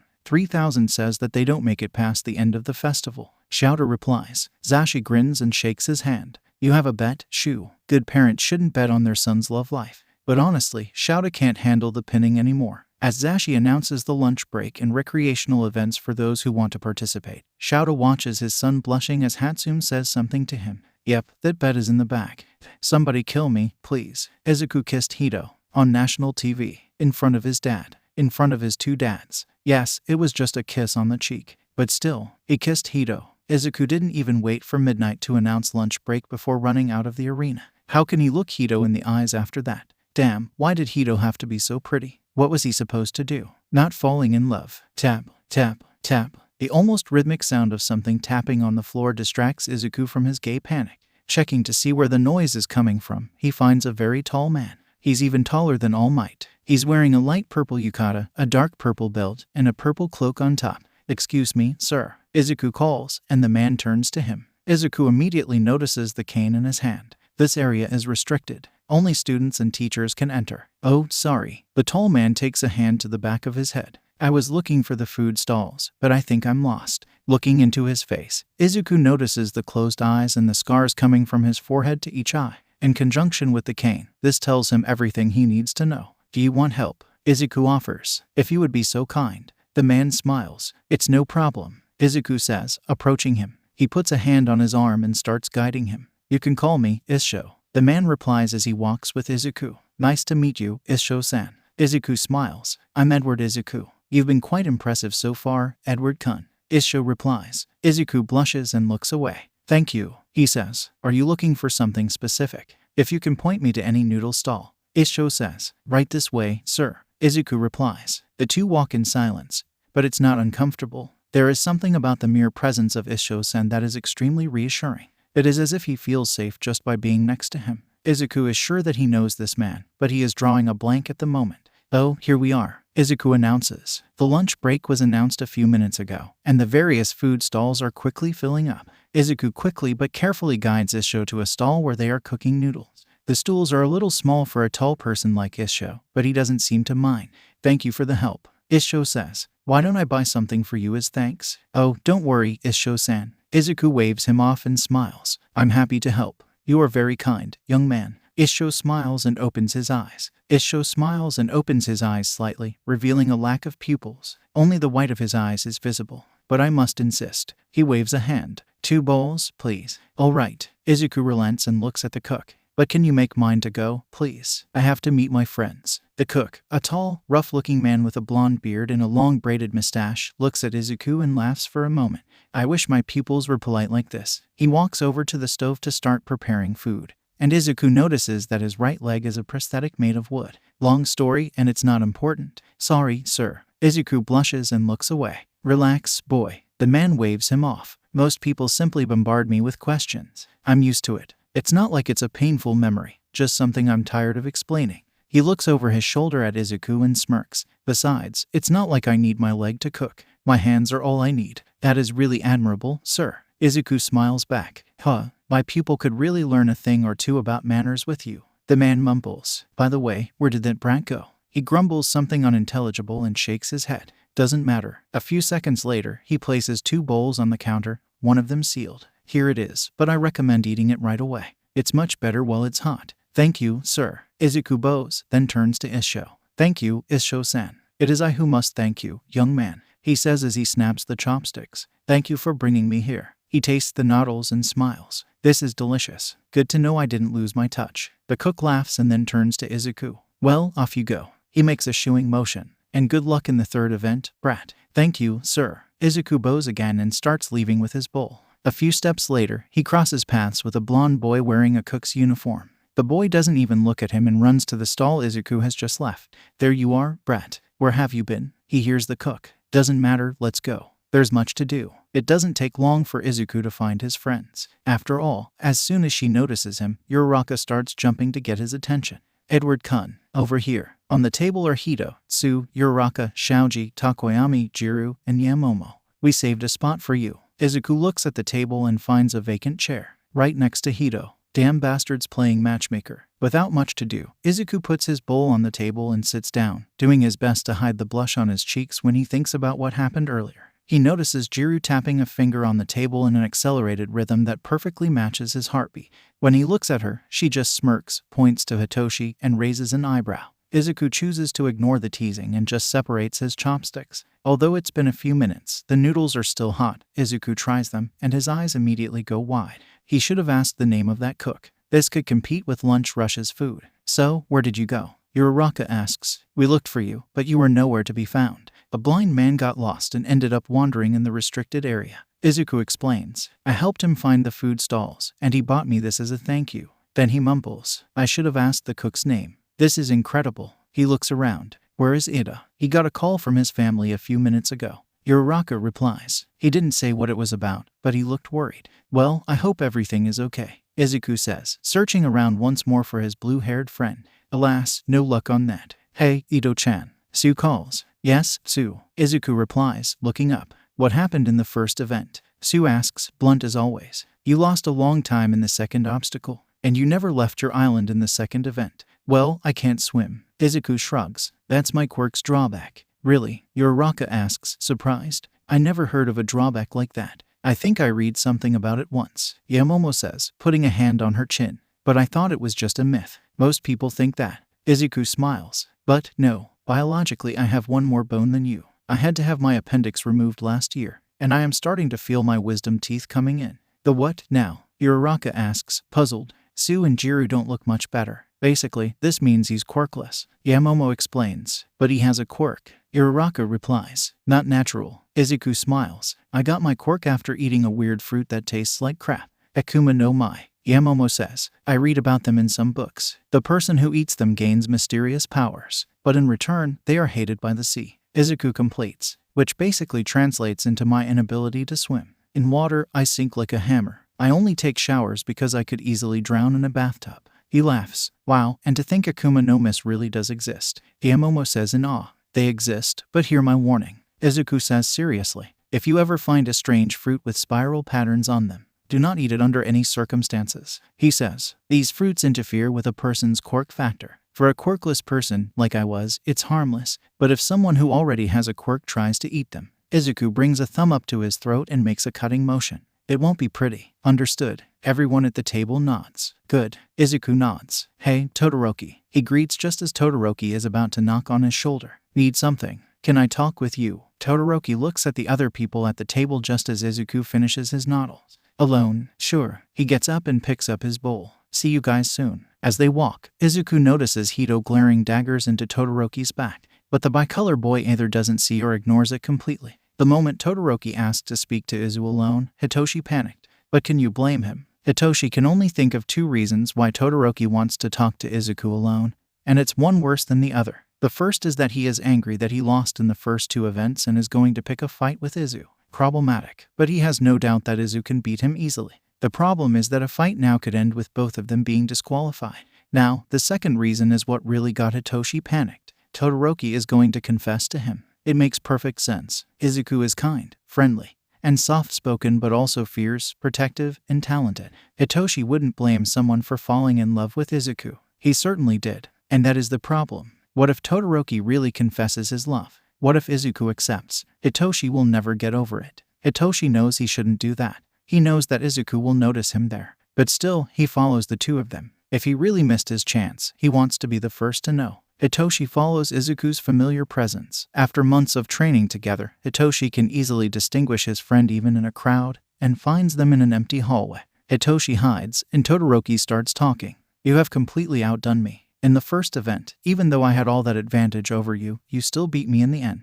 Hitoshi doesn't risk trying to look at them. He knows that Izuku has noticed him there, but he doesn't want Todoroki to know too. And in the second event, that girl, Emiya Rin, her flames are the second hottest flames I've ever seen. Not even Endeavor comes close. He pauses for a few seconds as if in thought. I wonder if we are related. Maybe she's my half-sister. You're what? Izuku asks in disbelief. It would make sense. Todoroki continues like he didn't hear Izu.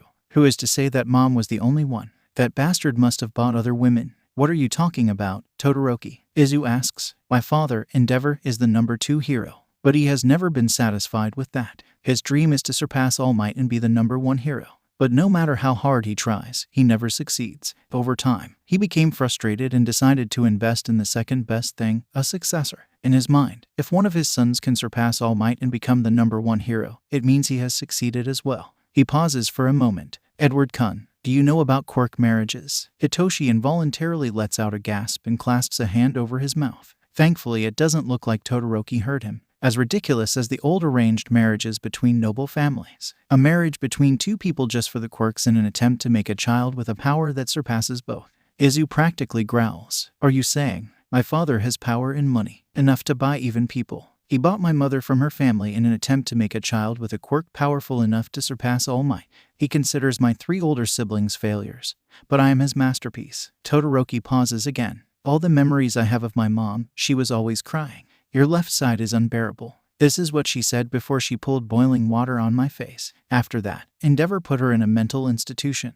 I haven't seen her ever since. Hitoshi hears a sigh. Then Izu starts talking. I'm sorry this happened to you, and I'm here if you ever need help or just to vent. He says softly, but why are you telling me this? Because I want you to understand. Todoroki replies, in the second event, I almost broke my promise. I could feel his flames gathering. Had I not reeled them in, I would have used them. I need to win this festival using only my mother's eyes. I must prove to him that I don't need his fire. Todoroki, Izu says firmly. First, if I ever see your father, I might punch that flaming mustache out of his face. Second, this is the biggest bullshit I have ever heard. What are you? Your ice is not your mother's. Your fire is not your father's. None of them can control your power for you. Refusing to use half your power is not the way to prove to your father that you don't need him. Izu replies, even if you become the #1 hero using only your ice, you will still have done what he wanted.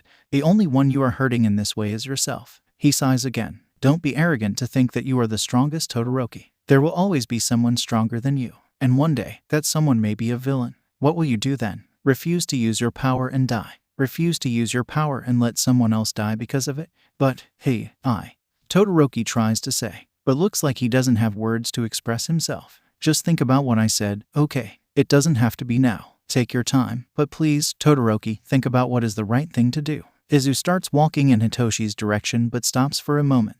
And Todoroki, I understand your reasons, but I won't hold back. If you want to have any chance of winning, you will have to give it your all. Turning the corner, Izu casts a pointed glance at Hitoshi, who follows him without saying anything.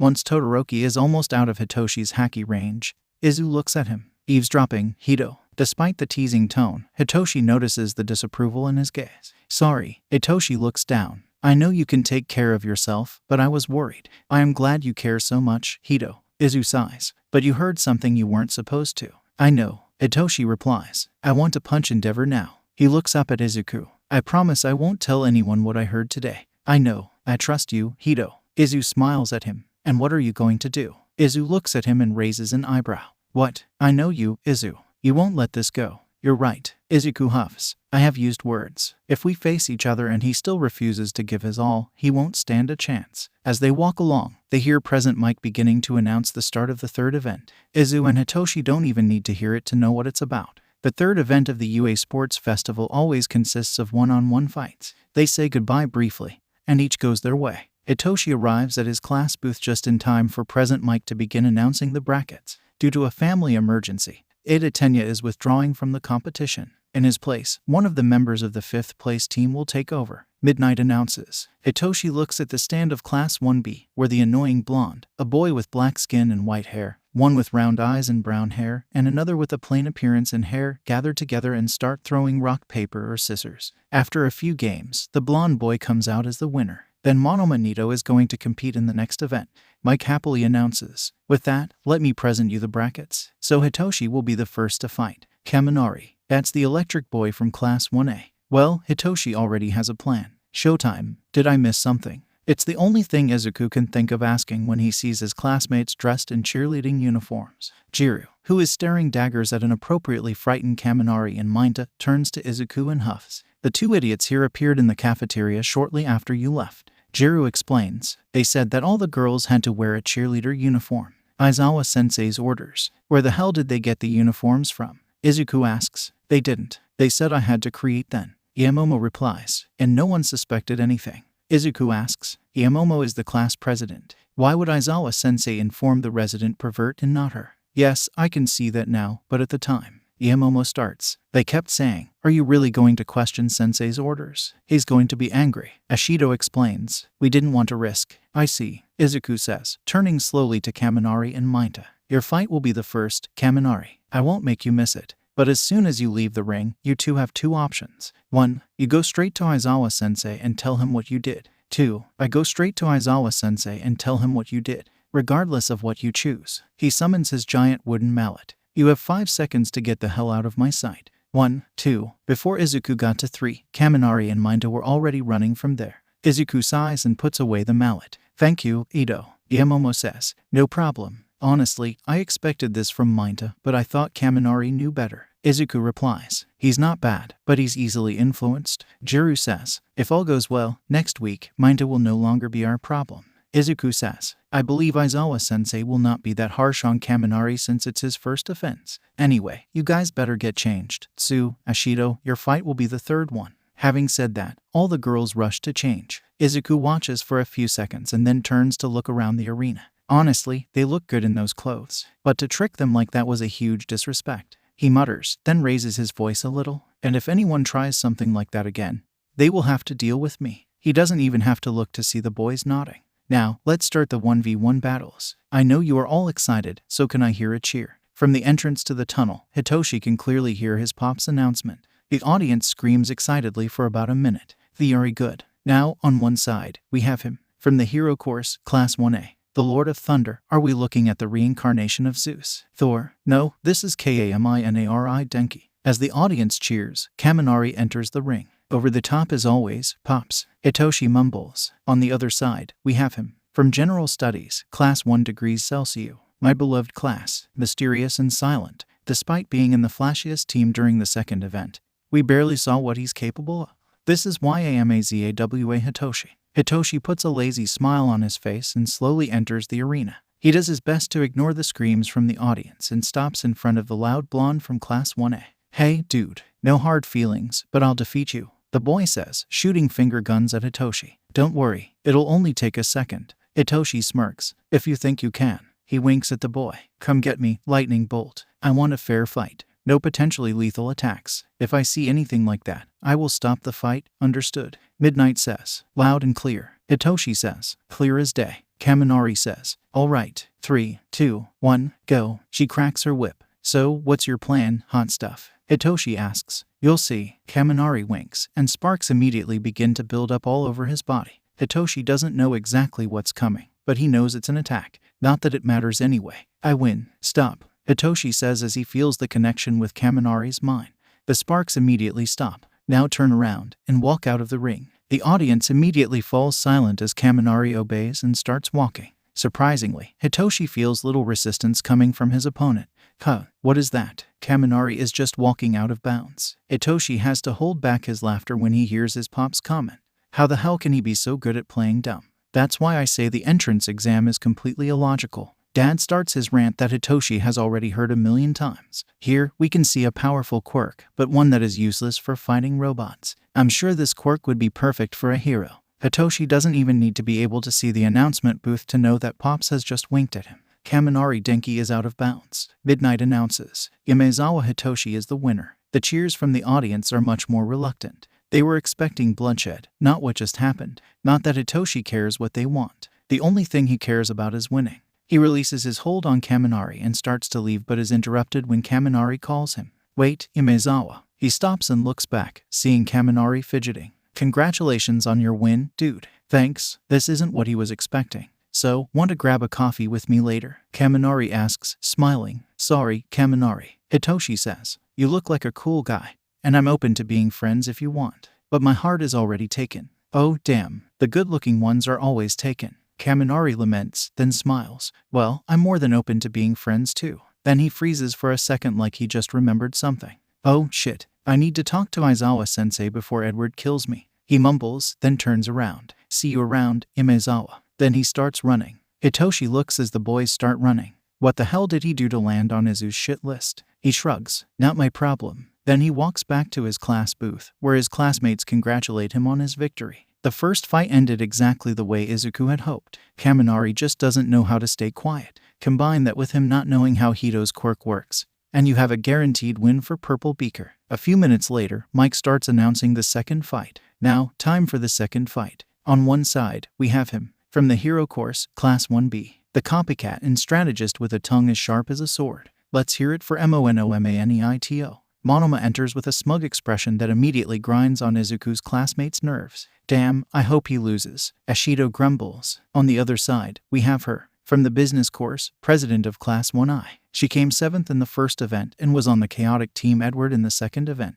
With an enviable performance, make way for EMIYARYN. Things are heating up. Emiya walks to the ring with fire in her eyes. Emiya looks at his opponent with an expression that Izuku doesn't often see. He doesn't know what the blonde has done to her, but Izuku is praying for his soul. I would take a step back if I were you. Izuku says. Things will get hot. Izuku's classmates look at him in confusion but take a step back as he says. Midnight cracks her whip, and Monoma immediately starts talking while placing a hand on the ground that begins to soften. Unfortunately, the imbecile doesn't know when to shut up. With every word, Emiya gets even angrier. The ends of her hair start to catch fire, and the flames only get bigger. In a few seconds, her head is like a torch. With one leap, she easily detaches herself from the softened floor. Using the flames as propulsion, she lunges at Monoma, who extends her hands creating air barriers, but she breaks them easily. Stopping in front of him, Monoma touches her arm, copying her quirk. At that moment, she grins and throws her fist back, gathering flames. With all her strength, she punches in and releases all the fire at once, immediately engulfing Monoma. When the attack stops, Monoma is no longer there. Several meters ahead, Monoma is pressed against the wall. Without the pressure of the flames, he soon falls to the ground. Despite this, it seems that all the damage he took came from his collision with the wall. He barely seems to have had any burns. Monoma Nito is out of bounds. Emiya Rin is the winner. Midnight announces. Izuku's colleagues are definitely among the loudest celebrating this victory. Frankly, as long as it wasn't Monoma, they didn't care who won. But being someone who wasn't even in the hero class makes it all the better. Izuku watches as the nurse bots carry Monoma. Good riddance. The next fight is Ashido versus Tsu. The fight ends very quickly. Ashido is fast, but her reaction time is not fast enough. She is soon wrapped around Tsu's tongue, and before she can react, she's thrown out of the arena. The next fight is much more direct. Kirishima versus Shaoji. Izuku was honestly betting that Shaoji would win, for the simple fact that Kirishima can't stay hardened forever. But to his surprise, Kirishima is much stronger than Izuku expected. Taking advantage of his defense, Kirishima approached, and with much more technique than Izuku thought he possessed, he grabbed Shaoji and threw him out of the arena. Has he ever done judo? Watching Kirishima smiling in the arena, Izuku remembers his conversation with All Might a few days ago. Kirishima could be a good candidate for successor. Would he accept? The next two fights are the most contrasting. First, Yamomo versus Takoyami. This was the second fastest fight. Yamomo tried to create a shield, but against Dark Shadow's barrage of attacks, she was quickly pushed out of the arena, resulting in her defeat. As good as her plans are, Yamomo seems to have trouble adapting when her initial plan fails. Uraraka versus Bakugo was the complete opposite, the longest and most violent fight so far. Bakugo is completely relentless in his attacks, always keeping Uraraka at a safe distance with his explosion. Uraraka, however, never stopped charging at him. Izuku almost summoned a megaphone to shout at the audience when they started booing Bakugo for toying with his opponent.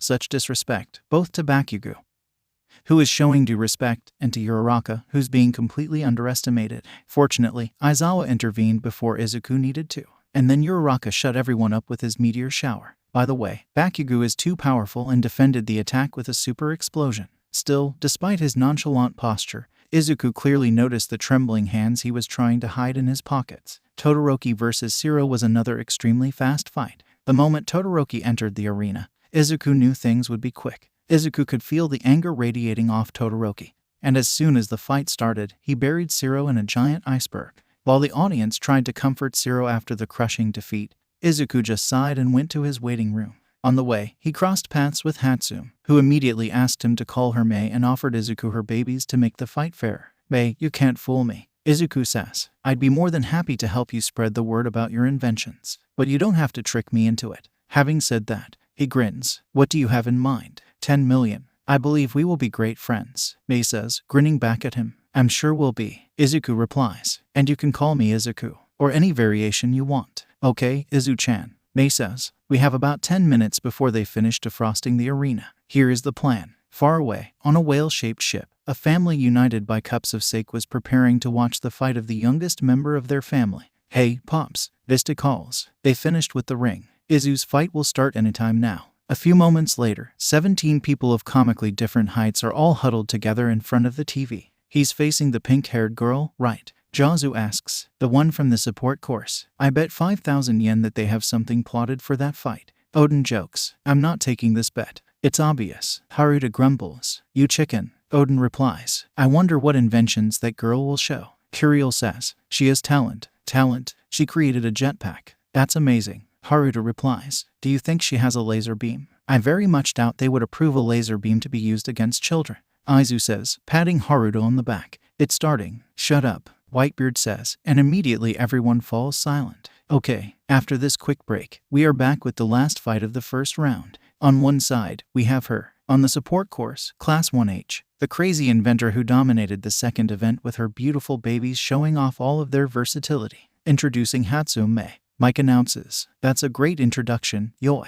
Marco says. Well, Mike is quite the showman. Odin replies. SHH. Thatch hushes them. On the other side, we have him. From the hero course, first place in the entrance exam, and vice president of Class 1A. The walking surprise box. No one knows what he will pull out of his arsenal next. Living up to his pledge to aim for the top, he has completely dominated the competition so far. My companions, this is Edward Izuku. Izuku enters the arena, clad in support gear. Oh my, this will be good, Juru says. Izuku and Hatsume say something to Midnight, who, after a few seconds, decides to allow their plan. As soon as Midnight cracks his whip, Hatsume activates his boots and jetpack, going airborne. Her voice begins to come over the loudspeakers. Welcome, everyone. I'm Hatsume, future CEO of Hatsume Industries, and I'm here to show you my beautiful babies. Hatsume explains, and I can attest to their quality. But anyone who saw the second event and has half a brain can see it too. Izuku's voice comes right after. What follows is 15 minutes with Izuku and Hatsume showing the functionality of Hatsume's inventions.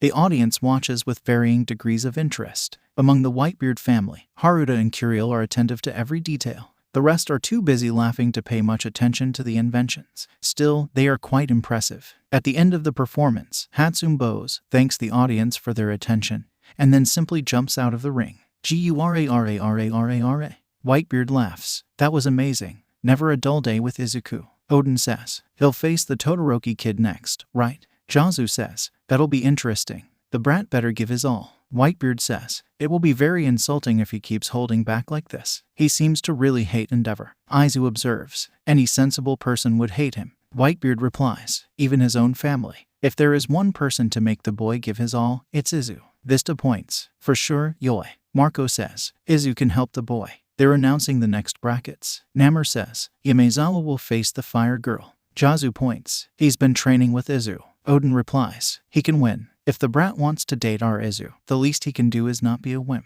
Whitebeard grumbles. Well, we have a few minutes before the next fight. Thatch says. Whose turn is it to get the sake? Yours, everyone says together. Really? Oh, well. Thatch shrugs and gets up. Meanwhile, Present Mike continues hyping the audience for the next fight. Hitoshi kinda tuned out his pop's comments as he walked into the arena. Not that he wasn't interested in hearing the Present Mike's creative introductions of the participants, but he is nervous. His opponent, Emiya Rin, is a powerhouse in her own right. She swept the floor completely with Monoma in her last fight, but her posture is different now. In the first fight, she went into the arena, practically radiating irritation. Now, she looks disinterested, bored even. A few months ago, Hitoshi would have been offended that his opponent didn't even consider him a threat, but he doubts that this is the case. 3. Midnight starts counting. 2. Hitoshi takes stance and activates his Haki. 1. Go. He immediately dives out of the way of a wave of flames. You seem a little disinterested. Hitoshi says he honestly is not expecting an answer. I have already accomplished my goal. Emiya shrugs and sends another attack, though it seems half-hearted at best. Last fight was personal. I can see it. Hitoshi says, avoid the next attack. That boy has been pushing everyone's buttons for weeks. He's insufferable. She growls. If only all this arrogance was backed up by skill. But no, he's no big deal. So, you just wanted to defeat Monoma? Hitoshi asks. You're not interested in winning the festival? At all? I have zero intentions of transferring to the hero course. She replies, and Hitoshi instantly feels the connection. And I don't need the extra credit either. Victory is yours. At that moment, Hitoshi realizes she has figured out how his quirk works, but she still answered his question, activating brainwash.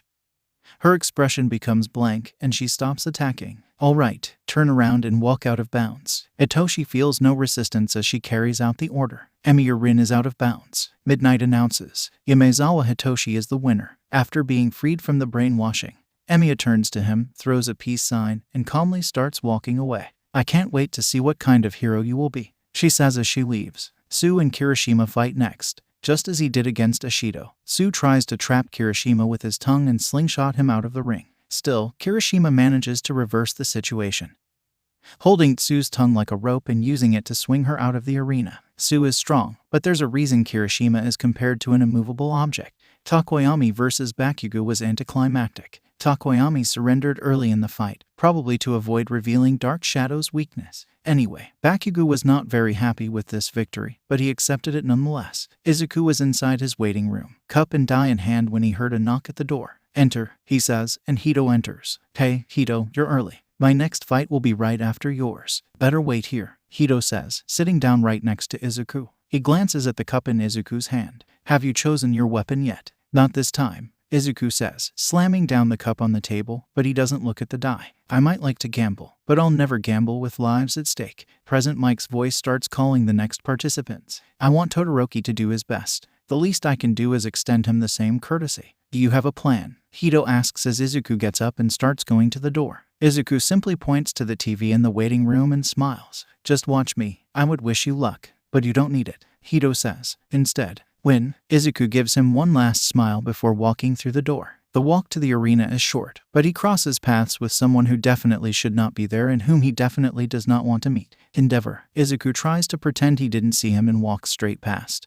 But the flaming trash bag calls out to him. You will fight my shadow now. I admit you are quite strong despite your weak quirk. Damn, how he wants to punch this flaming mustache out of his face. But my shadow has the mission to overcome All Might. You will be a good stepping stone for him. Just make sure you don't lose too pathetically. That's a good one coming from you, Izuku replies. The eternal number 2, always running after All Might. Watch your tongue, boy. Endeavor growls. Or what? You'll burn me, Izuku challenges. Do it, I dare you. Endeavor grits his teeth, clearly holding himself from lashing. Even he knows that he will not get away with attacking a student. I'm not All Might. That's Ob. And Shadow is not you. Izuku interrupts. If he surpasses All Might, it will be despite your influence, and not because of it. Now if you excuse me, I have a fight to get to. Then he leaves before Endeavor could say anything else. He arrives at the arena entrance just as Present Mike announces Todoroki's entrance. Now, let's start the last fight of the quarterfinals. A clash between two titans. On one side, with a facial expression that would make the best poker players envious. The Ice King of Class 1A, Todorokishouto. Todoroki walks up to the arena with an expression of complete disinterest. I don't know if that expression is better or worse than the anger he was in the last fight. Izuku mutters. On the other side, the exact opposite, wearing all his emotions on his sleeve. Okay, that's kinda true, but still rude. Dominating the competition from the start, will his reign of terror end now? The walking arsenal of Class 1A, Edward Izuku. You already know the rules. Give it your all. Midnight says. 3, 2, 1, go. She cracks the whip. Immediately Todoroki steps on the ground with his right foot, and an ice trail begins to move toward Izuku. Izuku simply raises his arms and summons his giant wooden mallet, larger than his own body. Yusishoku, Koka, Izuku mutters, and the mallet turns black because of his haki. He slams it hard into the ground, shattering the ice completely. Izuku releases the mallet, which immediately disappears, and looks Todoroki straight in the eye as he summons his purple bandana. You're gonna have to try a little harder than that, he says as he ties the bandana on his head to keep his hair out of the way. Frowning, Todoroki sends another ice attack. This time, Izuku summons his kanabo, gripping it firmly with both hands. Holding it over his shoulder like a baseball bat, he swings. Narakabura. The displaced air makes a whistling sound, and the ice is completely shattered again. The entire audience goes absolutely silent. Wanna try again? Izuku asks as he starts walking towards Todoroki. Damn it, Todoroki replies. He's starting to lose his calm. I can't lose here. He stomps again, sending another wave, smaller than the last. Izuku swings the kanabo again, this time with a single hand. Then stop holding back, he says. You're shivering, Todoroki. What are you plotting? Todoroki replies. I already told you, Todoroki. If you want any chance of winning, then give it your all. Narakabura. This time the attack hits Todoroki right in the stomach, dragging him a few meters and making him fall to his knees, gripping his belly. Why are you here, Todoroki? Why do you want to be a hero? Just to spite your father. Everyone here is giving their all. Are you really so arrogant to think you can win while half-assing? I won't use his power, Todoroki says. Then it's a good you don't have his power. Izuku attacks again, and this time Todoroki barely dodges the giant club. You are you, Todoroki. Your father can't control what kind of hero you'll be. He can't control how you use your fire. He can't control your fire, because it's yours. As he's about to send another attack, Todoroki's left side bursts into flames. You're crazy, Todoroki says. Don't you want to win too? Why are you helping me? Because at the end of the day, helping people, regardless of who they are, is a hero's job, Izuku says, dispelling the kanabo. And don't count me down yet. He summons his katanas, unsheathing only one and holding it in a two-handed grip. Don't complain about the outcome now, Todoroki says, raising his left hand and sending a massive fire attack. I won't. Izuku grins and runs towards the attack. Kitsunebai Ryu. He slashes straight through the flames. Hamurasaki. The katana completely disperses the flames, and Izuku stops right in front of Todoroki, who stares at him with wide eyes. He tries to raise his other hand for another strike, but Izuku slams the katana's handle into his stomach before he can react.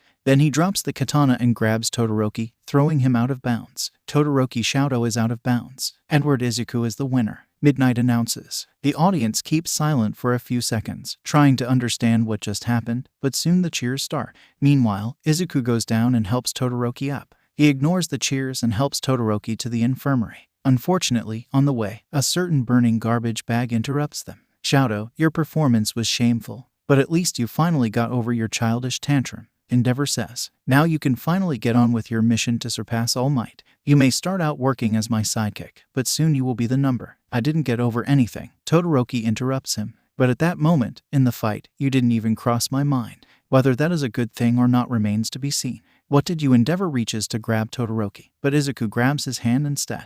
You shouldn't even be here, Endeavor. Izuku says, this area is restricted to students and staff, and I'm sure you're neither, so get out of here before I call security. He turns his back to Endeavor and starts walking with Todoroki. You know, I always thought that Endeavor was called the number 2 hero because he was in second place on the billboards. He glances back at Endeavor and smirks. But now I understand. He's the number 2 hero because he's a piece of shit of heroic proportions. As soon as they are out of Endeavor's range, Todoroki starts laughing. A piece of shit of heroic proportions. This is the best thing I ever heard. Todoroki says, I wish someone recorded his face. Don't worry, you can just ask the principal for a recording later. Izuku replies, glancing up at a security camera. He's always watching. He says cryptically, and here we are. They open the door and enter, immediately being seen by Recovery Girl and one other person. I was wondering when you were going to show up. Recovery Girl says, neither of them seems to be badly hurt, but we will do a checkup in any case. She touches Todoroki, and immediately her eyes widen. By Netsu, kid, you are freezing. Lie down, you need to warm up. Trafalgar-kun, can you look over Edward for me? On it, Shuzenjiya. The other guy, a boy about 6 feet tall, wearing an UA uniform, turns to Izuku, staring at him with his yellow eyes. Stand still for a moment. Room. He makes a circular motion with his right hand, and a semi-transparent blue dome forms around them. He then slightly unsheathes the katana in his other hand. Why is he holding a katana in the infirmary? And makes a motion passing it in front of Izuku. Scan. Is that your quirk? Izuku can help but ask. You have some minor burns, but otherwise you are perfectly fine. The guy says, tact. He lifts a finger, and a tube of cream floats into his hand. Rub this on the burns and you'll be fine. This is so cool, Izuku says. And familiar too. Are you from a hero family? I'm sure I heard of a quirk like this somewhere. That's not important. The guy waves him off. I'm Trafalgar Law, Class 2B. I'm Edward Izuku. Nice to meet you, Trafalgar-senpai. Izuku replies, are you interning with Recovery Girl?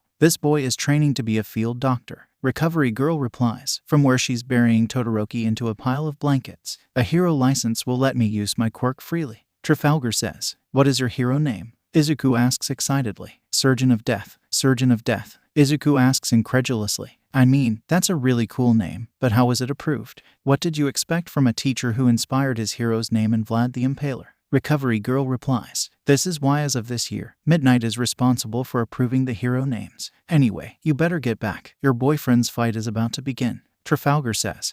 And Izuku instantly blushes. He's not. Sure, go on dearie, Recovery Girl says. And I know your next fight will probably be the hardest. But go easy with the injuries, please. So far only 3 people, counting the popsicle over there, have had to come to the infirmary. This is a new record. Trafalgar says, it would be nice if we could keep it that way. Nothing would make me happier. Recovery Girl replies, we haven't had anyone with broken bones yet. I will be careful, but I can't make any promises. Kaken is very. Izuku pauses for a moment. Intense. All right, carry on. Recovery Girl says, and good luck. Thank you. Izuku bows. I hope to see you later, senpai. And I hope you don't need to. Trafalgar grumbles. Bye, Todoroki. See you later. Izuku waves. Bye, Edward. Todoroki waves back. That battle was breathtaking. Hitoshi knows that Izuku is full of tricks, but cutting through fire. That shouldn't even be physically possible. One more thing to go in the little box along with all the other things that are best not questioned about his best friend.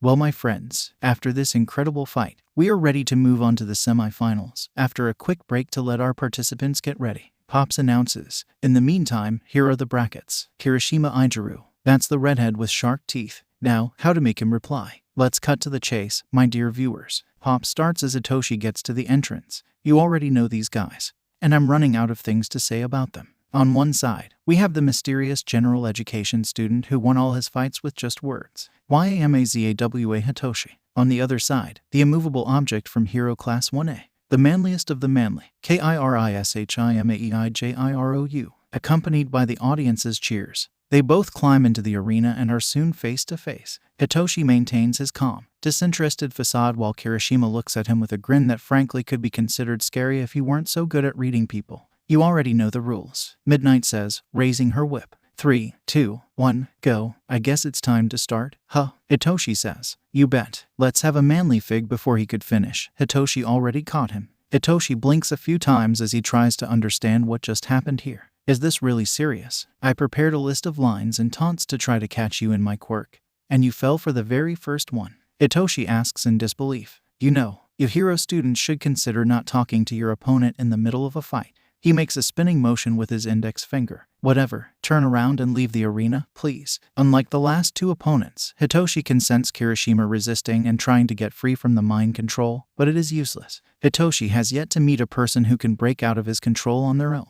Kirishima Ijiru is out of bonds. Yamazawa Hitoshi is the winner. Midnight announces. You've heard the lady. We have our first finalist. Pops announces. Now, who will be his opponent in the finals? And will he be able to handle this mysterious quirk? As if it were a question. If his opponent in the finals isn't Izuku, Hitoshi will eat his favorite cat hoodie. Shaking his head, Hitoshi heads back to his waiting room. On the way, he crosses paths with Bakugo, who looks annoyed as usual, but at the same time, he has a feral smile on his face. Izuku doesn't have much time to dwell on his pride over Hito's victory. His fight is about to begin, yet he can't help but smile. A smile that diminishes slightly when he remembers who his next opponent is. To be fair, Bakugo has calmed down a lot since the USJ. He hasn't tried to attack Izuku, and their interactions boil down to short exchanges of words, or insults, as it comes from Bakugo. Frankly, the only thing he wants is for Bakugo to stop calling him Deku, but just one victory against him wasn't enough. Sighing, Izuku looks at the die he has just rolled.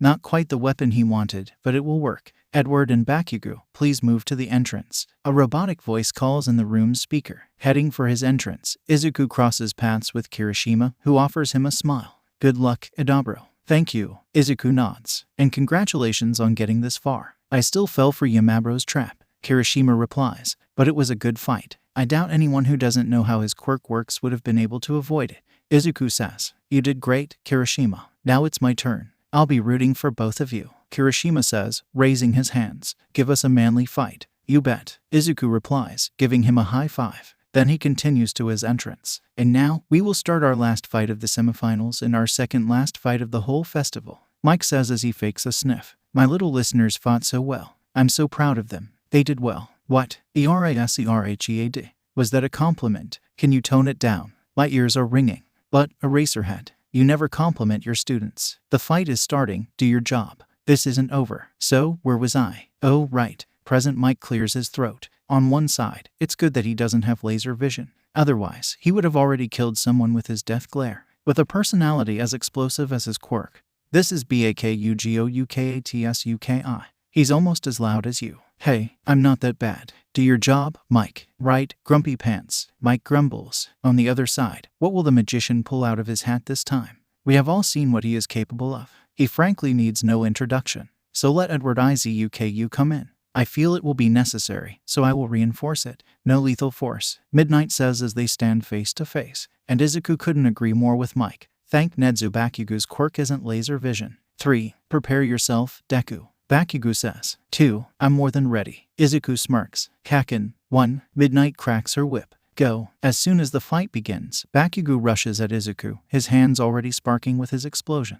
Izuku simply leaps backward, summoning his pair of pistols. If he exerts himself, he fires them both, hitting Bakugo directly in the palms of his hands. They may only be rubber bullets, but they hurt enough to make him hesitate. Hesitation that Izuku is not afraid to exploit. Running up to the ash blonde, he uses the pistols as a pair of glorified brass knuckles, hitting the shoulder space where he knows it hurts and firing again at close range. Giving due credit, Bakugo just grits his teeth and attacks with an explosive right hook. Really, Kaken? Izuku mocks. You need a new opening move. Your right hooks are the most predictable thing in the world. Shut up, Deku. Bakugo yells and aims a high kick on his head. Izuku doesn't even bother to dodge. He just hardens his head and takes the hit. Bakugo smirks as he feels the hit connect, but instantly his face contorts into one of pain.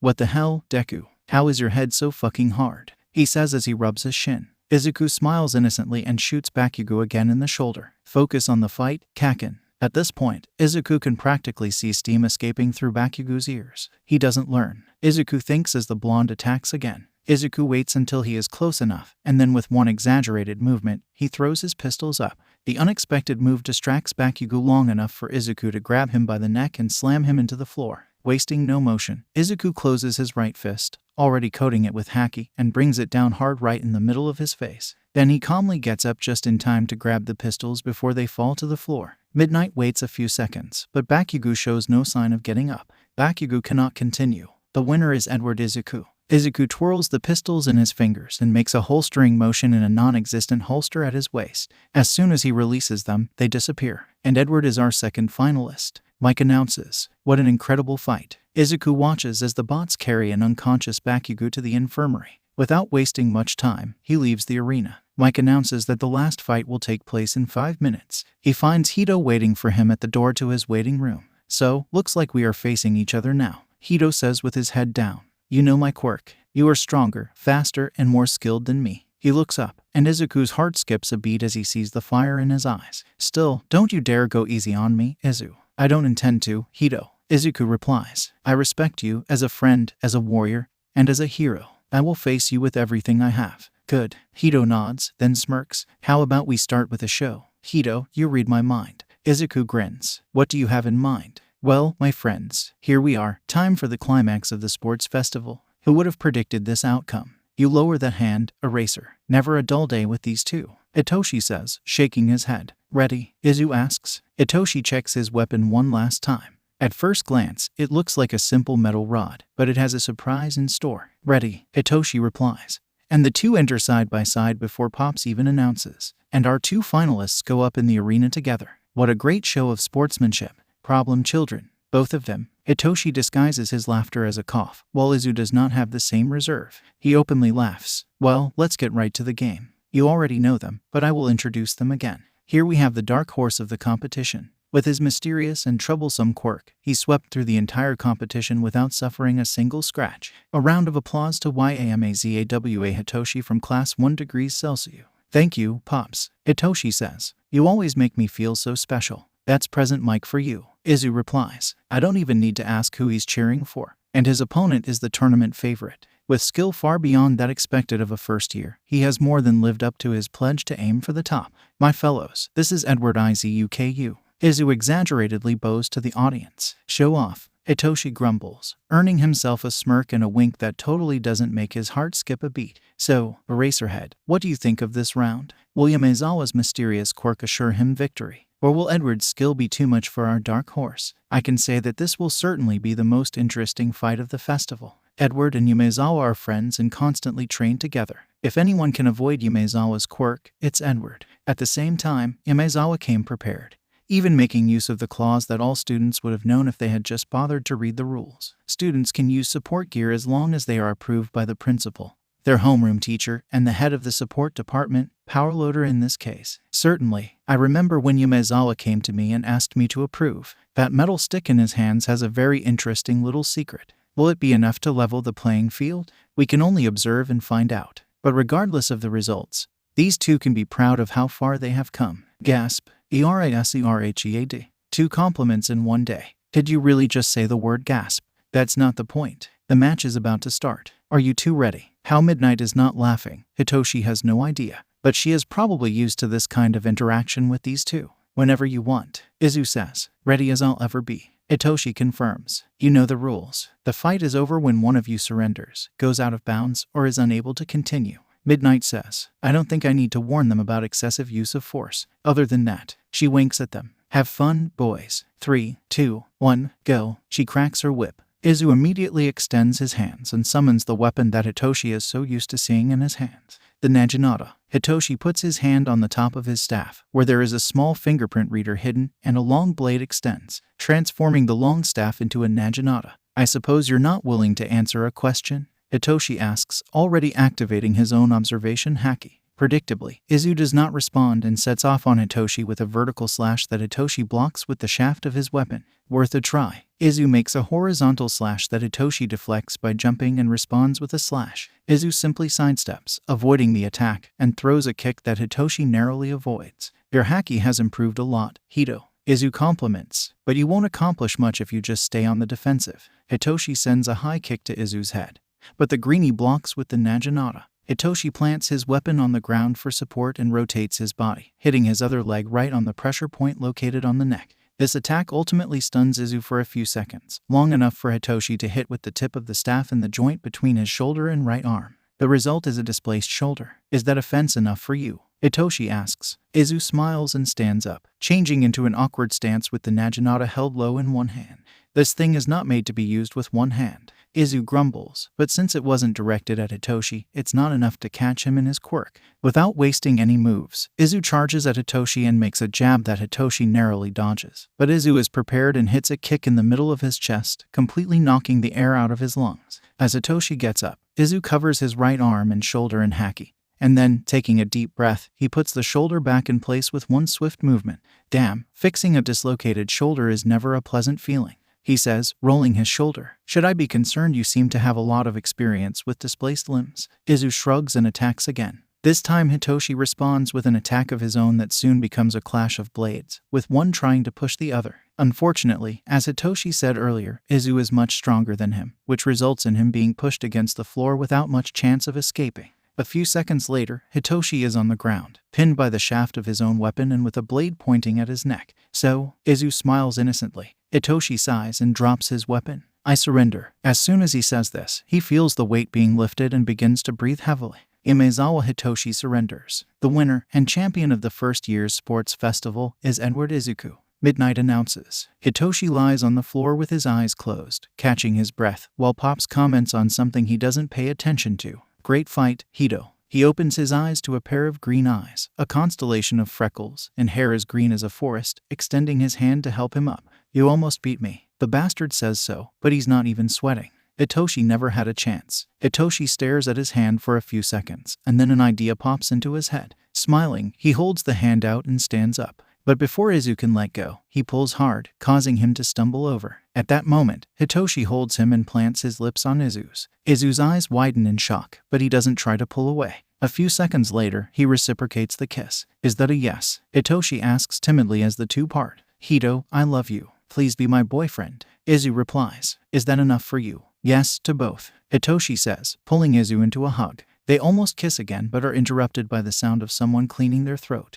I'm all for youth love, but is this the right place, boys? Midnight asks teasingly, and both boys instantly turn red like a tomato. The medal ceremony will take place in half an hour. I'm sure that's enough time for you to find an empty room and finish. She winks at them, embarrassed enough by the implications. The two run from the arena. I can't believe I did that. I kissed you on national TV. Hitoshi says. I kinda did the same earlier. Izu replies, though you took it a step further. Dad and Pops will never let me live this down. Hitoshi whines. Oh, shoot. Izu snaps his fingers. My whole family was watching too. At this, Hitoshi pales and looks at Izuku with an expression of pure terror. You mean that Whitebeard and his 16 commanders saw me kissing their youngest on national TV? Izu nods at him. I better start writing my will. Relax, Hito. They wouldn't kill you, Izu says. Then a few seconds later, he adds, You think. Izu, what do you mean you think? Come on, Izu, they won't kill me, right? Right. Meanwhile, in the announcing booth, Shouta smirks and extends his hand to the side, and Hisashi takes out his wallet and puts 3 1,000 yen bills in his hand. On a whale-shaped ship, a cacophony of voices was heard, being drowned out by loud laughter. The boy is bolder than I thought. Odin points. He seemed so shy when I met him, yoi. Marco adds. Gururara. I like his style. Whitebeard says. So, he is Izu's boyfriend now, right? Haruta asks. Who will give the shovel talk? The room falls silent, and everyone starts looking at each other. Truth be told, this has never happened before. I am the father. It's my job to make it clear what will happen if that brat hurts Izu. Whitebeard says after a few minutes of silence. May the gods have mercy on this poor boy's soul. Jazu mumbles, standing on the podium in his position as second place. Hitoshi cannot help the smile on his face. Despite a sense of impending doom deep in his chest, he feels proud of where he has come. On the other side of the podium are Bakugo and Kirishima, their expressions completely opposite. While Kirishima is all smiles, Bakugo, with a bandage over his purple and slightly crooked nose, looks as if someone has insulted his entire lineage. At the top of the podium, Izuku is smiling brightly as he waves to a specific area in the audience where Hitoshi can see a familiar pair of red horns. And now, for the medal presentation, we have a very special guest, Midnight announces, and Hitoshi sees a shadow coming from the sky. I am here, divided by All Might. All Might and Midnight say at the same time. With the medals, a few seconds of silence pass and Midnight looks away bashfully. Sorry, I spoke over you, she says, and All Might waves her off as he goes to Kirishima and Bakugo. Young Kirishima and young Bakugo, you were amazing. Congratulations for your efforts. Kirishima takes his medal as if it were the greatest treasure he has ever received, while Bakugo accepts it as if it were a time bomb. Fortunately, the blonde man doesn't cause any trouble, so hopefully he understands that he lost in a fair fight. Then All Might stops in front of Hitoshi. He smiles brightly, and for a moment, Hitoshi remembers Izuku's smile. A smile of encouragement and pride. Congratulations on the second place, young Yumezawa. You proved to everyone how you deserve to be in the hero course. All Might says as he puts the silver medal on Hitoshi's neck. I look forward to your transfer. I would be honored to have you as one of my students. All Hitoshi can do is hold back from crying on national TV. His hard work is finally being recognized. His dream is finally within reach. Hitoshi will be a hero, and nothing will stop him. Young Edward, congratulations on your victory. All Might says as he puts the gold medal on Izuku. You vowed to aim for the top, and the top you reached. You can be proud of what you have done. I'm sure your family is proud. Izuku doesn't have the same reservations and begins to cry right there with the medal around his neck. Thank you, sir. This really means a lot coming from you, Izuku says, bowing. After that, the closing ceremony doesn't take long to end. As soon as he can, Bakugo is the first to storm out of the arena. Kirishima follows him after exchanging a fist bump with Izuku and a smile with Hitoshi. Izuku and Hitoshi leave together and wait outside for their respective families. To their surprise, a short time later, Shouta and Hisashi come out in civilian clothes with Yamato along with them. As always, no one recognizes his pops without his hero costume. Eraserhead is never recognized, even in costume, so it is no surprise that he has not stopped here either. Yamato, on the other hand, is not only an underground hero like Eraserhead but also a relatively new one. Not to mention that this isn't his area. It would be a miracle if anyone recognized him. As soon as he sees Izuku, Yamato runs to him and holds him in his arms, spinning him in the air like a parent would a baby. That was so amazing, Izu, he says as Izuku giggles. You showed everyone what an Edward is made of. You did well, problem child, Dad says, then look at Hitoshi. Both of you did. But I guess the festival is not the only thing for which we have to congratulate them. Huh, Pop says with a smirk. Frankly, it was about time. Dad replies, if the pinning kept on I'd go crazy. Were we that obvious? Izuku asks. Yes, divided by totally. Divided by subtle is my dislike for waking up early. Yamato, Pops, and Dad say simultaneously, making Izuku and Hitoshi blush. As Izuku is about to say something, a sound comes from his pocket. Puru, puru, puru, puru, puru. Hitoshi recognizes the sound as Izuku's ringtone while his Pop's eyebrows furrow in thought. Puru, puru, puru, puru, puru. Hey, Shu, isn't that the sound of that telepathic snail we came across on that island mission? Pops asks. Sounds like it. Dad shrugs. Catcha. As usual, Izuku answers saying this word. Hi, Papa. Yeah, he's with me. They are here too. 1 second. He pulls the phone away from his ear and looks at Dad. So, Papa is inviting you to celebrate the result of the sports festival with us at the Mob Dick. I'd rather Dad starts but is interrupted when Pop slaps a hand on his mouth. We'd love to go, little listener. Pop says instead. Great. Izuku smiles and goes back to his call. They said yes. Okay, sure. Bye, Papa, see you soon. Then he hangs the call. I can't remember the last time Papa was that excited about a visit. He said he's eager to meet you, Hito. Hitoshi instantly pales and looks up at his parents. Shit, I'm going to die, he says, then snaps his fingers as an idea comes to his mind. Wait, is there somewhere here where I can buy sake? Preferably a whole barrel. Well, Tachniai likes to restock in a store 2 blocks away in that direction. They should still be open, but before Izuku could finish, Hitoshi was already running. Thanks, Izu. You're the best. He probably should have let Izuku finish speaking. But at the moment, his survival instincts are speaking louder. And at the moment, they say that his life depends on getting this bribe. Izuku watches as Hitoshi runs at a speed much faster than he thought possible for his perpetually tired boyfriend. Thanks, Izu. You're the best. He is already around the corner when he says this. Wait, Hito. He drops his voice back to the normal volume as he sees Hitoshi is already gone. Illegal to sell alcohol to minors. He looks at Aizawa. Doesn't he know that? I'm sure he just forgot because he's nervous. Yamada is the one who replies. And if he didn't know, he will now. Aizawa adds with a shrug. I'll go after him, you can go first. Alright, Yamato says. Hey, Izu, want a ride? Izuku's eyes instantly sparkle, and he nods rapidly. Sure. Oh, can you drive already? Yamada asks. You look quite young, despite your height. I'm already 18. Yamato replies. But who said anything about driving? Then he shifts, assuming his beast form. Yamada takes a step back as he sees the giant white wolf. Hop on. Izuku climbs up without a second thought. Want a ride, Mike? No, thanks. I'll wait for the boys. See you soon. Yamato replies hastily. Your loss. Yamato shrugs and gets ready to run. I'll try to soften Papa a bit for Hito, Izuku says, and Yamato takes off at high speed. Yahoo! Izuku screams as he feels the wind on his face. Yeah, he might be slightly addicted to adrenaline.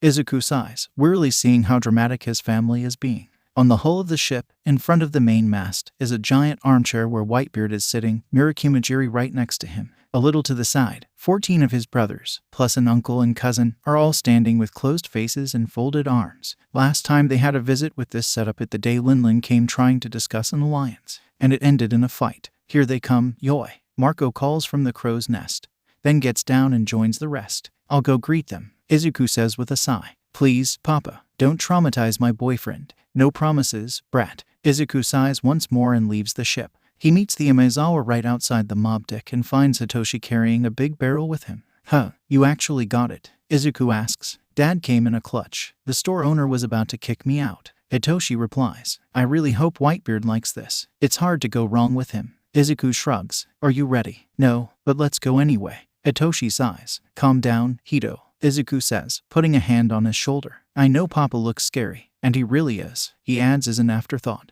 But you have to be confident with him. I thought Whitebeard hated arrogant brats. Hitoshi replies, raising an eyebrow. There is a difference between being confident and being arrogant. Aizawa replies, Izuku is confident, Bakugo is arrogant. Just never say something that you cannot back up with actions. Dad is of the opinion that if you really are capable, then it's not arrogance. He squeezes Hitoshi's shoulder one more time. Don't let yourself be pushed around. They board the ship, and Aizawa and Yamada approach first, exchanging a few words with Whitebeard that Izuku doesn't hear. And then they go to where Izuku's brothers are. Then Izuku approaches along with Hitoshi. Hitoshi has always known that Whitebeard is huge. The man is over 20 feet tall, but even knowing this, nothing could have prepared him to see him in person for the first time. And it's not just his size. This man has an aura around him that leaves Hitoshi breathless just by being near him. The feeling of suffocation only increases the closer he gets until he and Izuku are right in front of the giant armchair that, at this moment, looks more like a throne. So, you're Yamezawa Hitoshi, Whitebeard says. Izu speaks a lot about you. He talks a lot about you too, sir. Whitebeard's face instantly scrunches in disgust, and Hitoshi fears he has already said something wrong. Don't call me sir, boy. It makes me feel old. You are old, Papa, Izuku says with a giggle. I'm only 62, brat. He waves at Izuku. Go with your brothers. I want to talk for a bit. Izuku sends Whitebeard a quick glare, then a reassuring smile at Hitoshi and leaves. What's with the barrel? It's sick. Hitoshi replies. For you. Whitebeard picks the barrel with a single hand like a cup and sniffs at it. It doesn't look bad. He mumbles, then drinks. Not the best sake, but I had worse. Now, let me say this, brat. You are quite bold. Kururara. He starts laughing. I don't know many people who would be brave enough to pull a stunt like that on national television. Honestly, I wasn't really thinking. Hitoshi says, scratching the back of his head. I don't regret one bit though. You have guts, boy. I can respect that. But, as suffocating pressure intensifies, and Hitoshi feels like an ant about to be crushed, Izuku is my son. He's part of my family, and no one hurts my family. Hitoshi knows this. It doesn't matter if you are a hero, a civilian, a vigilante, or a villain. One rule applies to everyone. Never mess with the Whitebeard family. I know that, Hitoshi says with heavy breathing. I'd never willingly hurt Izuku. I love him, and can you protect him? Whitebeard asks, leaning closer to Hitoshi. The pressure intensifies even more, and Hitoshi falls to his hands and knees. You can't even stand upright, brat. It doesn't matter. I love Izuku. Hitoshi replies. Yes, he's much stronger than me at the moment, and I won't give up until I can stand by his side. He slowly starts to get to his feet, and I know another thing. Izuku doesn't need my protection. He's strong enough on his own. Still, if the moment ever comes when he needs it, I'll be by his side. He looks up and sends a glare at the giant man. You know, I hate brats who are all bark and no bite. He stands up and pulls a giant naginata. You say you'll stand by Izu's side. Then prove it.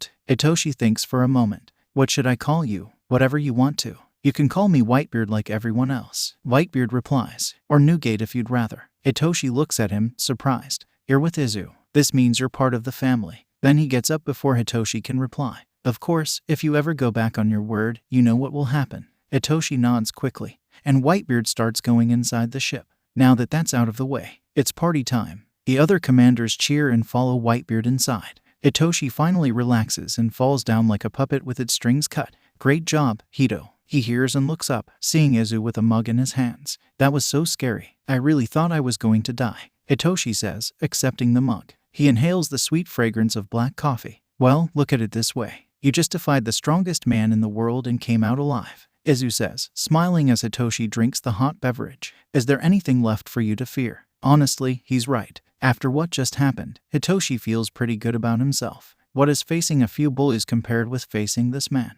Let's go inside, Hitoshi asks, pulling himself up and planting a kiss on Izu's cheek. How did Zashi convince him to come? Shouta doesn't do parties. He hates crowds and he hates noise. He likes peace and quiet, which these troublemakers are not. At least the food is good. Zashi, on the other hand, comes to the party like a fish in water. The only one he really knows here is Marco, but even so, in a few minutes, he is already mingling as if he has known them for years. Come on, Shu, drink with us, Kuzuki calls, raising a mug. I don't drink alcohol, Kuzuki. You know it, Shouta replies, taking another sip of his coffee. He should ask what brand this is later. It's almost as good as the one he has at home. Live up a little, Kuzuki replies, putting an arm through his shoulder and dragging him. Hey guys, let's sing. No, everything but singing. Someone starts banging on a table in a continuous rhythm. I know this one, Kuzuki says and starts singing. There once was a ship that put to sea. The name of the ship was the Billy of Tea. The winds blew up, her bow dipped down. Oh blow, my bully boys, blow.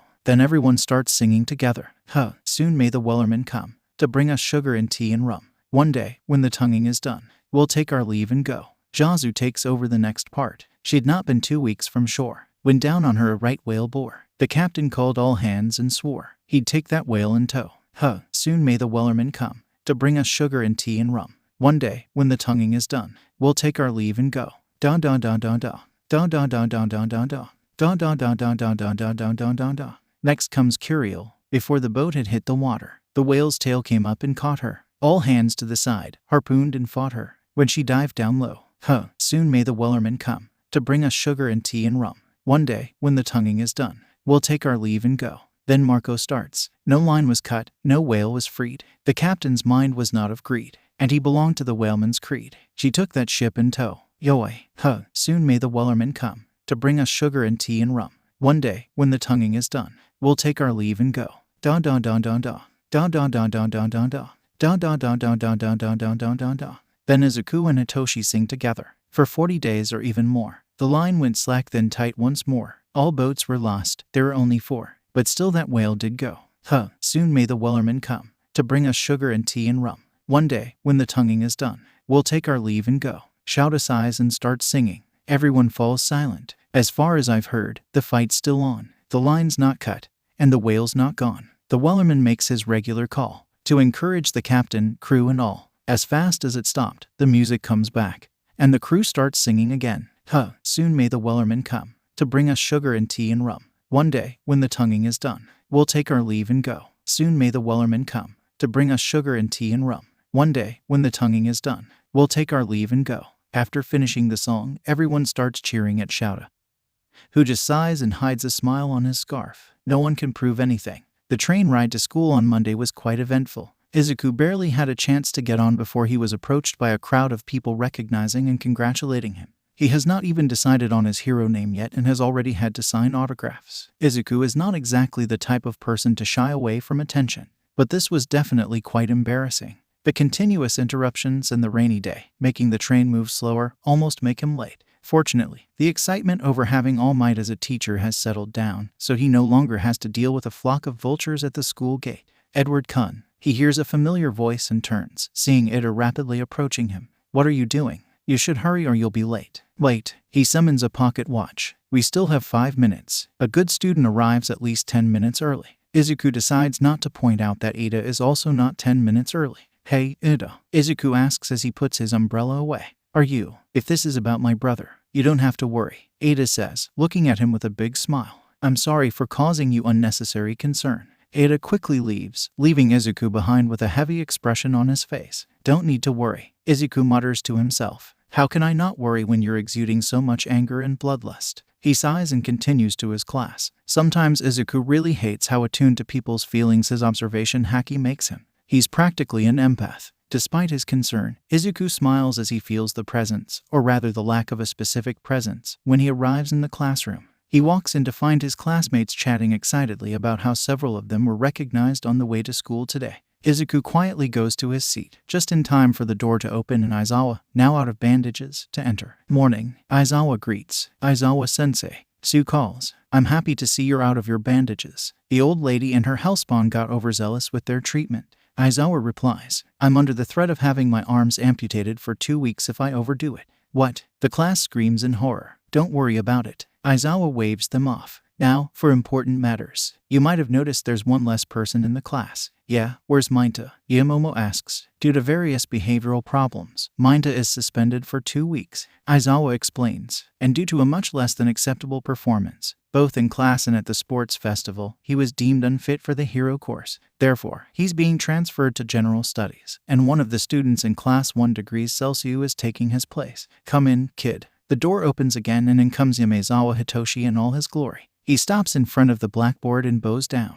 My name is Yamezawa Hitoshi, and I'm not here to make friends, he says, which makes Izuku snort. Yeah, nice job so far, Izuku mutters, and he hears a chuckle from Jiru, who clearly hears him. You can sit down behind the problem child. Yamezawa. Aizawa says the name like it's alien to him. Izuku bets on less than a week until everyone knows they are dad and son. Hitoshi sits down in the seat previously belonging to the great boy. On his way, he flashes a smile at Izuku, who replies in kind. Welcome, Hito. Before Hitoshi can reply, Aizawa goes on. Moving on. Today's hero informatics period is a little special. Everyone instantly goes on edge, already anticipating another quiz. It's time to choose your hero names. Instantly, chaos erupts. Hell yeah. Aizawa shuts them down with a quirked glare and continues explaining. This is related to the internships with the pro heroes that I mentioned a few weeks ago. For now, the nominations you have received are little more than demonstrations of interest in your future. It's not unusual that this interest will diminish or even disappear in your next few years. Aizawa explains. These are this year's nominations. He points to the board.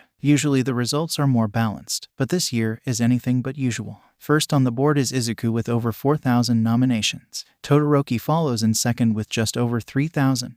Bakugo is third with a few hundred less. From there, the numbers plummet. Despite finishing second, Hitoshi has less than 1,000 offerings. Kirishima, Takoyami, and Yamomo received a few hundred. And finally, Shiro, Ida, Asui, and Uraraka received just under 50. Wow, the difference is like day and night. Kaminari complains. But Yamezawa ended up in second place, and yet got less than 1,000. Kirishima says, that's just how it works. Hito replies, most pro heroes want someone with a flashier quirk. Half of the class still doesn't know what your quirk is, dude. Shiro points. Then you need to get better in analysis. Hito shoots back. Even if you didn't get any nominations, you'll still go on internships. Aizawa says as everyone calms down. UA has a list of 40 hero agencies who you can choose from. This is why you need to choose your hero names now. Of course, you can choose a placeholder name for now, but take it seriously. Otherwise you'll have hell to pay later. Midnight barges into the class. The names you choose today will most likely be the names you will forever be known by.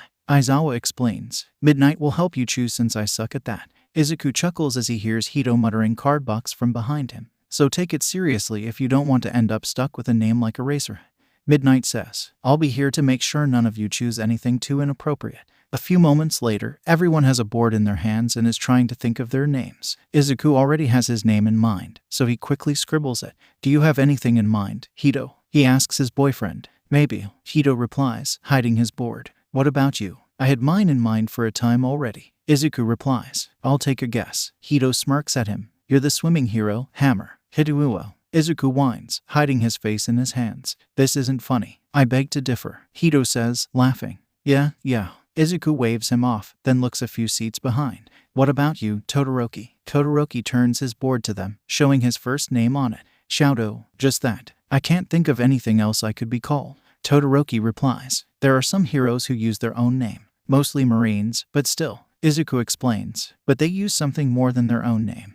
And they know perfectly well and are willing to accept the risk that comes with it. Is this really the name you want? Not really, but I can't of anything else. Todoroki replies. Izuku ponders on it for a moment, then remembers one of his previous obsessions from a few years ago. Astronomy. It started with him trying to learn about navigation from Izuku. After he learned to guide himself with the stars, he soon developed a real interest in space. What about Gliese? Izuku suggests. Gliese. Todoroki replies. Gliese 436b. It's a planet, about Neptune's size. Izuku explains, picking up his phone and quickly Googling it. It's known as the Hot Ice Planet. Todoroki looks at the phone, reads it for a bit, then nods. I like it. He scribbles it on his board, then immediately gets up. Are you ready to present your name? Midnight asks, and Todoroki nods, going to the front of the class. I'm the Hot Ice hero, Gliese. He says, perfect. It's approved. Midnight replies and Todoroki goes back to his seat. Aoyama is the second one to go, and he presents the name, I Cannot Stop Twinkling, which is quickly changed to Can't Stop Twinkling and approved.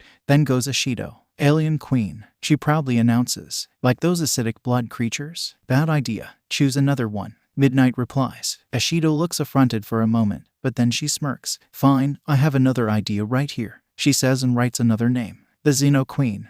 Fine, you can keep Alien Queen. Midnight sighs. Yes. Ashido cheers and runs back to her seat. From then on, one by one, the names are presented, and most are approved, with a few exceptions. Izuku is reminded of his concern for Eda when he chooses only Tenya as his hero name. He makes a note to talk to him later. A short time later, Hitoshi stands up and presents his name. The sleeping hero, Lullaby. Mysterious and misleading. Midnight comments. That's the plan. I want to be an underground hero. Hito replies. I like it. Approved. Midnight replies. And the last one is you, Edward. Everything ready? Sure. Izuku replies and goes to the front with his board. I'll have to thank Mike Sensei later since he was the first one to call me that. He turns his board. I am the walking arsenal Izuku, or Arsenal for shorts. Are you sure about this? Midnight asks. I know about the risks of having my real name attached to my hero name. Izuku replies with a nod. It's a risk I'm willing to take. I want my name to be something the civilians will feel safe when they hear. And the villains will fear. Such determination. Midnight mutters. It turns me on. Approved. So now it's up to you to choose who to do your internships with. You have until the end of the week to give me your forms. Aizawa replies. Don't be late. Yes, sensei. The class agrees. I'll let the rest of the period free so you can go over your offers. Aizawa says, going back to his sleeping bag. Don't wake me up unless someone is dying. Well, Izuku has a pile of offers to check. But right away, he realizes that he can discard 90% of them. Most of them come from small heroes who are trying to take advantage of UAS fame to increase their rankings and will have nothing to teach him. He takes a notebook and starts writing down the names of those he thinks have something to offer him. Hey, Edward. He looks up and sees Todoroki. Do you have a minute? Sure, Todoroki. Izuku replies. I want your opinion. Todoroki replies. If I want to start using my fire, I need to learn how to control it. He shows the list of offers he got. Endeavor's name is highlighted. Yeah, no. Bad idea. Horrible idea. Izuku shoots it down immediately. As you just said, you need to learn control. Do you really think you can learn that from the man with more collateral damage and civilian casualties than the top 10 heroes combined? He starts going through the list. He's got a point, Todoroki. Hitoshi chimes in. What about you? Todoroki asks. Do you have someone in mind already? Yup, I'm going with Aizawa-sensei. Hitoshi replies. There, I knew it. Izuku says. He is still a captain, but his capture rate is 100% and his collateral damage rating is extremely low. Maybe he can even help you with your quirk, but if he can't, I know someone who can. He points to a name in the list. Smoker the White Hunter, a Marine captain. Todoroki observes the name for a while, then nods. I trust you. Thank you for the help. Then he goes back to his seat. Izuku is about to go back to his list when he remembers another thing he wants to discuss. He pulls out his phone and starts texting. Arsenal with legs. Can we talk about, you know what? I think I found someone. It only takes a few seconds for a reply to come. Skeletor. Sure, young Edward. Same place as last time. Arsenal with legs. Yeah, I'll bring Kirishima along so we can explain. Skeletor. All right. See you soon. Arsenal with legs. See ya. Then Izuku puts his phone away and walks to his red-haired classmate. Hey, Kiri. He calls. Hey, Idaburo. Kirishima greets him with a grin. How are you? I'm good. Izuku replies. I need to discuss something important within private. Can you have lunch with me today? Yeah, sure dude. Kirishima replies. Great. See you soon. Izuku says, smiling. With this problem solved, Izuku returns to his seat and continues analyzing his list of offers and noting down the most promising ones. It doesn't take long for him to find a name apart from the others that immediately catches his attention. This is perfect, Izuku murmurs, underlining the name with a purple marker. His decision is made, and he doesn't think he'll regret it one bit. When lunchtime rolls around, Izuku, as agreed, takes Kirishima to the room where he talked with All Might a few weeks before the sports festival. Inside, he finds All Might, in his deflated form, waiting. Oh, hello, Mr. Kirishima greets the man. Kiri. This is Yagi Toshinori. Izuku introduces him and then turns to Yagi. Yagi-san, you already know Kirishima. He looks back at Kirishima. He is the reason I wanted to talk with you. But first, I need you to promise that what you see and hear here is just between you, me, Yagi, and Nedzu, who's watching this from the cameras. Kirishima looks at him with a bit of skepticism but nods. All right, I don't know what this is about. He gives Izuku a reassuring grin. But I trust you, Idaburo. Great. Now, Yagi-san. Izuku calls, and Yagi gets up from the sofa. Young Kirishima. Yagi starts. As young Edward said, my name is Yagi Toshinori, but you might know me by another name. He says, then inflates. I am here. All Might. Kirishima yells in surprise, almost falling back. Yes, young Kirishima. I am All Might. Yagi explains and then deflates. The reason for this other form lies in a wound I received a few years ago. The story is long, so you'd better sit down. Kirishima does as told, and All Might begins to explain the wound he received, the loss of his stomach and one of his lungs, and his gradually decreasing time limit. He explains how he came to UA in the hopes of finding a successor. Wow, that's a lot, Kirishima says. I might not be the brightest student, but I can see why this needs to be kept a secret. Yeah, it's an important secret, and I'm really sorry to burden you with it, young Kirishima. Yagi replies, but I believe you are the right choice to become my successor. That's why I want to ask you, young Kirishima, would you accept to inherit my quirk? Inherit your quirk? How is that even possible? Kirishima asks. I'm not your son. That is the nature of my quirk, young Kirishima. Yagi explains. My quirk can be passed on like a torch. With each bearer, the power increases. I am the 8th user, and I would like you to be the 9th. A quirk like that really exists? Kirishima asks. Everything is possible, Kiri. Izuku says. The quirk in itself has a long story. It came from the dawn of quirks, after all. Yeah, it all started with 2 brothers. They start eating their lunch as Yagi explains the long and complicated story about all for one and one for all. By the end of the story, Kirishima has a thoughtful expression on his face. And this all for one? Kirishima asks. I assumed he was dead. But after seeing the creature that attacked the USJ, I am no longer sure. Yagi explains. That creature is just the kind of inhuman experiment that loved doing. This is why I ask you to consider my offer carefully, young Kirishima. One for all is a heavy burden to carry, and I ask you not to follow the same path as me. Don't fight alone. Kirishima stays silent for a few seconds, then he looks up. Are you sure I'm the right choice, sir? Kirishima asks. I won't lie to you, young Kirishima. I first asked young Edward to inherit my quirk. Yagi replies. But he denied the offer after explaining how his own quirk would react to receiving a new quirk. Kirishima looks at Izuku, who nods. Long story short, my quirk comes from a bad-tasting fruit, and if I get another quirk, he makes an explosion motion with his hands. Death. Of course, you not being my first option doesn't make you any less worthy. Yagi quickly assures him. He's right, Kiri. All Might chose me first. Not because he thought I was the best, but because he already knew my family and me. Izuku explains. You're just as worthy as I would be. Okay. Kirishima replies with a nod. I accept. Are you sure, young Kirishima? Yagi asks one more time. Yes, sir. I'm sure. Kirishima replies with a grin. I'd love to be the successor of someone as manly as you. In that case, Yagi inflates, plucks a strand of his hair, and presents it to Kirishima. Eat this. Excuse me, Kirishima asks, and Izuku laughs. Oh my god. I hope you washed your hair. Izuku says. One for all is transferred by ingesting the DNA of the predecessor. Yagi explains. This is the best and safest way of doing so. Kirishima looks at the hair with a grossed expression and hesitantly puts it in his mouth, gagging as he tries to swallow it. Izuku passes him a bottle of water which Kirishima immediately accepts and downs quickly. Thank you, dude. Kirishima smiles and looks at his hands. I don't feel different. Of course not. Yagi says, back in his small form.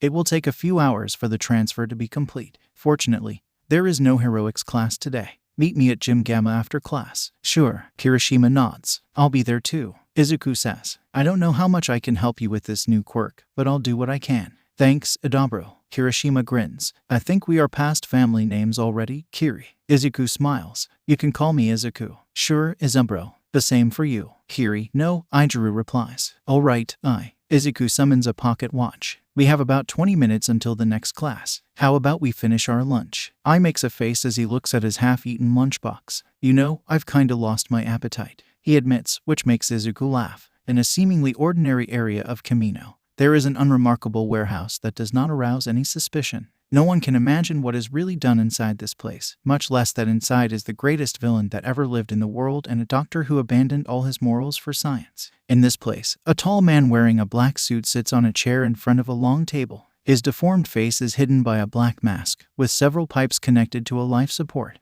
In his state, just being alive could already be considered a miracle. And yet, this man is still the most powerful in the entire underworld. In his more than 200 years of life, All for One has dealt with all kinds of people. He became known as the symbol of evil. And today, even injured, he still controls the entire underworld of the shadows. He never met anyone that he couldn't control in some way, until he met the man in front of him. Every human being has desires. It is by being able to grant them what they want that All for One has managed to accumulate the power and influence that he possesses. Rarely did he meet people he couldn't control out of respect and admiration. These people he controlled by fear. But this light blonde man, 10 feet tall with tan skin, wearing a light pink feathered coat, a red suit, and thin white sunglasses with red lenses, ignoring the chair and instead sitting on the table facing All for One. He is different. There is no hint of fear or admiration on his face, just an unreadable grin. All for One doesn't know what he wants or what his goals are, and this makes him extremely dangerous. His origins are unknown, but even so, in a few short years, this man known in the underworld by the nickname Joker has gathered great influence and resources, standing above the entire Yakuza and below only All for One himself. Dealing with this man will only make him more powerful, which is not desirable, but All for One is willing to make the sacrifice. Next to Joker is a man who, despite his hunchback, is even taller, at almost 12 feet tall. He has long black hair and sunglasses with black lenses. He wears a blue coat with black spots and clover patterns that cover his entire body, a green hat, and also has a staff with a clover on the end. His most striking feature is how his hair, face, hands, and even his coat seem to be melting. All for One and Dr. Garaki, who is present only to ensure that the life support continues to run smoothly during negotiation, observes his guests carefully. Both are calmly sipping a glass of wine. Despite their carefree appearance, it is clear that neither of them has their guard up, even when their eyes are off him. All for One still feels watched. Did you bring what I asked for? All for One questions. You wound me. Joker mockingly puts one hand on his chest, but the grin doesn't leave his face for a single second. Who do you think I am? He snaps his fingers, and the hunchback moves forward. A lump forms on his slimy coat and quickly grows until something is expelled from it toward the table in front of All for One. All for One looks and sees a little boy. He can't be more than 7 years old. He has his arms and legs tied up in a muzzle over his mouth. Pale skin, messy black hair, wide round blue eyes stare at his mask, filled with fear. All for One notices his chest moving rapidly as the child tries to get air. So, this is the one? All for One asks. Doesn't look much impressive, but he's the real deal. Joker replies giggling. If you don't believe me, check for yourself. He was quite hard to get. Very well. All for One looks back at the boy, who starts breathing faster. Just close your eyes, little one. This won't take long. The boy sees the hand approaching him and closes his eyes tightly, curling into himself. All for One gently places a hand on his head and feels his quirk. Indeed, it is what he asked for. So without much ceremony, he activates All for One and starts pulling on the quirk. The child opens his eyes and starts trying to crawl away from him. The muzzle muffles the sound well, but it's still possible to hear him trying to scream. Don't resist. It'll just hurt more, he says, but the boy keeps struggling. A few seconds later, he stops screaming. See, it wasn't that bad. The child does not respond. He has stopped moving completely. All for One gently places a finger on his neck, but he doesn't feel a pulse. Well, this was not unexpected. He had never met a child who survived the pain of having their quirk torn out from them. Still, it's a shame. He could have been useful for something. Karaki, dispose of the body. He orders. Yes, master. The doctor answers and quickly scoops up the body. After the doctor leaves, All for One presses a button under the table, and a trapdoor with a large case opens right beside him. He takes the suitcase and hands it to the hunchback. 750 million yen, just as agreed. He says as the man opens the case and shows it to Joker. A pleasure doing business with you. He says as he gets up and jumps from the table. I'll need a bit more time to get the other item. It's hard to find since, there's only one in the whole world. He starts giggling. Take your time. As long as you succeed, you'll be paid. All for One replies. Sure. Joker starts going to the door, but then he stops. Oh, right, I'm sure you felt it when you stole the quirk, but I'll warn you anyway. The boy couldn't use the quirk on himself, so you will need someone to pass it to if you want it to be used on you. Let's go, Treball. Then they leave. The fact that this quirk cannot be used on the user himself is certainly an inconvenience, but nothing too worrying. All for One still has time, and if all else fails, he still has Tamura. Looking at the camera he uses to transmit himself, he activates his technology control quirk to start a call. A voice soon answers him. What do you want? They say. Is there any way to talk to your benefactor? All for One replies. Screw you, you bastard. They reply. It's not as if I have any choice. If you would just listen to reason, I wouldn't have to force my hand like this. All for One chuckles. Or do you think that if someone finds out who you really are, you could still be a hero? Fuck you. What do you want? They ask again. What a foul-mouthed little fellow. All for One chuckles again. Maybe I should remind you what is at stake here. The doctor is running out of test subjects. Maybe your parents could be useful to him. They gasp immediately. No, please, don't hurt them. They say quickly. I'm sorry. Now this is better. It's not that hard to be respectful, is it? They don't reply, but the silence is enough for All for One. How are things on your end? No one suspects anything yet. They say in a resigned voice. It doesn't look like anyone thinks there's a mole. Good, keep it that way. All for One replies. For now, I want you to keep tabs on any potentially good quirks that could be useful for me. Student or staff doesn't really matter to me. Yes, sensei. Keep up the good work. All for One says. I'll be in contact. They hang the call. I hope you will not disappoint me, my grandchild. All for One says, knowing that they cannot hear him. At UA, in the Gamma Gym, under the strict supervision of Recovery Girl, All Might, Kirishima, and Edward prepare to test One for All. Now, young Kirishima, I want you to concentrate on activating the quirk. We don't know how it will manifest in your case yet. Toshinori explains. In my case, One for All manifested as super strength, but that's because I was quirkless before I received it. My mentor's quirk was called Float, and it allowed her to float at low speeds. But after receiving One for All, her speed and mobility increased immensely. So, One for All will probably strengthen my hardening. Young Kirishima asks. It's a possibility, but we'll need to test to make sure. Toshinori replies. All right, I'm ready. Young Kirishima replies. Then first, activate just your hardening in your arm, the way you always do. Young Edward says as he summons a few different stones. I want to test your level of hardness. All right. Young Kirishima nods and hardens his arm. Let's start with this one. Young Edward says, picking up a blue stone. This one is an apatite, 5 in the Mohs hardening scale. He holds the stone against Kirishima's arm and tries scratching it. It leaves no mark. You are harder than apatite. Next is feldspar. He pulls up a brown rock. Hardness 6. Ready, always, is Umbro. Young Kirishima grins back. Then, let's go. Young Edward scratches it at young Kirishima's skin, and it resists again. The next stone is white and resembles a crystal. A quartz. Young Kirishima resists it once more. Then he tries a topaz and finally scratches Kirishima's skin. So I guess I'm weaker than topaz. Young Kirishima says. You're between a 7 and an 8 on the Mohs scale, then? Young Edward replies. Within my expectations since you can easily block knives and even bullets. Now, let's try activating One for All. Okay. Young Kirishima bumps his fists together. Then he thinks for a few seconds and looks at Toshinori. How do I do it? Clench your butt cheeks and yell smash at the top of your lungs. Toshinori proudly says, being greeted by only silence. He hears a sigh and looks to the side, seeing Chiyo face-palming. Try feeling the quirk on your body. Young Edward says, after I ate the Gubai no Mai, the first time I activated it was when I was holding my All Might action figure. After holding it for a few minutes, it disappeared from my hands, but I could still feel it in a way. All right. Young Kirishima nods. I can feel something in my chest. He mutters, clenching his fist. Red veins are highlighted and soon disappear as his arm begins to harden. Along with the hardening, it seems like his skin compresses, giving it an even more resistant appearance. He holds it like this for a few moments and then lets go with a pained grunt. Shio immediately approaches and begins to examine the arm. There is a bad, swollen purple bruise on young Kirishima's arm, like someone had grabbed his arm and squeezed it with great force. Well, we have already seen the danger of using too much energy, young Edward says. From what I have seen, one for all increases your hardening and, at the same time, compresses it. But as a consequence, the pressure on your body increases. It's like diving too deep into the ocean. Too much pressure will crush you. Shio kisses his arm, and the bruise fades. So what can I do? Young Kirishima asks. For starters, I think you should try lowering your output. Young Edward explains. The only reason your arm wasn't completely crushed was that you stopped as soon as the pain started.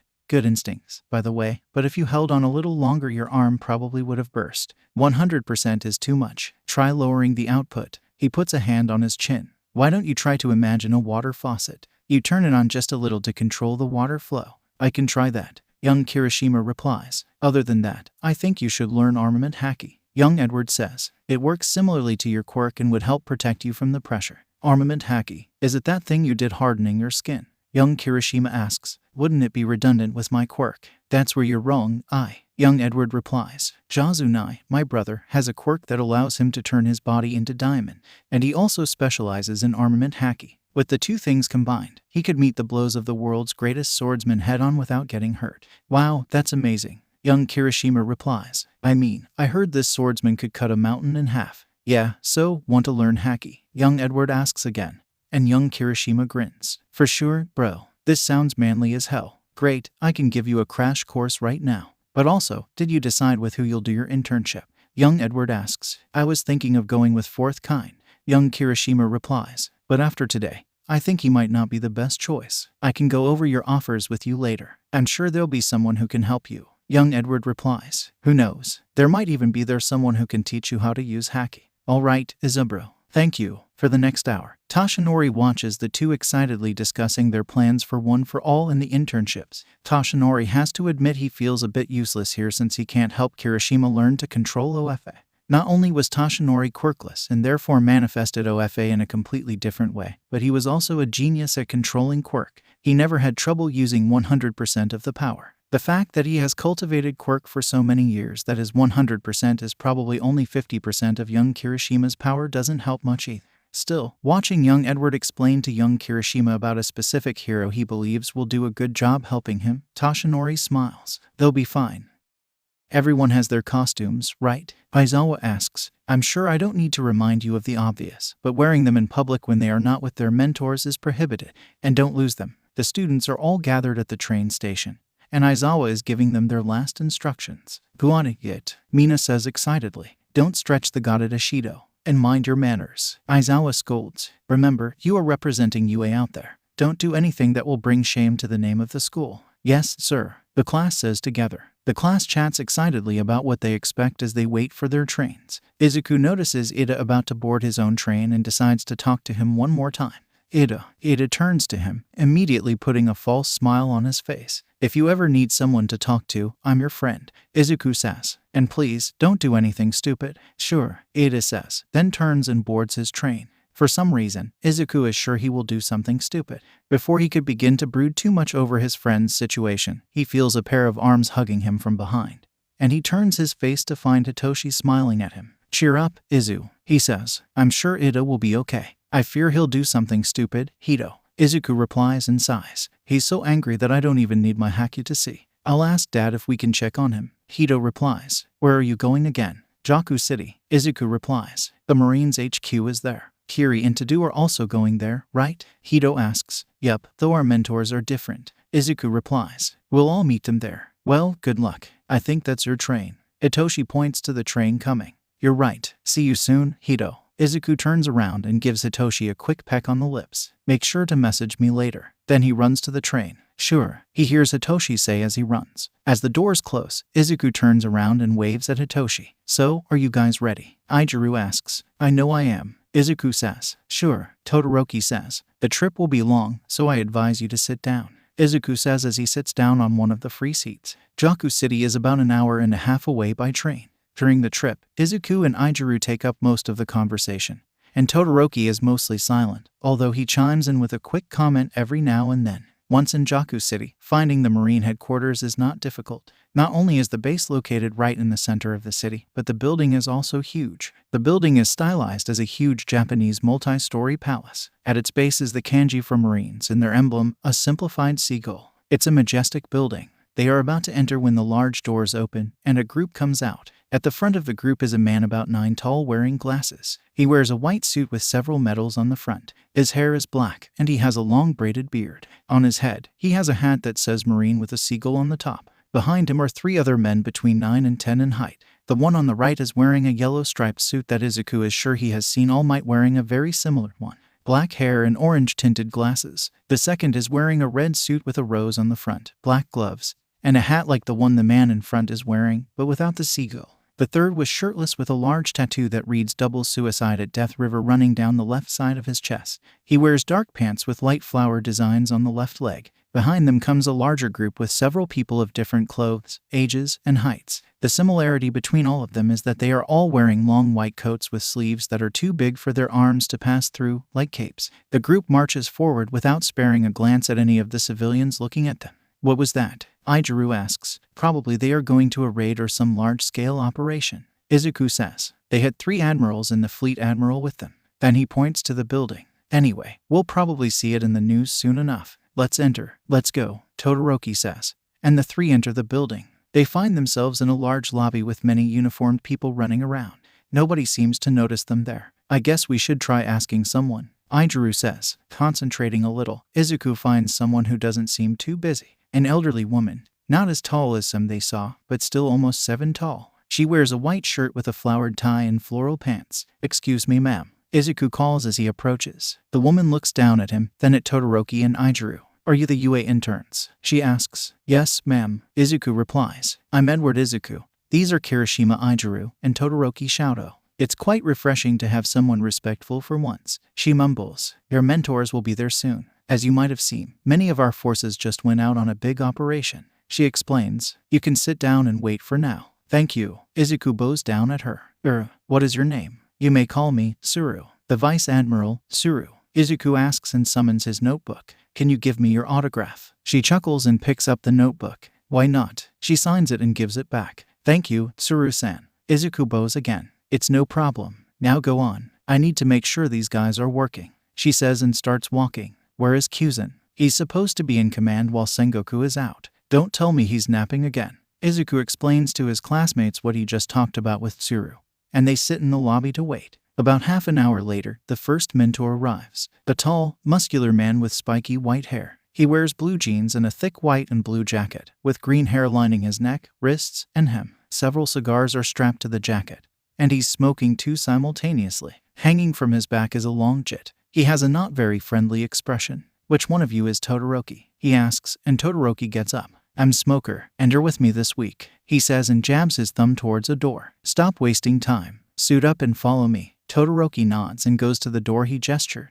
Smoker, the White Hunter, Izuku asks tentatively. That's me, Smoker replies. What do you want, kid? Can I have your autograph? Izuku asks, holding his notebook to the muscular man, who raises an eyebrow. He just takes the notebook and signs without saying a word. He reads the page that is open in Izuku's analysis of him. You're right. My power is a Loja Akuma no Mai. Smoker says. I ate the Moku Moku no Mai. I'm a smoke human. Cigars do not influence my power, but they don't harm me like ordinary people, so I can smoke without any problems. And it helps in the intimidation factor. He explains as he gives the notebook back. These are some good analyses, kid. Good job. Thank you, sir. Izuku bows. Just call me Smoker. Smoker replies, just as Todoroki comes back in his hero costume. Smoker looks him up to down and nods. Follow me. Todoroki nods and starts following the man. Bye, Kirishima. Bye, Edward. He calls as he leaves. Bye, Tadaburo. Bye, Todoroki. Good luck, Izuku says with a wave. They observe as the 2 leave. He looks scary, Izuku says. But he's actually quite a nice guy. Yeah, he's very kind under that though exterior. Izuku replies. There is a video circulating on HeroTube of him buying ice cream for a little girl after she bumped into him and dropped it. Well, never judge a book by its cover, Izuku says. They keep waiting for a few more minutes until they hear a loud voice. Kirishima Izuku. Izuku jumps from the chair. That's me. Izuku turns around and sees a tall, muscular man with tan skin, gray hair and beard, wearing a white suit and with the Marine's jacket on his back. He is holding a package of rice crackers in his hands, chewing loudly as he approaches. I'm Monkey D. Garp. The man introduces himself. And you better be ready for training. I'm more than ready, Izuku says, bumping his fists together. Gehahaha. I like your enthusiasm. I hope you don't break too easily. He points to the same door Todoroki went a few minutes ago. Suit up and follow me. As Izuku goes to get dressed, Izuku turns to Garp. Garp the Fist, hero of the Marines. Izuku says, can I have your autograph? Gehaha, sure thing, boy. Garp replies as he takes the notebook and signs it. Here you go. Thank you, sir. Izuku replies, I'm a big fan of yours. You're an inspiration to all quirkless people in the world.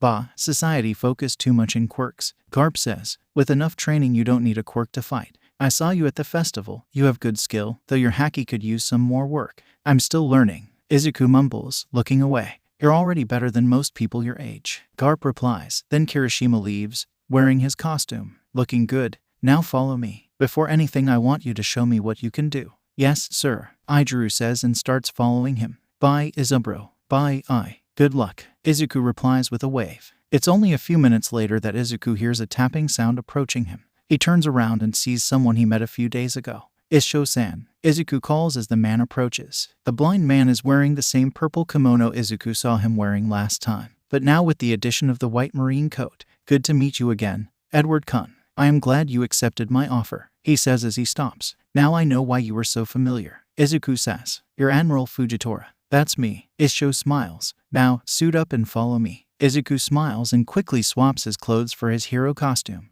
And for the first time, he gets to wear his coat. I'm ready, sir. Izuku says, that's a convenient power. Isho comments, I wish I could see what your costume looks like. It's quite minimalist. Izuku replies, I use mostly haki for protection. Then you need to stay on guard. Isho says and gives Izuku a white marine cap. To wear it or not is your choice. Although the marine has a uniform, most people here don't wear it except for the coat. Okay. Izuku nods and puts on the cap.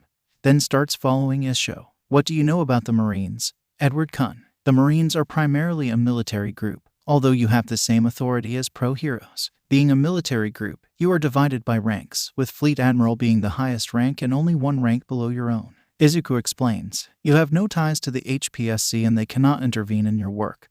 But you can train interns like any pro-hero. Every Marine has justice as their highest goal. Quite good. Though you should know one thing, kid. Isho replies, we are humans too. The Marines fight for justice, but what is justice? Opinion differs among us, and therefore most follow their own concept of justice. What do you believe is justice, Isho-san? Izuku asks. My motto is humane justice. Isho replies, our priorities should not be the enemy we have to defeat, but the people we have to protect. Always prioritize rescue. Izuku nods. I like the way you think, Isho-san. Oh, I guess I should call you Fujitora. Your choice. We are pretty lax about hero names in the Marine. Isho replies, my hero name is just what some people started calling me. Most recruits don't have hero names. Well, I still should practice using them. Izuku replies, I will be a pro-hero after all. Can't go revealing the identity of my associates in field now, can I? That is a good mindset to have. Isho says, smiling. In that case, let's start over. He looks at Izuku with a serious expression,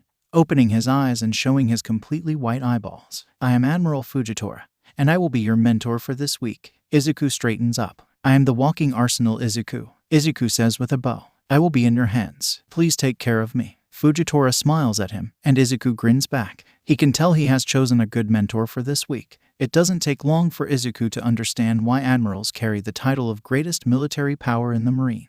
Shortly after they met, Fujitora gave a quick tour of the Marine HQ, showing the main facilities. After that, he took Izuku to a gym, and they sparred. Well, sparred would imply that Izuku had a chance. A massacre is what it really was. Using his cane, which he revealed to be a sword, he blocked Izuku's every attack without even having to move. Every blow he landed on Izuku was with the blunt side of his sword, and with each passing moment of the fight, he felt heavier until he could take no more and fell to his knees. In short, Fujitora is a monster. Izuku is sure he would give tough fights to any of his brothers and possibly beat most of them. Of course, with Papa, it's another story. Papa is invincible. But Izuku is not Papa. He definitely can't withstand the continuous increase in gravitational force caused by Admiral Fujitora's Zushi no Mai. I surrender. The pressure vanishes as soon as he says that. As Izuku gets up, Fujitora sheaths his cane sword. Not bad, Fujitora says. In terms of power, I would say that you could easily be a Commodore. I doubt I could defeat people like Smoker, Black Cage Hina, or Ship Cutter T-Bone. Izuku replies, and they are only captains. Garp and Tsuru are vice admirals, but they could easily be admirals. Smoker and Hina just didn't get promoted because they didn't accept their promotions. Fujitora explains, a certain level of strength is required to be promoted in the Marine Corps, but this is far from being the only requirement. T-Bone stopped being a knight to join us recently. His inexperience is what prevents him from being promoted at the moment. They are outstanding cases. Don't compare yourself to them. I guess you're right. Izuku shrugs. Still, looking at them, I can see how much I still need to get better. You're still young, Fujitora reminds him. Smoker is almost 10 years older than you. Many of our members are above their 30 seconds and you could take them on. He chuckles. You're pretty strong already, but I can admire your wish to be better. I guess it's hard to consider myself strong when all my family is so much stronger. Izuku replies, I mean, I'm the youngest. My siblings are so much stronger. I try to learn with all of them, but it feels like I'll never catch up to them. He chuckles. Hell, they get even stronger each day. Then I can't let you fall behind. Fujitora replies, but I think I know what you're lacking. There's a reason why the strongest ones in the Marines are older. Can you guess why? Now that Izuku thinks about it, most of the high-ranking members of the Marines are in their 42nds. The youngest admiral that he knows of since Ryokuju never revealed his age is Aokiji at 39.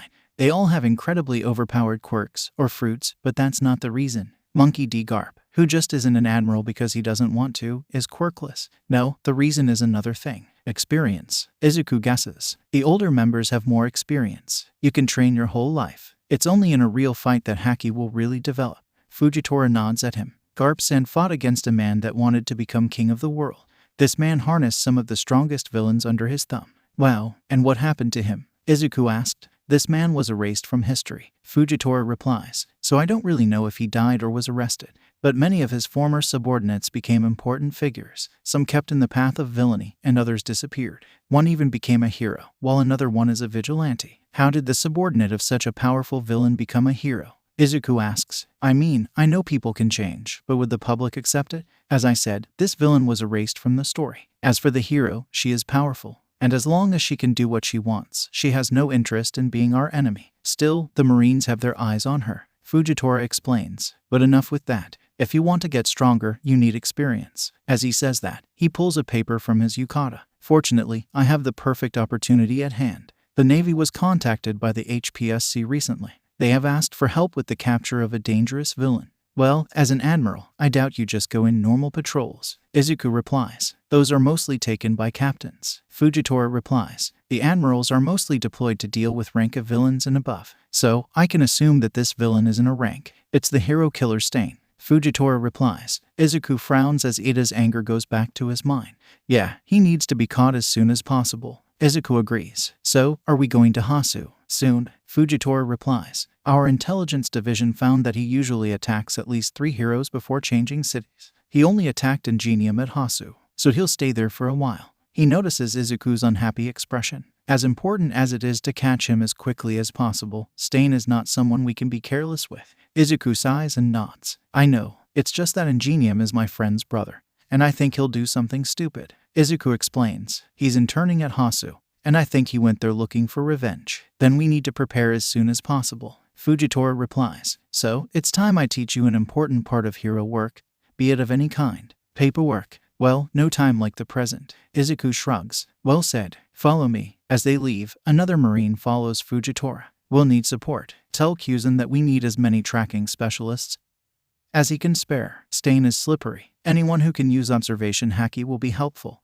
Also, as many doctors as he can spare, just in case we have victims. Yes, sir. The Marine salutes and then leaves. If everything is good, we'll be able to deploy the group in a few hours. Fujitora says. There's a Marine base at Hasu where we'll be staying. He smiles at Izuku. We can keep an eye on your friend while we are there. Thank you, Fujitora-san. Izuku beams at him. Shouto's first impression of Captain Smoker was not a very good one. His gruff attitude and aggressive words remind Shouto of his father, and he doesn't like this. The man didn't say much and immediately ordered Shouto to follow him. Outside, he handed him a helmet, and the two got on a motorcycle where Smoker drove to one of the worst parts of the city. However, the similarities ended there. Patrolling the outskirts of Jaku City with Smoker, Shouto can see another side to the man. Although people do not approach him, it's evident that they feel safe with him there. When they encounter bad guys, Smoker quickly turns his hands into smoke and arrests them without causing any collateral damage or even hurting them. Shouto could even see him trying to smile at a child. he says, trying because he seems to have even less experience with smiling than Shadow. So, why did you want to intern with me? Smoker asks after a few hours of patrol. It was my friend's suggestion. Shadow replies. Izuku, the green-haired one, said that maybe you could help me with my flames. My power is only smoke. Smoker replies. As you saw earlier, they aren't hot. Good for capturing villains, but my offensive power doesn't come from it.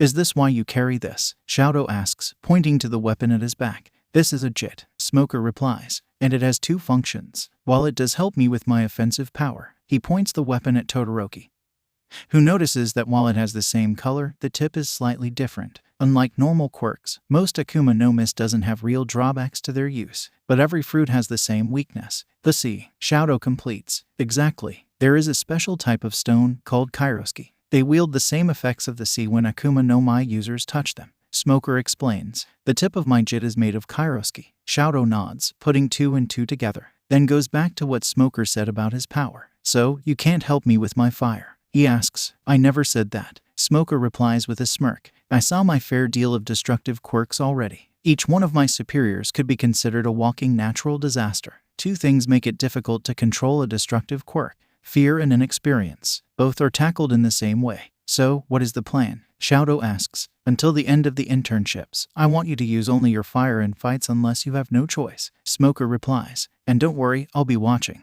And if needed, I will intervene. Understood. Shadow nods. Good, then don't waste time. Smoker says. I brought you here because this is the most dangerous part of the city. Even in broad daylight, it's normal to have muggings happening around here. You'll deal with the next criminal we find. Yes, sir. Shadow replies. Drop the sir. Smoker replies as he lights a new cigar. Just Smoker or Captain Smoker if you really need to. With that, they resume their search for criminals to fight. Is that all you got? The old man taunts as Izuku struggles to get up. He just took the beating of his life, and the man didn't even break a sweat. He's so manly. No way. Izuku pushes himself from the floor. I wish my grandsons were as pumped for training as you. Garp replies. Let's stop for now. Why don't you tell me exactly why you choose me for your internship? Well, it was my friend's suggestion. Izuku explains. The one you saw with me. My quirk just went through an evolution. Now I can compress my hardening. But doing so crushes my insides. So he suggested I should learn armament haki. So he thought I could teach you. Garp asks. Well, he's absolutely right. He starts laughing and opens a bag of rice crackers. Did your friend explain the basics to you? Yes, sir. Izuku nods. Great. Garp grins. Then we can go straight to the training. The concept is similar to your quirk, so think about it. He cracks his fingers. And get ready because this will be painful. No pain, no gain, right? Izuku grins, bumping his fists together. Let's see if you will still be saying that at the end of the day. Garp laughs again. At the end of the day, Izuku is no longer saying that. He can barely speak at all. Garp's blows hurt even more than his Ubro's bamboo. Still, Izuku thinks he is beginning to understand how this haki thing works. The marine base in Hasu is exactly the same as in Jaku City, except on a smaller scale. Izuku and Fujitora arrive in the city in the late afternoon. Upon setting foot on the base, all the Marines there immediately went on alert and greeted Fujitora. We were expecting you guys. A tall man greets them. Welcome. The man has reddish-brown hair with brush-like sideburns. On his chin, an X-shaped scar and a large X tattooed on his exposed chest. He's wearing a bicorn hat. He wears knee-high and gloves to the elbows, blue leather pants and an open leather shirt. At his waist is a belt with a wide ornate buckle and a sword and axe hanging from it.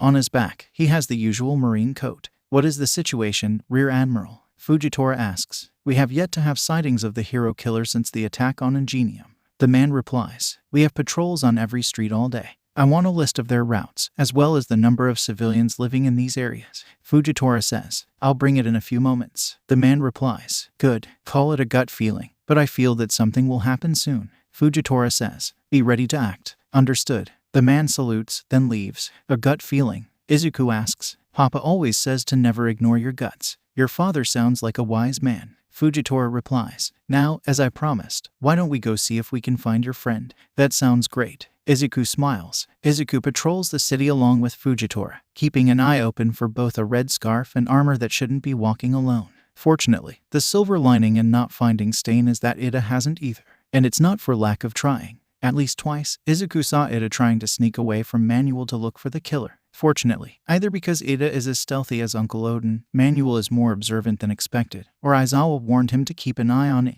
The sneaks all fail. On the second day, Smoker and Todoroki arrive at the base to help with the search. Smoker and Fujitora patrol completely different areas, so Izuku and Todoroki don't have much time to talk. But in their brief conversations, Izuku can see that Todoroki is getting a lot out of his internship. For 2 days, nothing happens, and then everything goes to shit. On the third night, Izuku and Fujitora are patrolling the streets when they both sense 2 hostile presences coming from the top of the building.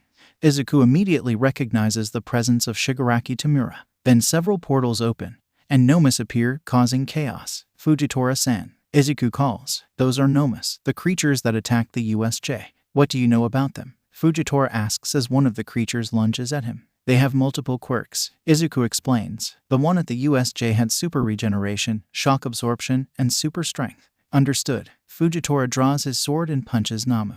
Then immediately, the creature falls to the ground, opening a crater on the floor. All units move on. He orders, evacuate the civilians. Anyone of rank captain or above focus on the creatures. Yes, sir. The Marines reply, then move on. What should I do, Fujitora? Izuku asks. Tenya. Izuku hears a familiar voice calling. Tenya, where are you? Izuku looks and sees Manuel running. Manuel, Izuku calls. Isn't Tenya with you? I lost sight of him when the chaos started. Manuel explains. I don't know where he went. Damn, Ida. Now is not the time to be stupid. Izuku grumbles. Fujitora-san. Fujitora nods at him. I, Admiral Fujitora, give intern Walking Arsenal Izuku my full consent to use his quirk in any means he deems necessary to protect his life and the lives of others. Fujitora says and smiles. Now go find your friend. Thank you. Izuku bows and starts running. As he runs, a flash appears above his head. As he looks, he notices a huge burning rock falling toward the street he has just left. Fujitora is not sparing efforts. The collateral damage to his name is astronomical,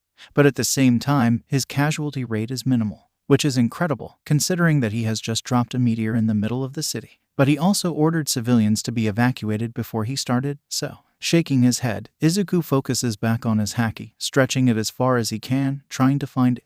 Damn it, Ada. If Stain doesn't kill you today, I will. Izuku grumbles as he runs towards the alleys. Thankfully, it doesn't take too long until he feels the familiar presence filled with anger from his friend.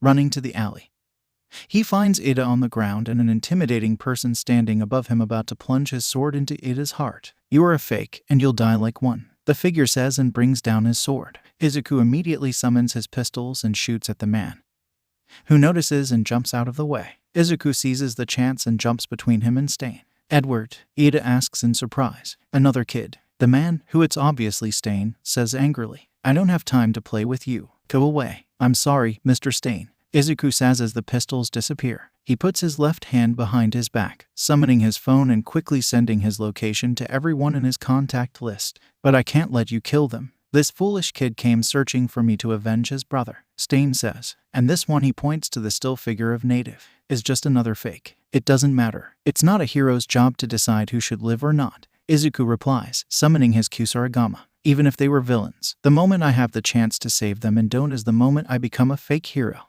Edward, what are you doing here? Ida asks. This has nothing to do with you. Run away while you still can. First, we are in field, Tenya. Izuku scolds. So you can call me Walking Arsenal Izuku or Arsenal if the full name is too long. Second, he glares at Ida. I told you not to do anything stupid. Going after a serial killer is pretty stupid, in my opinion. Never take your eyes off your enemy, kid. Stain throws a knife at Izuku, who blocks it with the chain of the Kusarigama, not looking away from Ida. And third, the moment your stupid actions put lives at risk. That started to have everything to do with me, so either you get up and help me, or shut up and let me save you. Izuku says, I can't move. I think it's his quirk. Ida replies, he cut me, then I couldn't move anymore. So either a paralysis quirk or his weapons are poison. Izuku mutters. He starts to spin the weight on the end of the chain. The alley they are in is not very big, but it is big enough for him to maneuver the chain and get enough momentum to launch a powerful attack on the killer. It won't be that easy, kid, Stain says, jumping out of the way. Then he pins the chain to the floor using knives. Izuku simply drops the weapon and summons his pistols. His focus is on keeping Stain as far away as possible from the 2 paralyzed victims. He starts shooting, aiming at Stain's chest. He's using rubber bullets, but Stain doesn't know that, so he dodges them, keeping in movement while trying to approach them. He's too fast. I can't aim properly, Izuku thinks as he unloads his bullets on the running figure. This isn't a quirk. Harudanai is faster than him. He must have a limit, though. Like a racerhead, Stain is an ambush fighter. If I can keep him on his toes, he'll get tired sooner or later. That's the plan he follows, but Stain has much more stamina than Izuku expected, and every moment, he manages to get a little closer until finally he gets close enough to attack. He grabs a knife and tries to cut Izuku, aiming for his face, but Izuku quickly covers the area in Haki, blocking the slash. Haki, Stain asks as he jumps back. It's been years since I fought someone who used Haki, but this explains how you can keep with me. Observation and armament, right? Izuku stays silent. Still, one person cannot specialize in both types, and I'd say you specialize in observation. He puts his hand behind his back and unsheathes his sword, revealing a moderately curved katana with a white edge. Its guard is golden and shaped like a rounded cross patty. The hilt is wrapped reddish-brown, with a golden clasp around its middle and a golden kashira pommel. Izuku can feel bloodlust coming from the blade. I specialize in armament, Stain says, and the blade turns black. Izuku barely has time to react. Dropping the pistols, he summons his own katanas and blocks the incoming hit. The two blades clash and black lightning flashes, radiating through the alley, managing to force Stain a few steps back. He holds his katanas with one in front of his chest and the other above his head. Oden Nidoryu. He runs towards Stain, who holds his katana with a tight two-handed grip. Taujin Totsuka. He and Stain slash at the same time, passing each other. Izuku stops behind Stain, who starts calmly walking toward Ida while raising the katana to his mouth. You're good, kid. Izuku's katanas shatter, and he hears the sound of dripping blood. You don't deserve to die here, but I can't let you stand in my way. He licks the blade of his sword, and Izuku's body stops responding. He can't move anymore. You're worthy to be called a hero, but these two must die. Stop. Izuku tries to move, but he can't. You don't need to kill them. His body doesn't respond. Please, don't kill them. He's completely paralyzed. They made their choice. Stain replies, raising his katana and preparing to kill Ida. It's because of people like them that the hero society is so rotten. Before he can deliver the killing blow, fire bursts through the alley, which causes Stain to drop his katana and jumps back. Izuku can't see since he's facing the other way, but he feels the presence. You need to be clearer with your instructions, Edward, Todoroki says as he enters. I almost didn't get here in time. Todoroki, Izuku exclaims, both in relief and concern. Don't let him cut. He can paralyze people by drinking their blood. So, keep my distance, understood. Izuku feels the air heating behind him and the sound of fighting as Todoroki tries to burn and trap Stain in ice. Another one. Why are there so many kids getting in my way? Stain asks. By his tone, Izuku can say he's getting frustrated. Todoroki, not you too. He hears Eda's voice. Please, this is my job. I inherited my brother's name. Is what you're doing now something that Ingenium would be proud of? Todoroki asks. If so, then maybe I didn't know the type of hero he really was. The air cools again. And it's Gliza. Izuku keeps fighting against the paralysis until he feels his fingers twitch. Suddenly, his movement starts to come back. How is this possible? Did the effect already wear off? No, Ida and Native are still paralyzed. Maybe it becomes less effective the more people the paralyzes. Or maybe it has to do with blood type. He can think about it later, for now. He slowly turns and sees Todoroki still fending Stain off. But Stain is getting closer. Then Izuku notices the katana that Stain dropped right next to him. The style Izuku trained the most was the Oden Nidoryu, but that doesn't mean he didn't learn to fight with only a single sword. He always did his best not to be a one-trick pony. Picking up the sword, Izuku instantly feels the bloodlust it emanates but ignores it for now. His scabbard was not made for that sword, but it still fits. Releasing the sheath from his belt, he holds the sheathed katana just above his shoulder. Idoryu I. Izuku mumbles, taking a deep breath. He can't miss this chance. Stain has yet to notice he can move again. He runs towards Stain, who looks at him upon hearing the steps. You can already move, he asks. Shishi-sansen. In a quick motion, he unsheathes the sword and slashes Stain straight in the chest. Todoroki takes this opportunity to freeze the lower half of his body, and as Izuku sheets the sword back, Stain's blood spills. Izuku breathes heavily as he turns back to Stain, but it looks like he's already unconscious. Edward, are you okay? Todoroki asks, running to check on him. I'm fine, Izuku replies. He cut me, but it was superficial at worst. He frowns, looking at the killer in front of him. He really didn't want to kill me. We need to take his weapons, Todoroki says. Unfreeze him. I have rope here. Todoroki nods, and they get to work. Izuku makes quick work of removing every single blade he can find. How can someone hide that many knives in a sleeve? Then he ties Stain with the rope and applies first aid to the cut on his chest. Stain might be a murderer, but that doesn't mean that Izuku will just let him die. Edward. Izuku looks up and sees Ida hesitantly approaching him. Not now. Izuku cuts him. No. We will talk later, okay. Ida nods. Great, now let's go. We need to find other heroes. I don't want to risk Stain waking up. They leave the alley, with Todoroki helping Native walk. and get to the street, where he sees several Marines walking around. One of them sees Izuku and runs to him. "Here is Sho-san's intern, right?" Then he notices Stain. "Is that the hero killer? Where's Fujitora-san?" Izuku asks. "He should get here any second now." The Marine replies. "He was fighting a group of Naumas in the next street." Gliza. Izuku turns and sees Smoker approaching. His arms are transformed in smoke, and he's carrying 2 trashing Naumas. "Did you find your friends?" "Yes, sir," Todoroki replies. "Thank you for allowing me to look for them." He points to the hero killer. "I was almost too late." The hero killer. Smoker looks at him. "Not bad. Good job. Looks like the situation in the city is controlled." Izuku starts to relax, but suddenly he feels something quickly flying towards them. "Namu," Izuku yells, but he's too tired to move away in time, so the creature snatches him from the ground. Smoker is the first one to react, but he can't do much without freeing the Naumas he's holding. Izuku tries to summon his pistols to shoot the creature, but then he remembers that he dropped them in the alley. Todoroki tries to freeze the Namu, but it's already out of his reach. Suddenly, something stabs the Namu, and suddenly it stops flying and drops to the ground. The best that Izuku can do is to cover his head in haki before he hits the floor. He looks up and sees Stain in front of him, holding his katana. When did he even get it back? Izuku left it with the rest of Stain's weapons. It was with a Marine. Stain looks completely pissed off. "Fakes, all of you," he yells and starts leaking extreme bloodlust. His aura covers the street, and many of the Marines pass out. This hero society is crumbling. And it's all because of fakes like you. It's my job to get rid of all the fake heroes. Suddenly, Endeavor appears and prepares to attack Stain, but Todoroki stops him. "Endeavor, you bastard. You're one of the worst." Stain takes a step forward. "I need to cleanse this society. Only a true hero is allowed to kill me." His aura intensifies. Most heroes on the street either fainted or were frozen in fear. Izuku gets up limply and steps in front of Stain. He looks Stain straight in the eyes and releases his own aura, clashing with Stain's and making the wind blow faster. "You won't kill anyone today," Izuku says, and Stain snorts. "Yes, a true hero like All Might," Stain announces, sheathing his katana and giving it to Izuku. "And walking Arsenal Izuku." Then the aura vanishes, and Stain stops moving. Izuku waves a hand in front of his face, but he doesn't respond. "He passed out," Izuku says, clenching his hands around the katana's scabbard. Edward, Todoroki and Ida run to him. "I'm okay." Izuku suddenly starts feeling very dizzy. "On second thought, I think I'm going to pass out now." Todoroki. "Hold me, please." The last thing Izuku sees before passing out is Todoroki rushing to catch him. Izuku wakes up in an uncomfortable bed with blankets too thin to provide warmth. It's not the most unpleasant situation he's ever found himself in, but why is he here? Actually, where is here? Opening his eyes, he realizes that it's a hospital room.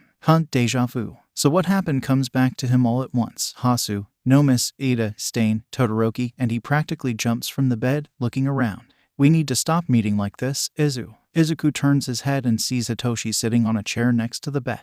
"Once is an accident, twice is a coincidence. Please, don't make this a pattern. It's not like facing a serial killer was part of my plans," Izuku replies. On another nearby chair is Todoroki, but Ida is not there. "What happened? All the Nomis have been caught. Stain was arrested. You, Ida, and Native were the only ones with serious injuries." Hitoshi explains. "You had a concussion from the fall. I figured it was something like that," Izuku says and turns to Todoroki. "Are you okay, Todoroki?" "Thanks to you, Stain couldn't touch me. I'm just here as a precaution," Todoroki says. "Thank you, Edward. I'm the one who needs to thank you," Izuku replies. "If it weren't for you, Stain would have killed both Ida and Native." He smiles. "And we just fought a serial killer together. I think we are past family names. Call me Izuku. In this case, you can call me Shouto." No, Shouto replies. "That reminds me," Izuku says, turning back to Hitoshi. "If you're here, that means that Sensei is also here, right?" "Yup, he's checking on Ida." Hitoshi replies. "They should enter by that room." The door opens, and Ida enters, followed by Aizawa. Right now, behind them are Fujitora, Smoker, and Manuel, but Izuku isn't paying attention to them. Taking a deep breath, he gets up from the bed. Hitoshi puts a hand to steady him if necessary. Izuku walks to Ida and glares at him, then summons a coin. "Heads or tails?" he asks. "What?" Ida blinks at him. "Did I stutter?" Izuku replies. "Heads or tails?" "Heads." Izuku throws the coin. "Lucky bastard." Izuku mumbles, then look back at Ida. "You can't imagine how much I want to punch you right now, Ida. But I will restrain myself and leave it to Sensei since he'll say everything I want to. And you might actually listen to him since you clearly couldn't be bothered to listen to me." Ida flinches, and Izuku sighs. "Look, Ida, I'm happy you're alive, but this doesn't change how pissed I am right now. So, please, give me some space. I don't want to do something I'll regret later. Then he goes back to bed, changing out of his hospital gown on the way. Ada just nods and sits down on the other bed. Well, we can talk soon, Aizawa says after they sit down. First, someone wants to talk to you. He opens the door, and another ridiculously tall person enters. This one wearing a black suit and has a dog head. This is the chief of Hasu Police Precinct, Surigami Kenji. The man enters the room and looks at them. He's carrying a familiar katana with a red scabbard. Why is he carrying Stain's katana? You can remain seated down. I know you had it quite rough. Was that a dog pun? So you're the ones who put a stop to the hero killer. You're UA kids, all right. But regarding the hero killer, he sustained some heavy injuries, including a deep slash on his chest and frostbite. He's currently under treatment. Izuku frowns. He knows that he wounded the hero killer pretty badly, and the way he attacked the Namu right after surely can't have helped. Since the dawn of quirks, the police have emphasized leadership and protocol, making a point not to wield the quirks of individuals as weapons. Then heroes rose up to fill that gap, becoming a profession of equal validity. Chief Tsurigami explains. Of course, such individual weaponization is a force that can cause injury very easily. So, the reason that the public can fully recognize such a prospect that normally would face due censure is because their forebears adhered strictly to rules and morals, and the like. Oh, Izuku can see where he's going with this, and he doesn't like it. On the other paw, another one. Those who aren't qualified yet might harm others through the use of their quirks without the direction of their guardians or supervisor, even if their opponent were, say, the hero killer himself. This is nevertheless a top-caliber violation of the rules. I can see where you're going with this. Izuku interrupts him. But we did follow the rules. I received explicit permission from my mentor to act and help Ida, and I believe the same is true for Todoroki. Shouto nods. They are right. Fujitora talks for the first time since he entered. I gave Arsenal my full consent to using his quirk to protect his own life and the life of others. When Gliza got a message from Arsenal, he asked me to go look for him. Smoker adds. I gave him permission to use his quirk. I see, Surigami replies. But still, I imagine that Tenya didn't have permission. No, sir, Ida says, looking down. I went after the hero killer by myself. Well, pup, you and your mentor must be handed down an adequately impartial punishment. Surigami replies. Wait, hold on, sir. Shouto interrupts. If Ida hadn't moved on then, Native would have been killed. Indeed, but the reason for his being there was far from noble. And even if they were, it doesn't change the fact that he broke the law. There is a good reason why vigilantism is a crime. Surigami replies. He's right, Todoroki. Ada says. I wasn't there to save Native. I didn't even notice he was there until Stain said. Before you keep arguing, Aizawa interrupts them. How about you hear the rest of what he has to say? What I just said is what I need to say as a police officer. But there's another way. Surigami explains. At the end of the day, punishment is only meted upon official disclosure. I can hide Tenya's involvement and make a public announcement that Walking Arsenal, Izuku, and Gliza were the ones who caught Stain.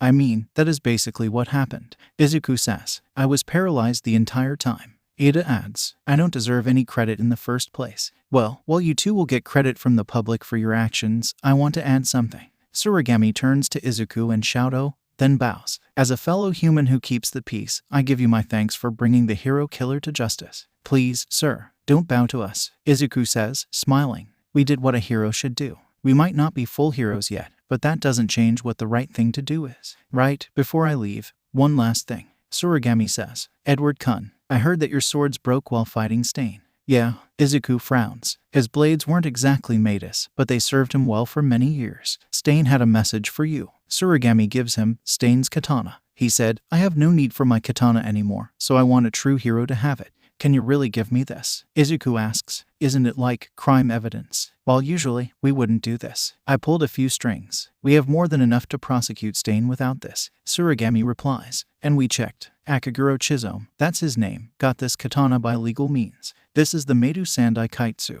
And I ask you that use it in your path to be a hero. Sandai Kaitsu. Izuku mutters as he holds the katana. Like the first time, he can feel the bloodlust emanating from the blade. But it isn't as overwhelming. So you accept me? He looks back at Surigami. Thank you, sir. I thank you. Surigami replies. Now, I will let you rest. I wish you a good recovery. Then he leaves. I'll do the same. Fujitora says. Edward Kun, whether or not you want to finish your internship is your choice. Please, sir. Izuku doesn't even need to think. I want to finish. Fujitora laughs. Of course, you want. You should be discharged in a few hours. I'll be there to pick you up. He turns to leave. Rest for now. A few minutes later, a nurse comes in to get Ida for a physical examination. Just as Aizawa was about to begin his grilling, saved by the bell. Well, he just postponed the inevitable. Suo. Izuku turns, and Hitoshi smirks at him. Did you really use a coin flip to decide whether to scold Ida or not? No, Izuku replies. I used a coin flip to decide whether to punch Ida or not. If Aizawa wasn't here yet, I would still be scolding him. As a matter of fact, Aizawa says, I noticed a certain tendency of yours to throw dice and coins during training sessions. What is this about? Sensei, I have 12 different weapons that I know how to use. Izuku explains, summoning a 12-sided die.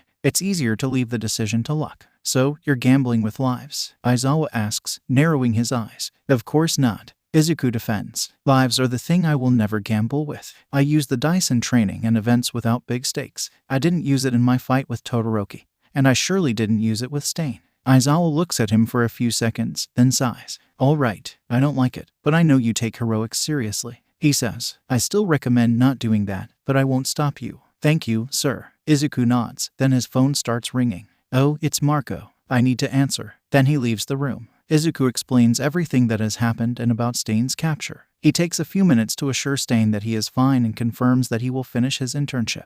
When Marco hangs up, Izuku lets out a sigh of relief. He loves Marco, but he can be such a mother wren sometimes. When he gets back to the room, Ida is already back and looking at the bed with dead eyes as Aizawa mercilessly grills him about everything he did wrong.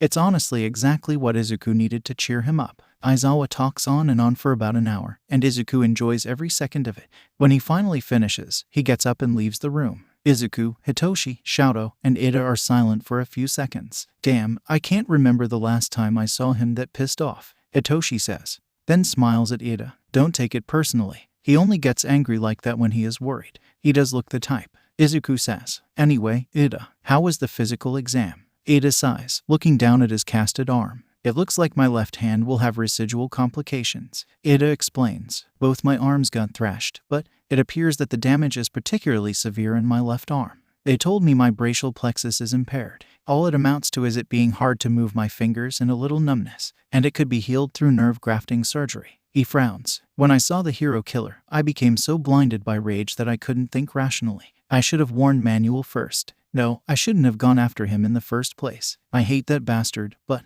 he spoke the truth. That's why, until I can become a true hero, I think I'll leave my left hand like this. Ida. Izuku sighs. That's a load of bullshit. He flickers Ida on the forehead. If you want a reminder of your mistakes, you can tie a ribbon on your arm or tattoo I'm an idiot on your forehead. But if you have a chance to restore your hand, don't waste it. It doesn't matter if you use mostly your legs. One day you may need your hands to save someone. What will you do if you cannot save that person because of your decision today? You have already made a stupid decision, don't make another one. Having said that, he gets up and leaves the room. He should probably stay there, but he's already fine. He goes to a vending machine and buys a can of tea. The coffee is much better, Hitoshi says, putting an arm over his shoulder. Probably. Izuku smiles. But I shouldn't be drinking coffee right now, so this will have to do. How are you feeling? Hitoshi asks. Physically, I'm fine. Emotionally, like shit. Izuku replies. I know it's not my fault, but I can't help but feel like I should have done more for him, you know. I saw from the start how angry he was. Maybe if I had pressed a bit more. Hey, what's done is done.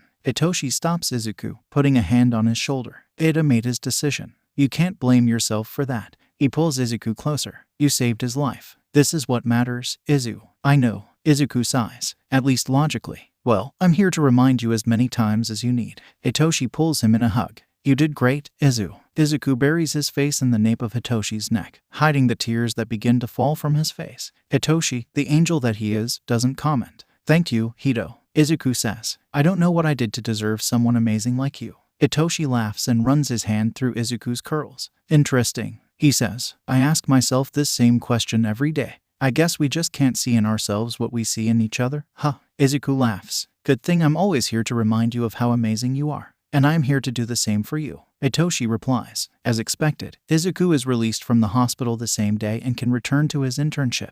The same goes for Todoroki. Ida, however, both because of his injuries and the fact that Manuel has had his teaching license revoked, cannot continue with his. Izuku and Todoroki return to Jaku City with their mentors and find the city in chaos. News spreads like wildfire throughout the city, and Izuku soon discovers the reason. He finds the group of Marines he saw a few days ago leaving the headquarters, walking almost like a victory parade.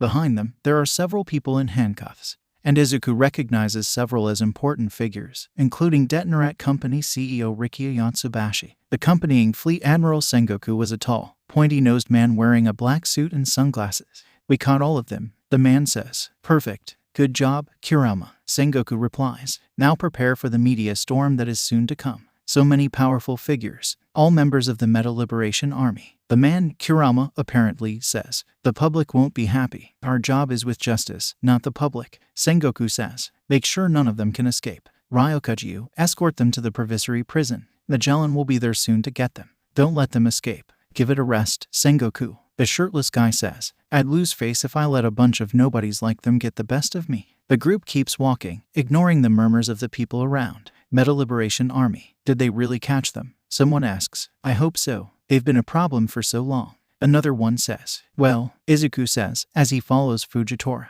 The good news is that the capture of the Metal Liberation Army will surely overshadow what happened with Stain. I'd think you would want the fame. Fujitora comments. You're going to be limelight, right? Yeah, but it's too soon, you know. Izuku says. I already have the wrong people paying attention to me. I definitely don't want even more attention right now. Makes sense. Fujitora replies. They enter the Marine HQ and go to Fujitora's office. So, with Stain caught, what will we do now? Izuku asks. I still got 3 more days of internship. For now, we'll resume your training. Fujitora says. I doubt I'll be getting another mission for now. With the MLA case, the Marine will need all the admirals close. So how about we train your armament Haki? Isho-san. Izuku smiles. You read my mind. Hitoshi wanted nothing more than cuddle with Izuku for the rest of the week. But unfortunately, both of them still have internships. Shouta tried to argue with Izuku that he could interrupt his internship. But the boy didn't budge. Hitoshi's boyfriend is as stubborn as he's kind. So Izuku returned to Jaku City with Fujitora, and Hitoshi returned to Mustafa with Shouta. Hitoshi's internship has been relatively simple. He became very familiar with the taste of tatami during his training sessions with Shouta. During the night, he goes out on patrol with Eraserhead. Eraserhead is investigating a new drug that has recently started circulating. So far, they haven't found anyone on it, so they don't know what it does yet. But they have seen the results of its use. Users of this drug seem to be under the effect of laughing gas after the effect wears off. This side effect is temporary, but it seems that this drug is still in development. Unfortunately, so far, the only clues they have about the drug are the cut smiley symbol and some alleged sightings of suspicious people, like a huge man with thin limbs, clover-shaped hair, and a goatee, a middle-aged man dressed in baby clothes, and a woman in a flashy dress with orange and yellow hair. How can such strange people be so hard to find? Well, thanks to quirks, strange people are everywhere, and people are desensitized to it. Unfortunately, this just makes their job harder. Case in point, they have been investigating all week and still have no leads. Somehow, everyone they have managed to capture, whether users or vendors, cannot remember who their supplier was. They know they had to have bought the drugs from someone, but it is as if the memory of who this person is has disappeared. Tsukachi was able to confirm that none of them was lying. This is probably the work of a quirk. But what kind of quirk could make you completely forget about someone you interacted with before? How, before being questioned, they hadn't even realized they had forgotten anything. This is quite a frightening power. Tonight, they are on the streets trying to locate someone who might know something. Their name is... Wait, whose name? Where are they going again? Eraserhead. Hitoshi calls his dad, who looks at him and raises an eyebrow. Who are we looking for again? This isn't like you, lullaby. His dad scolds. You usually pay more attention to what I tell you. We are looking for. He blinks. Wait, are we looking for someone? Hitoshi frowns. What is happening here? We are walking in a specific direction. I'm sure we were looking for a specific person, he says, but we both just forgot. A memory alteration quirk, maybe? I'm sure neither you nor I was hit by any quirk. Eraserhead replies, but I guess if it did happen, whoever did it would have erased themselves too, considering it's someone smart. I don't think anything is missing in my memory except for whoever we are looking for. Hitoshi replies, let me see. We woke up early, trained. I kissed the mat at least a dozen times. Then we had lunch and did some paperwork. Afterward, we took a nap. Then we went on patrol. I remember the same. Eraserhead says, so if someone altered our memories, they did it to both of us in the same way. No, there's something else going on here. He frowns. Come on, let's go to the precinct. There's something I need to check. Right behind you. Hitoshi replies. Rooftops. It's the fastest path. Come on. Then they start running. Back at the police station, Eraserhead argues something with Tsukachi, leaving Hitoshi without much to do. Checking the time. It's a little over 10 p.m. Is Izuku still awake? He tries calling without much hope, but to his surprise, Izuku quickly answers. Hi, Hito. His boyfriend cheerfully greets. Aren't you usually patrolling with Eraser at this time? Hey, Izu. Itoshi replies. Well, something strange happened, so Eraserhead went back to the police station to check something out. What about you? Shouldn't you be sleeping? Sleep is for the weak. Izuku jokes. What happened? It's related to the case. Itoshi replies. But well, I wasn't sworn to secrecy or anything, so I think it's no problem if I tell you. Eraser and I went on patrol. We know we were going to a specific place after a specific person. But then, suddenly, I realized I didn't remember who our target was. I asked Eraser, and he didn't know either. Neither of you is the type to forget vital information. Izuku mumbles. Do you think it was a quirk? Probably, but we just forget about our target. Everything else is intact. Itoshi explains. And we are both sure we weren't hit by any kind of quirk. Did you find out the name of your target? Izuku asks. Well, there's a name. Itoshi says. Handelrin, but it doesn't ring a bell. 1 second. I'm sure I know this word. There, Izuku replies. Handelrin. It's a German word. Female gender and means dealer. So whoever you were searching for was probably a woman. Still, this sounds like an underground name, maybe even a villain name. Yeah, but no one in the precinct recognizes it. Itoshi replies. I probably asked every single cop here. So, not only you and Aizawa forgot, everyone else forgot too. Izuku replies. I think you are looking at this from the wrong angle. What if you aren't the one who got hit by a quirk? What if this Handelrin is the one who got caught by a quirk, and everyone forgot her as a result? A quirk like that even exists. Itoshi asks. Hito, my brother can turn into a phoenix and Papa can create earthquakes. Izuku says. Quirks are crazy, and everything is possible. You have a point. Itoshi frowns. I'll tell Eraserhead your theory. It's as good as we'll get for now. The thing is, if this person can make someone be completely forgotten by everyone, this means there could be dozens, hundreds, or even thousands of missing people that we never even knew were missing. He sighs. I think this case will become a lot more problematic than we initially thought. I wish I could help you, Izuku says. But well, after what just happened in Jaku City, let's just say we are swimming in paperwork. Good thing is, I could write a collateral damage report in my sleep. Only you would find a good side in paperwork. Itoshi replies, shaking his head. Never change, Izu. I love you. See you soon. Love you too, Hito. Izuku replies.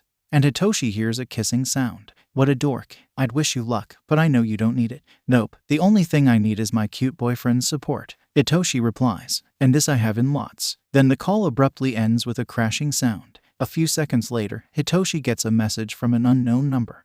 So, my phone is gone. And I'm blaming you. Sleep who? How did that even happen? Arsenal with legs. I may or may not have been so flustered that I dropped my phone. And I forgot that I was perched on the window of my room, which happens to be on the 14th floor. Sleep who? And you just have a spare phone. Arsenal with legs. 3, to be precise. This isn't exactly the first time something like this happened. Please, don't ask. Stop judging me. Sleep who? I didn't say anything. Arsenal with legs.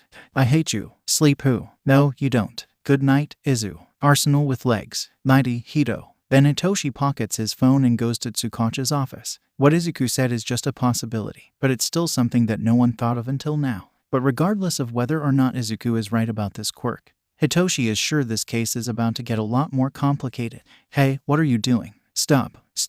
Gah. A slash through the chest, and the guard falls to the ground. Someone stop me. The one who did the slash, another security guard who's moving and can't even control his own body, pleads. What the hell is Haparg? Another one falls. This time with a knife on the back. Nearby, quietly observing the chaos while sipping a glass of wine, is a tall blonde man in a flamboyant pink feathered cape. He holds the glass with his right hand while his left hand constantly moves like he's playing a piano. The guards keep fighting among themselves, not understanding what is happening, while the man giggles. Young master. A high-pitched voice has Doflamingo looking up, where he sees a big man flying thanks to his limbs that rotate like propellers. On top of him is a girl. Center Pink found the item. Perfect. Doflamingo giggles. Let's wrap things up here then. Releasing the cup, which breaks when it hits the ground. Doflamingo raises his arm with an open palm. Dozens of threads are thrown into the sky and begin to spread out, creating strong, sharp prison bars. The birdcage is deployed. The girl yells, "Leave no survivors." Explosions and screams resound throughout the area for several minutes as the birdcage slowly closes, until finally the screams stop, and all that is left is a large building with bodies and blood scattered everywhere. After ensuring no one survived, Doflamingo undoes the cage and leaves, meeting his subordinates outside. Young master, a half-aged man, wearing sunglasses and baby clothes, approaches with a small chest in his hands. We found it. Doflamingo giggles as he takes the chest and opens it. Inside is a large, round, light purple fruit made up of many small teardrop-shaped components with swirl patterns and green leaves sprouting from the top. Hey, Doffy. A tall, hunchback man, who appears to be melting, talks with a very nasal voice. Are you really going to sell that? We don't need it, Treball. Doflamingo replies. I'm sure that our buyer will make good use of it. Maybe he can even get rid of some bigger fish. I don't like that guy. A heavily high-pitched voice belonging to a huge muscular man with broad shoulders and spikes coming from his shoulder blades.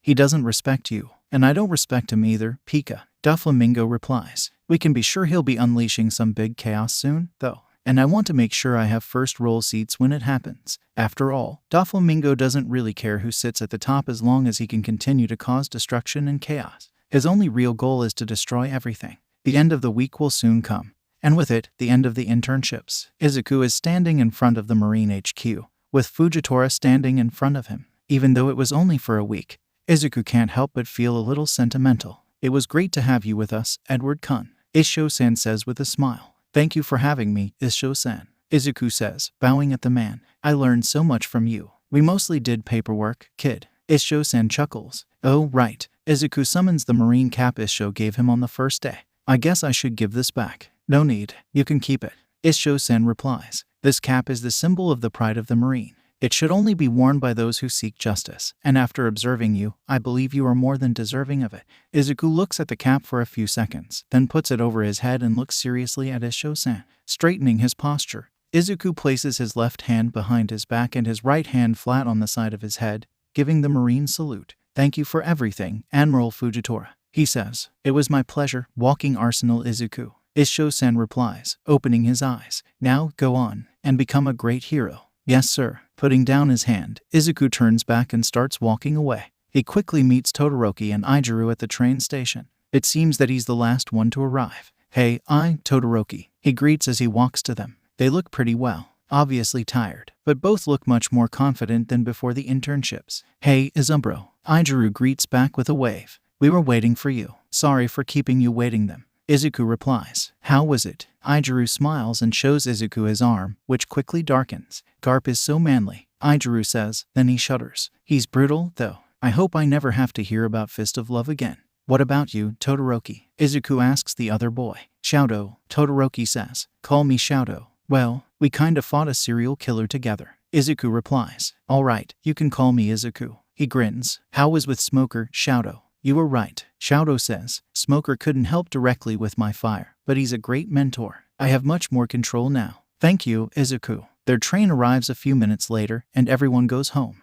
Izuku expected many things upon returning to Moby Dick, and most of them he got right. As expected from his brothers, they had a party prepared for when Izuku arrived. The ship was a mess. Again, expected because Izuku is basically the only one there with any organizational skills, and he's sure that they have exceeded the sake budget. Frankly, sometimes Izuku wonders if he's really the youngest. What Izuku didn't expect was to find Hitoshi waiting for him on the deck of the ship. Izuku's boyfriend is talking to Thatch when he boards the ship, as if he had sensed Izuku's presence, and he probably did. Hito turns and smiles at Izuku, who tackles him into a hug. Hey, Izu. Hito laughs, spinning Izuku. Surprise. Unexpected, Izuku says, leaning up and kissing him. But definitely in welcome surprise. Yeah, call me clingy, but I really wanted to see you. Hitoshi replies. Well, to be honest, Izuku says, looking away. I was planning to visit you tomorrow. He smiles at Hito. I guess we are both clingy. Izuku leans closer to give Hito another kiss, but a cooing sound interrupts them. Izuku looks behind and sees the rest of his brothers watching the interaction with grins on their faces. Guys, Izuku yells. Come on, Izu, that's really cute. Uncle Odin teases. Yeah, it reminds me of when Odin and Toki were traveling with us. Vista says, such a loving couple. Maybe I should try to find a girlfriend too. Rakuyo says, yeah, good luck with that. Thatch replies, and what's that supposed to mean? Rakuyo asks, let's go to my room, Toshi. Izuku says, wear a condom, Yoi. Marco says, we're not doing anything. Izuku replies, indignant and looking red as a strawberry. Hito isn't looking much better. Izuku brings Hitoshi to his room and closes the door. Then he promptly jumps in his bed and buries his face in his pillow, letting out a scream. You okay, Izu? Izuku lets out a string of indecipherable grunts. I can't understand you. Kill me, please, Izuku says, raising his head from the pillow. Yeah, no, sorry, Hito replies. Fuck. He buries his face back in the pillow. Hitoshi chuckles and starts looking around Izuku's room. Your room isn't what I was expecting, Hitoshi says, looking around. It's quite minimalist. Izuku rolls around, so he's lying on his back. Hitoshi isn't wrong. Izuku's room basically consists of a bedside table with a lamp, a single bed, and a desk under a window that he uses for homework. Well, as you noticed, we are in a ship, Izuku says, so it's almost constantly in motion, which makes hard to have action figures lying around. I tried before, but whenever Papa gets angry, he makes a shaking motion with his hands. It's easier to just have nothing, you know. No wardrobe. Hitoshi asks, why would I need one? Izuku asks, I have literally a pocket dimension. Fair enough. Hitoshi chuckles. I have a lot of things I could use to decorate, Izuku says, raising a hand to summoning an Eraserhead action figure. But it isn't worth. Where did you get that? Hitoshi asks, eyeing the figure. This, Izuku asks. Atmos ni I made it. He's very good at wood carving. I painted it myself. Do you think he'd make one for me? Hitoshi asks. You can keep this one, Izuku says with a smile. I have a few of those, if you want to see. Sure, Hitoshi replies, smiling back. Izuku and Hitoshi spend the next few hours going through Izuku's collection. Izuku has a lot of hero merch stored, both handmade and not. As he said before, Uncle Odin has too much money and a tendency to spoil his family. Not that anyone is complaining. Izuku was rolling on the floor laughing. Kaken, I love your new hairstyle. Hitoshi suppresses his own laughter as he looks at Bakugo's hair. Heck, how did someone even tame that spiked hair? Hitoshi was sure that Bakugo's hair was so stubborn that if he tried to head a ball, he would pierce it. Damn it, Deku, stop laughing. It's stuck like this, and washing isn't fixing it. Bakugo yells, stop laughing, I'll fucking kill you. Sure, my good lad. Izuku teases, and Bakugo's hair literally explodes back to his old hairstyle. Oh, it's back to normal. I think the other one looked better, Hitoshi says, smirking. Bakugo turns to glare at him. Any problem, Explodaboy? To CH. Bakugo turns back to Kirishima and Shiro. Over the class, everyone was talking about their experiences. Hitoshi can't say that he's really interested, but he needs to be more sociable, so he is talking to Kaminari. But there's only so much that he can hear about how much Kaminari was fussed over before getting tired. But if we are talking about an interesting internship, Kaminari turns to the back of the class, where Izuku, Ada, and Todoroki are talking. You three had the best one. Dude, yeah. The hero killer, Shiro says, from his place, receiving a headlock from Bakugo. I was worried for you too. Gayurazu says, I'm happy to know you're alive. Alive. They defeated the hero killer. Kirishima adds, that's so manly. I just held him for a while. Todoroki shrug. It was Izuku who struck the final blow. Both Ada and Native would be dead if you were not there. Izuku points. You deserve as much, if not more, praise than me, Shouto. Oh, are you two on first name basis now? Ashido asks, and Hitoshi feels something nasty on his chest, but he pushes away. Well, I think facing a serial killer together is enough of a bonding activity to warrant a first name usage. Izuku replies. Oh, right, Ada, you should call me Izuku too. I didn't forgive you yet, but I won't hold what happened over your head either. Okay, thank you, Izuku. Ada smiles at him. You should call me Tenya then. Oh, me too, Uraraka says, jumping closer. You can call me Achako. You know, Izuku says, I feel close enough to the class. I think everyone should just use my first name. He chuckles. I mean, it'll make things easier if anyone ever visits me. What do you mean? Ashido asks. I have 15 older brothers sharing my name. Izuku replies. So things will be a bit confusing if you ever call in Edward when my family is close. 17. Sue asks. And I though it was rough to have 4. Being the youngest has its perks. Izuku shrugs. Anyway, call me Izuku. It'll make things easier. All right, Ashido says. Then you call me Mina. Me too, Kaminari says. Call me Denki. Sure thing. Izuku grins. Oh, right. He sits down in front of Hitoshi's desk. I forgot to ask, how's the case? We have no other leads. Hitoshi replies. Tsukachi went through all the quirk register, but there's no one with a quirk like you theorized. But well, neither Shigaraki nor Kirigiri are in the quirk register either, so that don't mean much. I hope Sensei catch them soon. Izuku says, I have a bad feeling about this drug. Me too. Hitoshi sighs. But since the internships are over, I'm out of the case. Well, Sensei is the best underground hero for a reason. Izuku replies. And if he can't handle it alone, I'm sure he'll ask for backup. Yeah. Hitoshi smiles. You're right. I mean, Sensei is the best underground hero for a good reason. Hi, I am here. Of all the entries All Might has made in his classes, this is unironically the closest to a normal entrance, which is funny considering that on the first day, He walked in announcing that he's coming through the door like a normal person. All Might announces that the exercise of the day will be a rescue race. Basically, they will split into groups of 5, and All Might, simulating the victim, will hide somewhere in ground gamma. The gym resembles a giant construction zone, which makes it a complex maze. The goal is to reach the victim in the shortest possible time, obviously keeping collateral damage to a minimum. The first group consists of Shiro, Ada, Izuku, Hitoshi, and Anjiro. Except for Izuku and Hitoshi, all have quirks that give them great mobility. Hitoshi sees Izuku summoning his die and cheers silently as he sees the number. He must have gotten something good out of it this time. Taking a deep breath, Hitoshi checks the bandages on his arms. They were made to behave similarly to his dad's capture weapon and Aunt Nem's whip. He's been training almost non-stop with them during the whole internship week. Besides them, he has his staff, Naginata, carefully strapped to his back, but unfortunately, it won't be of much use for this exercise. As soon as All Might starts the exercise, everyone starts running. Hitoshi uses his bandages to swing around in a similar way that his dad does with his scarf. Then, he hears a whip sound next to him, and suddenly Izuku is swinging past him. "Hey, Hito." He winks at Hitoshi and continues. "Oh, it's on." Hitoshi smirks and continues. Despite the great mobility of the others, the competition ends up being only between Izuku and Hitoshi. After all, they are the only ones who can detect exactly where All Might is. The others have to spend some time tracking him down. Hitoshi and Izuku are neck to neck on the entire race, but just as they are about to drop in front of All Might, Izuku misses the target with his whip, which causes him to fall face first to the ground and hands the victory to Hitoshi. "Well, Izu, you improved a lot with the whip," Hitoshi says as he tags All Might. "It's still my worst weapon," Izuku replies, "but at least I stop hitting my own face while using it." He sighs. "I think I'll ask Midnight Sensei for help." "Good luck," Hitoshi replies, patting Izuku on the shoulder. "Good job, young Yumezawa and young Edward." All Might says, "I can see how much you improved during the internships. It was an amazing experience." Izuku replies, "But I really wish I could have gotten the autographs of the other admirals. I'm sure you'll have other chances," Hitoshi says, patting Izuku on the shoulder. It only takes a few more minutes for the others to arrive, with Shiro coming first, followed by Anjiro and Ida. After that, the other groups have their turns. Then All Might ends the class, rushing out like he's late to a reunion or something. He always does this for some reason. Shaking his head, he goes to the locker room with the rest of the class. As always, Izuku is the first to get changed.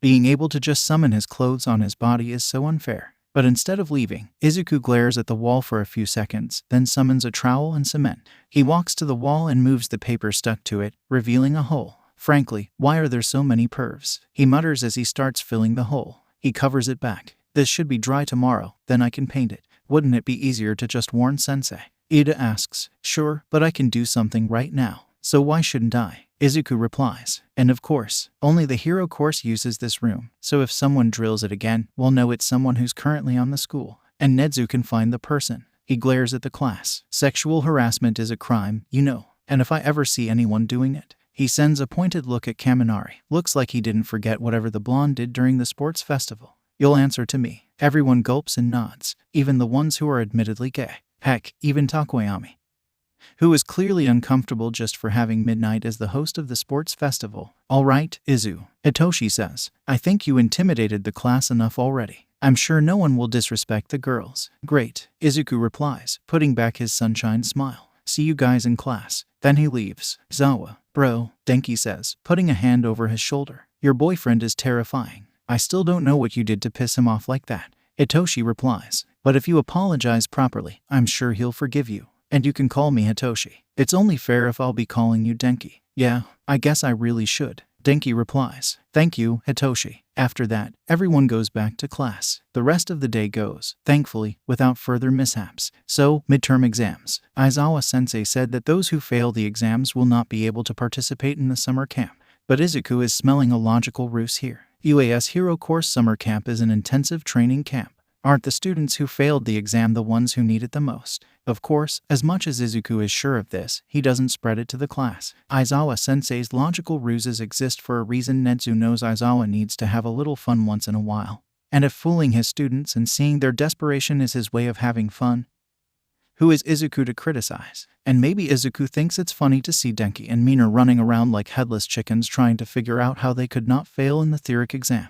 But you can't prove anything. Despite the nervousness, the class bounces back quickly and soon begins to prepare study groups. Most accept Yamomo's help and decide to study with her. Ijiru bravely accepts to be tutored by Kaken. Rest in peace. Izuku is not really worried about the theory tests. His grades are among the best in the class. To tell the truth, even though some of them are barely passing, Izuku doubts that anyone will fail. That is, as long as everyone works hard and studies. Having said that, "Hey, Hito," he calls, turning back on his desk. "Want to study with me? I'm pretty busy. Let me check my agenda." Hitoshi replies, making a show of picking up his phone and scrolling for a few seconds.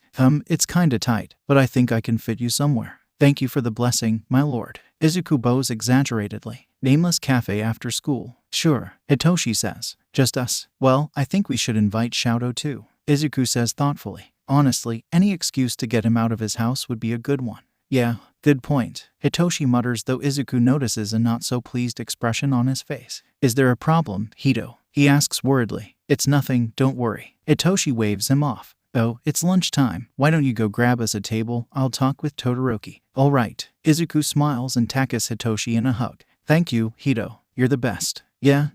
Can you stop? You'll ruin my reputation." Hitoshi jokes. "What reputation?" Izuku shoots back. "Everyone here has seen you feeding stray cats at least once." Then he runs for the door, just in time to hear Hitoshi yell. "Wait, they saw. I see you. Get back here." Izuku just laughs as he runs after Tenya toward the cafeteria. Of course, Tenya scolds him for running in the halls, but Izuku just laughs it off. Hitoshi really needs to do something about these nasty feelings he has been having lately. Why does he always feel like this when Izuku talks about Todoroki? Hitoshi is not an idiot. As much as his pops taunts him by saying that he is just like his dad, Hitoshi understands emotions well. His quirk requires him to understand how to push people's buttons, which obviously includes understanding emotions. So yes, he understands what he's feeling, but that just makes it worse. Hitoshi is a logical person, and he knows that Izuku loves him. So why is it that every time his boyfriend mentions Todoroki, he gets this horrible sensation? Feeling jealous of Todoroki is completely illogical, but apparently, Hitoshi's feelings don't agree with him. To make matters worse, Hitoshi knows that Todoroki is not to blame for anything. He was a bit cold at first, that's true, but except for a few moments, like during the sports festival, he has never been anything but polite to anyone in the class, and Izuku clearly sees him as a friend.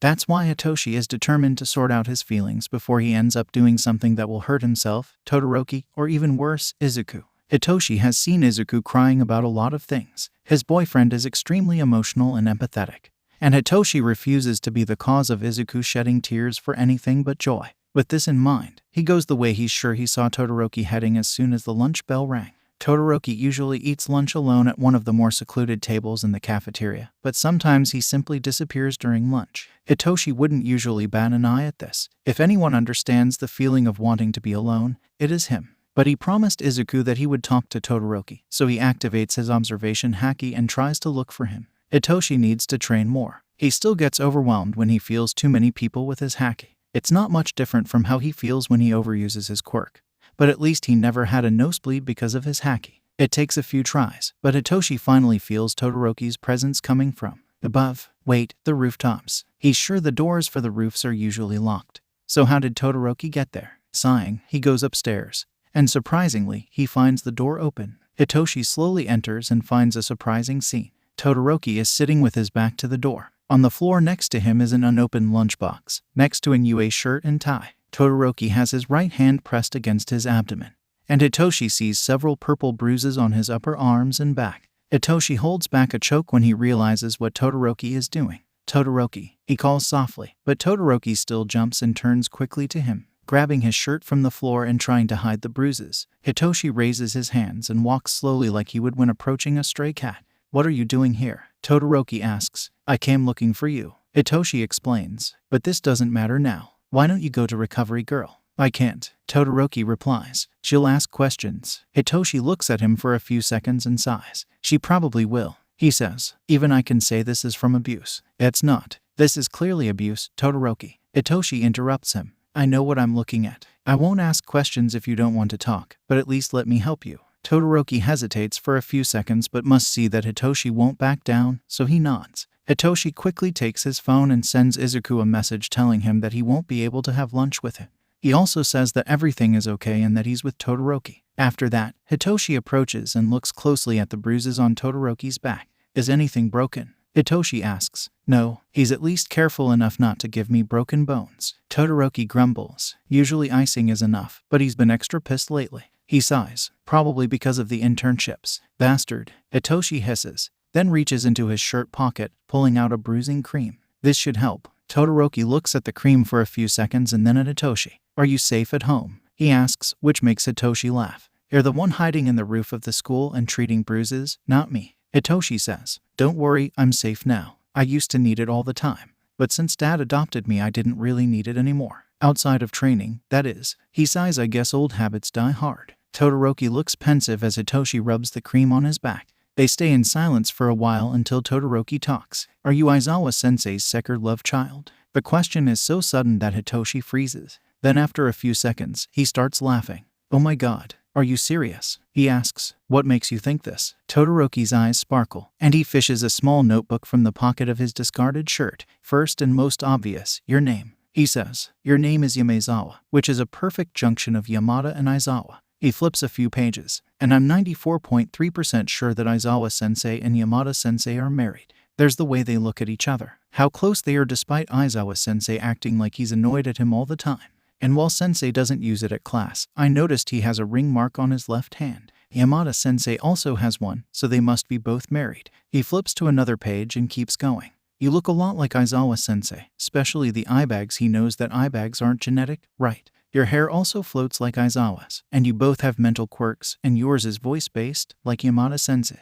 By now, Hitoshi is impressed and rolling on the floor with laughter. That's the best one I've ever heard. He says, okay, first, both Aizawa-sensei and Yamada-sensei are men, so I couldn't be their biological son. Second, eye bags aren't genetic. I didn't got them from sensei, I got them from insomnia. As for my hair, I wish I knew why it floats like this all the time too. You didn't deny. Todoroki points. You said you couldn't be their biological son, but you didn't deny that you were their son, nor that they are married. Hitoshi laughs again and shakes his head. You're the first one to realize. He says, I mean, Izuku knows, but he discovered it before the classes started. Yes, Yamada-sensei and Aizawa-sensei are married, and I am their adopted son. It's not really a secret, but we want to see how long it'll take for the rest of the class to realize it. All right, I'll keep it a secret. Todoroki says. Done, Hitoshi says, closing the tube of cream. This is one of the best, so if you don't get hurt again, the bruises should vanish in 2 days at most. Thank you, Yamezawa, Todoroki says. But why did you came here? As I said, I was looking for you.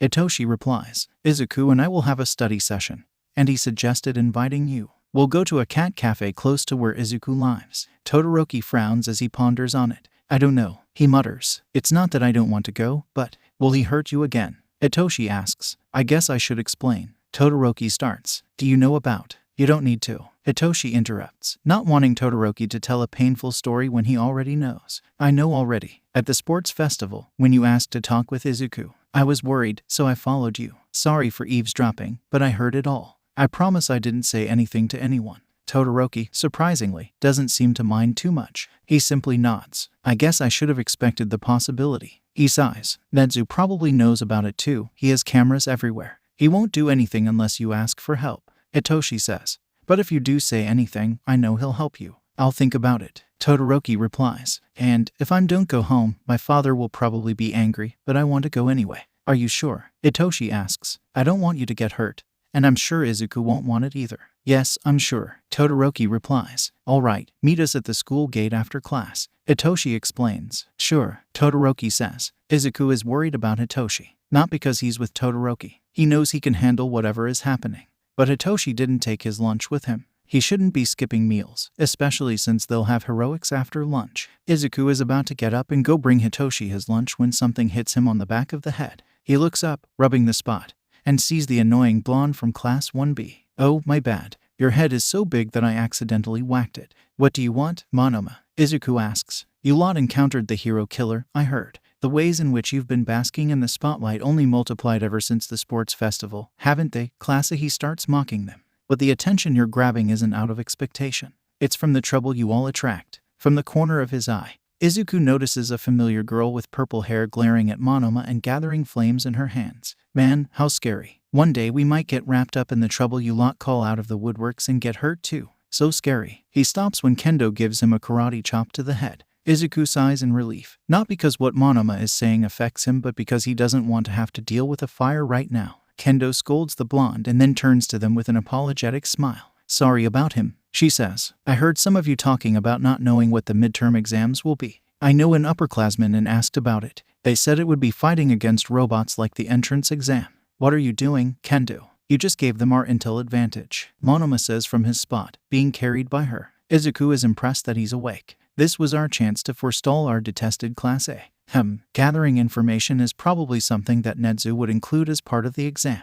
But still, Izuku mutters, ignoring what Monoma just said. Then he looks up and continues. I'd take this information with a grain of salt. What do you mean? She asks, raising an eyebrow. I know the person who told me this. They wouldn't lie to me. Oh, no. Nothing like this. Izuku quickly waves off her worries. I have no doubt that your friend really fought robots in his midterm exams, but I doubt we'll do the same. Why wouldn't we? Achako asks worriedly. Let's make a little comparison. What do we have that our upperclassmen didn't have? Izuku asks and continues before anyone can reply. 2 things. First, experience. Class A has fought villains already, something that most students just do in their second year after getting their provisional license. Second, we have All Might. At their confused faces, Izuku chuckles and continues. Other classes didn't have All Might as their heroics teacher, and while the man could use some help as a teacher, we can't deny that he's practically a well of knowledge when it comes to heroics. He explains and makes a spinning motion. So, fighting robots like in the entrance exam would frankly be too easy for us now, even if we're talking about 0-pointers. And an easy exam wouldn't be very plus ultra of UA, don't you think? Now that you said it, Kendo agrees. I'm not saying that there's no chance that your friend is right, but I'd suggest everyone to be ready for anything. Izuku says, getting up from the table. Maybe it's time to visit the support labs. My gear could use an update. Okay, sadly the chapter is over. And if you enjoyed the video, just leave a like and subscribe with post notification, so when the next chapter is ready, you will be notified. Okay, see you in the next video. Bye.